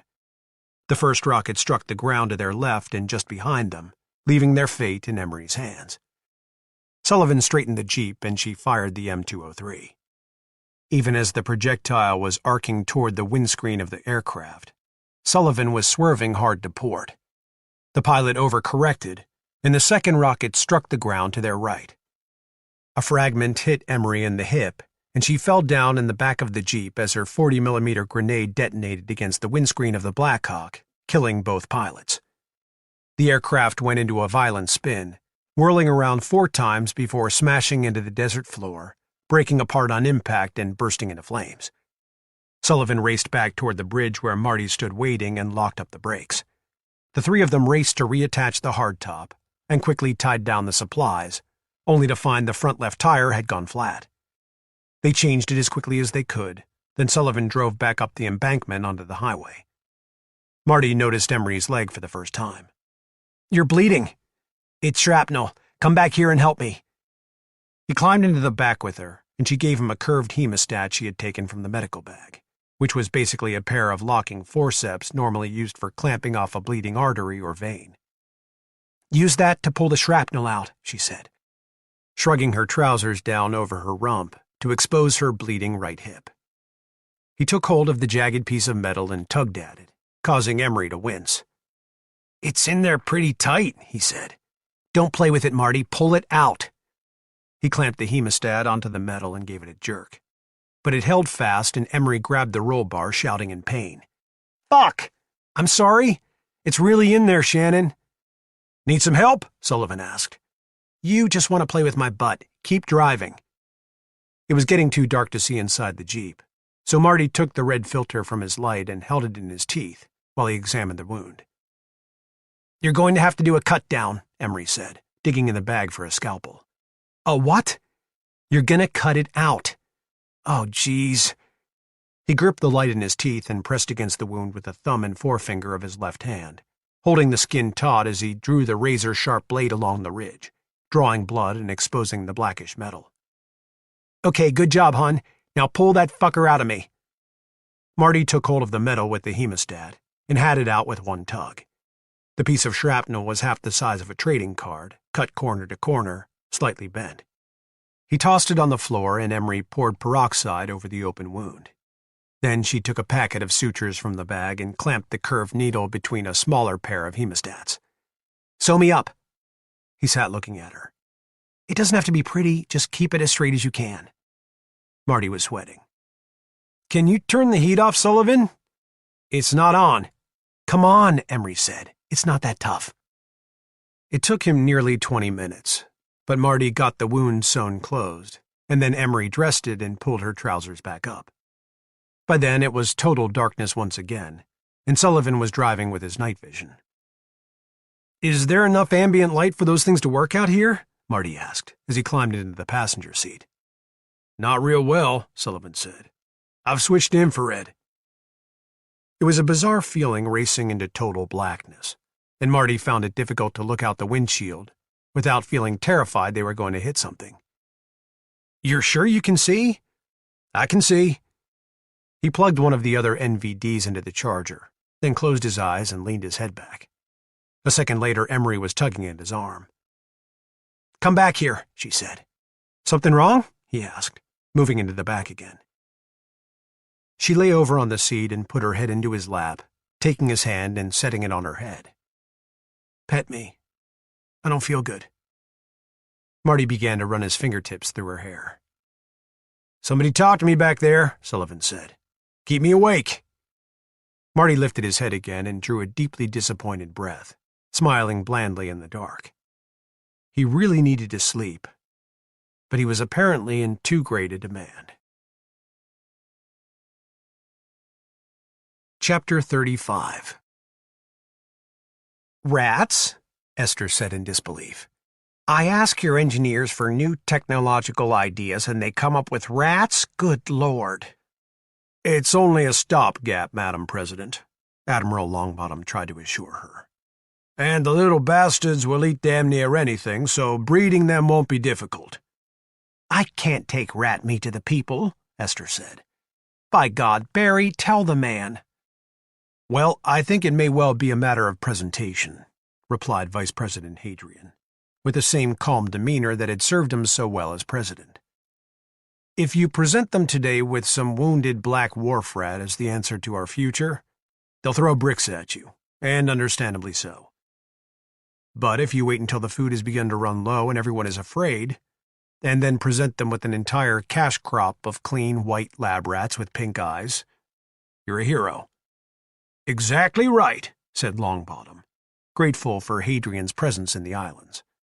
"Nothing says we have to take the project public, but we are talking about avoiding starvation.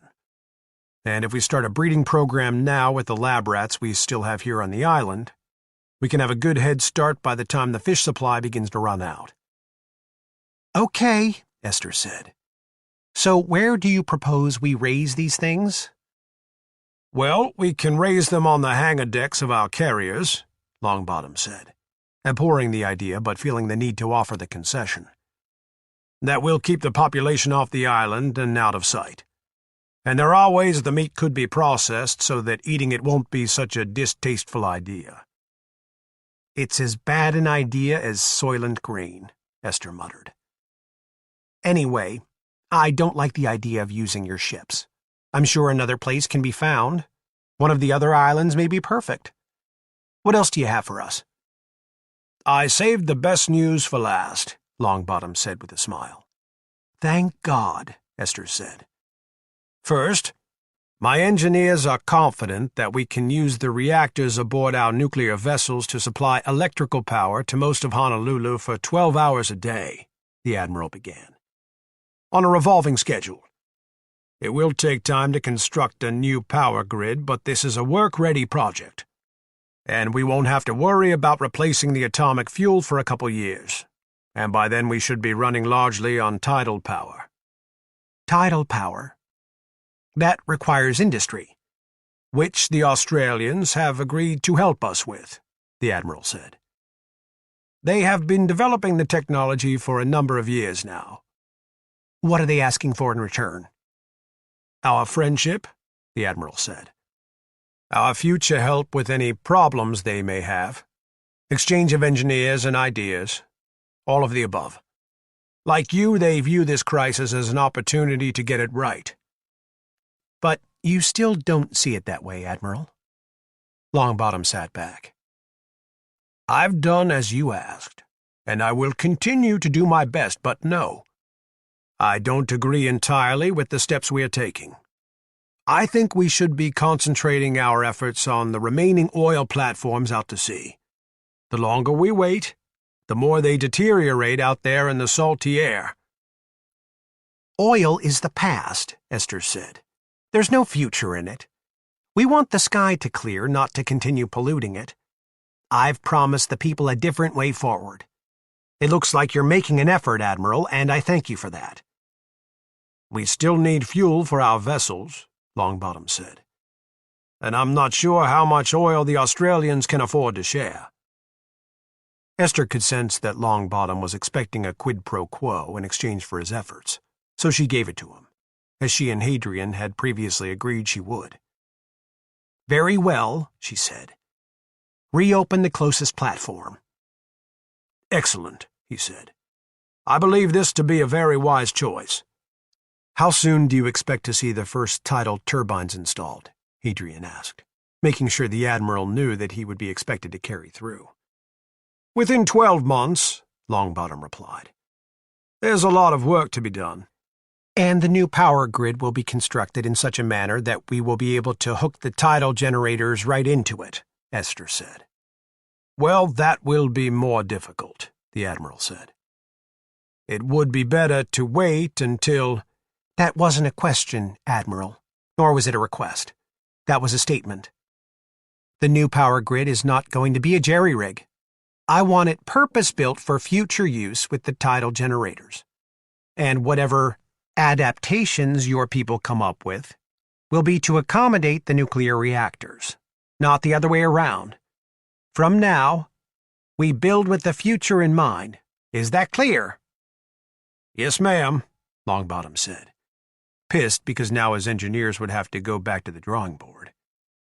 "And I would appreciate it if you would send daily reports to my office," Hadrian added. "Daily, sir?" "Yes, daily." "Well, sir, you do realize that we may go for weeks at a time without any real changes in daily reports," Hadrian repeated. "And there had better be some kind of progress made on every one of them." Then, offering the Admiral some wiggle room, he added, "Even if it's only the sketch of a new idea one of your engineers has put forward." "Yes, sir." "Now I understand you also have security concerns," Esther said, continuing their combined assault. "Yes, well, on the issue of security, Madam President, we have located a site where a number of the pirates seem to be congregating on one of the lesser islands. I would like to know what, if anything, you'd like for me to do about this threat." Esther had heard these reports already, and though she knew the piracy problem was growing, she pretended not to be concerned. "What would you suggest, Admiral?" "Cleaning them out, ma'am." "Then do whatever you deem necessary, so long as it doesn't impede the Navy's progress elsewhere." "Yes, ma'am," Longbottom said, finally feeling some sense of accomplishment. "Your list of responsibilities seems to be growing, doesn't it, Admiral?" "It does indeed," Longbottom said. "And to think you are worried about losing your importance," Esther said with a chuckle. "Will there be anything else?" "Not right now, Madam President, no." "I thank you again for your diligence," she said. "And please pass my thanks down the chain of command." "Yes, ma'am." When the Admiral was gone, Esther rose and went to the window, where she stood leaning on her cane. "Barry, how would you feel about being president again? Of the islands this time?" "Excuse me?" Hadrian said. "I'm tired," she said, turning from the window. "And I wasn't kidding about me not making a pimple on Golda Meir's backside. I'm an astronomer, Barry. A novelty act. I wasn't born to lead a society into the new era." "The islanders love you, Esther. You're gruff and tough, and that's what they need in a leader right now." "But what if I die?" she said. "It's better that you're already in office by then. Andrew Johnson had a lot of trouble after Lincoln's death. I think it would be better for me to claim ill health and to step aside soon. We'll tell the islanders that I'm staying on as one of your advisors. And I'll make regular appearances if they really feel they can't live without me. but I worry I may cause more trouble in the long run by remaining in office. The people elected you, Esther, and you agreed to take the job for 6 years. They believe in you. And if you're really that worried about dying in office, I promise right now to do my best to make sure all of your visions come to fruition. That's the problem, Barry. This was never my vision. It's the vision of some poor, dead, idealistic astronomer. Don't abandon these people now, Esther. There's nothing that says a lawyer makes any better leader than an astronomer. And you're learning. He didn't show it, but giving the Admiral permission to shell that pirate stronghold out of existence bought you a lot of capital with the Navy. Nothing makes a military man happier than getting to take military action. He laughed. He's probably getting ready to sortie the entire fleet as we speak. Esther nodded grimly. He may be at that. But after he takes this pirate stronghold down, Hadrian cautioned, pretend to lose interest in the pirates we have left. It's too soon to tell. But we may need an enemy to help keep us unified. So we should allow these pirates time to recover a little bit before sending the Admiral back out. It's a fine balance you need to strike, Esther. See, she said, pointing at him with the tip of her cane. That's the type of political evil that would never occur to me. Hadrian grinned. That's what you've got me for, Esther. Chapter 36. The biggest trouble for Marty and his friends during their trip had been traveling along I-25 north of the Arizona border. It was jammed with deserted bumper-to-bumper ash-coated traffic, all of it pointing south on both sides of the highway. Even in the Jeep, they'd had trouble negotiating their way through the logjam of cars and over thousands of ash-coated frozen bodies along the road. What killed them all? Emery wondered. Pressure wave, Marty said. Those who weren't killed outright likely suffocated in the vacuum. By the time they reached the outskirts of Denver, the cars were nothing but burnt frames, and the bodies no more than grizzled skeletons. This is where the firestorm first began to lose its intensity, Marty said. Everything north of here is likely burnt to a crisp.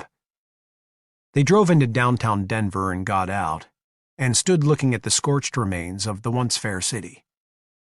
It used to be such a clean town, Emery said. Now it's an ashtray. Smells like one too, Sullivan said, hawking up a mouthful of phlegm and spitting it onto the street. They drove into the suburbs where it turned out that Marty had been largely correct about being able to forage canned food. They saw living people here and there, darting in and out of houses in ones and twos with sacks over their shoulders, all of them ragged and filthy looking, wretches for the most part. No one came near the trio, however, and there seemed to be very little sense of danger. Still, they kept their eyes peeled. Some of the houses had mysteriously escaped the flames entirely, while others were completely incinerated. They stood talking in the drive of a brick home that had gone largely undamaged, their mouths covered with green triangular bandages against the ash blowing in the breeze. Traveling is going to get more difficult from here, Marty said. We'll still find food, but before long the highway's likely to be covered with ejecta. Won't be any gas north of here, Sullivan said. Not with the cars all burned up. But there will be in the underground tanks, Marty said, beneath the gas stations. How do you propose to get it out of the ground? We can go to Home Depot or someplace like that, Marty said. All I need is some PVC pipe, some glue, and a few other things, and I can make a hand pump. Sullivan stood looking at Emery. We've got nothing better to do, John. I disagree, he said. Okay, he was right about the food, but he's wrong about heading any farther north. We should be scavenging all the food we can. We can hook a trailer to the Jeep, find a place south of here to hole up for the winter, a house near some trees with a big-ass fireplace in it. He's right, Shannon. That's exactly what you guys should do. What's that supposed to mean? It means I'm pressing on, Marty said. I'll find a four-wheel drive somewhere in Denver that didn't burn up. You're nuts, Sullivan said. I'll be one less mouth to feed. No, Emery said. I don't like the idea.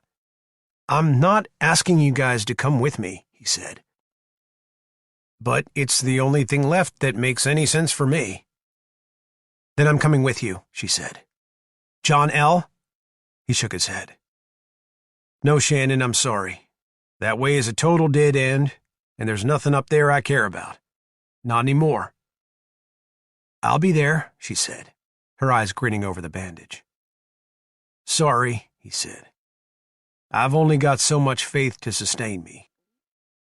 Well, if it's a matter of faith, she said, grabbing his belt and pulling him off toward the house. Shannon, what the fuck are you doing? He said, trying to pry her hand loose, but not terribly hard. She towed him through the door and into the kitchen, pushing him up against the counter and reaching down with one hand to unbutton his trousers. He stood looking at her, his arousal increasing. Shannon, what are you doing? She freed his manhood and began to massage him. Restoring your faith. This isn't going to... Sullivan drew a deep breath and slid his arm around her, quickly giving in to her touch. He took off her helmet and pulled the bandage down to put his nose into her hair, breathing her in. Even after so many weeks without bathing, there was still the unmistakable essence of a female. God damn it, that feels good, he said with a sigh. I know what guys like, she said, stroking him more vigorously, until she got him groaning into her ear. He gripped her tight against him. Oh, fuck. When he was finished shuddering, she stood back and took a handful of dust-covered paper towels from a roll hanging beneath the cupboard, grinning at him as she wiped her fingers clean. Too bad you're not coming along, she said. That's as easy for me as shaking your hand. He finished buttoning his pants and stood looking at her. You know it's a one-way trip, he said helplessly. You have to know that. Go ahead and consider that my thanks for what you've done for us. Shannon, think about this. Seriously. Already have. Jesus Christ, he muttered, grabbing his carbine from the table and walking out of the house. Without saying a word, he walked past where Marty stood in the yard, got into the Jeep, and shut the door. What's his problem? Marty asked, as Emery came walking out with a self-satisfied smile on her face. He's got a crush on a lesbian, she said. What about you? You need a crank before we go? Stop it, he said, turning away, but she grabbed his jacket. I'm a practical woman, Marty. You need one or not? Not today, he said quietly, embarrassed. But thank you. She bumped him on the shoulder. We're buddies, right? Yes, he said. We're buddies. Okay then. Me and you stick together. Of course. What about Sullivan? Sullivan? Well, he's sort of fucked, she said with a laugh. 'Cause I play dirty. 2 days later, Sullivan slowed the Jeep and came to a stop in the middle of a backcountry road, 25 miles north of Cheyenne, Wyoming. The boulder resting in the center of the road was over 10 feet tall and twice as wide. Sweet Jesus, he muttered. See what I've been telling you guys? Marty said, jumping excitedly out of the Jeep and running up to the monolith. Emery and Sullivan got out and stood looking at the rock. That flew up in the sky and then came back down, right? Emery said. Sure as hell did, Marty answered, running around the side of it, trying to calculate the weight. Definitely igneous rock, he muttered. Hey, either of you guys know the unit weight of granite? I'm not sure. No, wait. About 100 pounds per cubic foot. They followed him around it and were shocked by what they saw in the distance. Now that's a goddamn debris field, Marty shouted. For as far as they could see to the north, the barren landscape was scattered with boulders. Though not all were as big as the first one, and there were great gashes in the earth where they had come to land, inexorably altering the landscape with their presence alone. See those cars out there? Marty said, pointing far off the highway, where a dozen vehicles lay scattered like broken toys. That's where the blast wave threw them, which means we can cross over to the interstate now. It should be mostly clear. He turned and paced off the size of the boulder. Finally, some numbers I can work with. Sullivan looked at Emery. He doesn't have his head on right. Let him go, she said. He's got a thing for numbers. Just look at it, Sue, Marty was muttering. Just look at it, honey. He came back over to them after nearly 15 minutes of mumbling to himself and stood scratching his growing red beard. Okay, he said. Judging from the size and estimated weight of this monster, speed and angle of attack, we shouldn't be much more than 500 miles from the point of impact. Sullivan looked at him in disbelief. You're telling me the explosion threw this fucking thing 500 miles? That's an estimate. Well, shit. How close can we get to the crater before the road's all blown away? That won't be a problem, Marty said. The road will be buried, but that's what the Jeep is for. They were towing a trailer now loaded with fuel and food, so they were set for a long drive. Emery smiled at Sullivan. You have to admit, it's kind of cool. He nodded grimly. My parents were up in Montana. Well, for what it's worth, Marty said. They never knew a thing. It was instantaneous. You're sure? Positive, Marty said. That thing hit with a force equal to 5 or 6 teratons of TNT. That's 5 or 6 trillion tons. How did we even survive a blast like that? Emery wondered. Shock cocoons, Marty said. Small areas of limited damage within a broader area of mass devastation. That's how they explained those firemen surviving the World Trade Center falling on top of them. Shock cocoons even allowed for a few buildings to remain standing after the Hiroshima blast. There can be all sorts of reasons for their occurrence. In our case, meaning Arizona, I'm guessing the Rockies had a mitigating effect on the pressure wave no one ever anticipated. Maybe the Grand Canyon did too. We could probably study this impact for decades and still not know everything. You know, it's kind of like finding a living Tyrannosaurus Rex and realizing we're only half right about what they looked like. God, I wish Susan were here. Well, can we get going, Mr. Scientist? We're burning daylight. Why not? Marty said. It's only going to get more interesting. They crossed back to the interstate, and it turned out that Marty had been largely correct about that too. There were hundreds and hundreds of cars, but most of them had been blown well clear of the highway. The trip to the Canadian border took another 4 days and nights of driving over rough and rocky terrain. The interstate was completely covered by the blanket of ejecta that fell from the sky after the impact, obscuring the landscape. Most of the highway signs had been leveled by the blast wave along with every other man-made structure north of the Wyoming border. They kept track of their progress by stopping to brush off, or in some cases to dig up, fallen or buried highway signs. At last, Sullivan stopped the Jeep and they sat gaping at a massive hole in the earth, extending well beyond the horizon north, east, and west, stretching like an empty ocean basin for as far as the eye could see. Holy Christ, he whispered, awestruck. Marty and Emery got out. Neither said a word as they walked the 30 yards to the crater's edge and stood looking nearly a mile down into the empty chasm blown in the earth's crust, its sloped and rocky walls lined with the same colorful striations as the Grand Canyon. They saw no sign of a past civilization, heard no sound but the cold breeze in their ears. There was a tremor in the earth then, and they hurried back from the edge as rocks broke away and tumbled down, hitting speeds of 60 miles per hour before finally reaching the bottom far below, well out of view. The tremor did not last long, and when the earth stood still again, they returned to the rim and watched the last of the tumbling rocks and boulders careening out of sight. This wound will take a very long time to heal, he said quietly. Marty, what's that? Emery said, pointing roughly 3/4 of a mile around the rim at an orange dot. Marty trotted back to the Jeep with her on his heels, grabbing his carbine and finding the orange splotch of color through his scope. It's a tent! You're kidding, Sullivan said, getting out of the Jeep and raising a pair of high-powered binoculars. Who the hell else would be stupid enough to... You're right? Emery had her own carbine now, and was glassing the site as well. It's an encampment, all right. Is that a truck of some kind in defilade to the right of the tent? Dark green, maybe? I think so, Sullivan said. Let's mount up and get a little closer. Everybody keep your fucking eyes peeled for an ambush."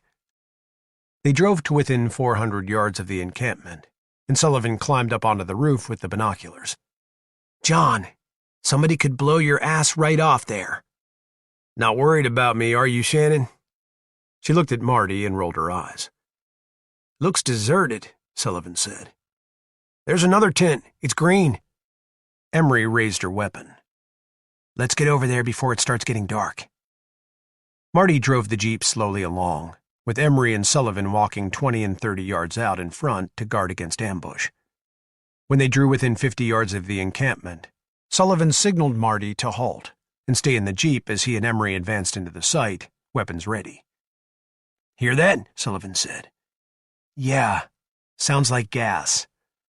They looked around the corner of the tent and saw a small aluminum camp table with a Coleman stove resting on it, a large propane tank beneath it on the ground.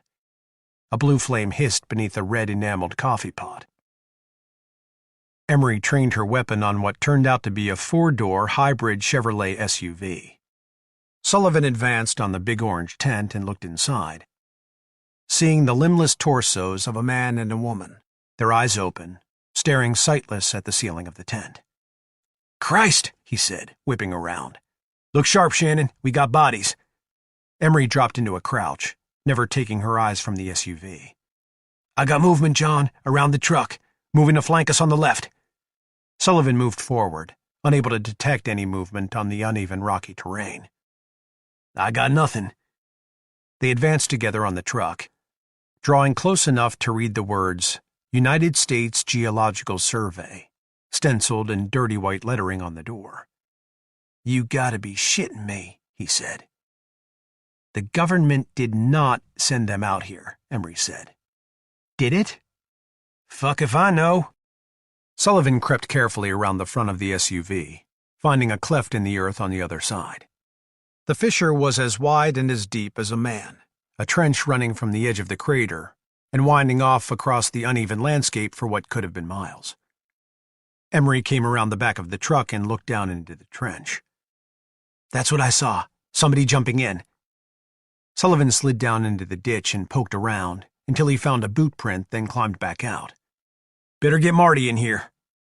She turned and beckoned Marty into the camp. He drove up to the orange tent, killed the engine, and got out. He walked over and lifted the lid from the coffee pot. "It's boiled dry," he said, turning off the flow of propane. He and Emery had a closer look at the bodies inside the tent, finding their clothes in a pile in the corner.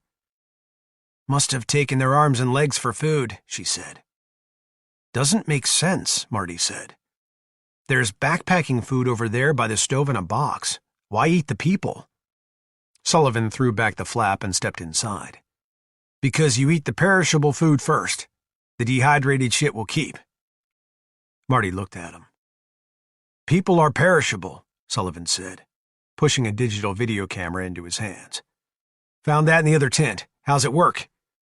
They stepped out of the tent, and Marty sat on a rock fiddling with the camera, while the other two rooted through the surveyor's equipment, searching the truck and the immediate area near the encampment. "Where are you going?" Emery called. "To find their latrine," Sullivan answered. "It'll tell us how long they've been here." Shortly, he found a small slit trench about 4 feet long, dug behind a small boulder nearly 40 yards away. Near the trench were 3 rolls of toilet paper in Ziploc bags and a small spade stuck in the ground. He used the spade to uncover the buried excrement, then went back to the encampment where Emery was sorting through the backpacking food. "Find it?" she asked. "Either those two were here for at least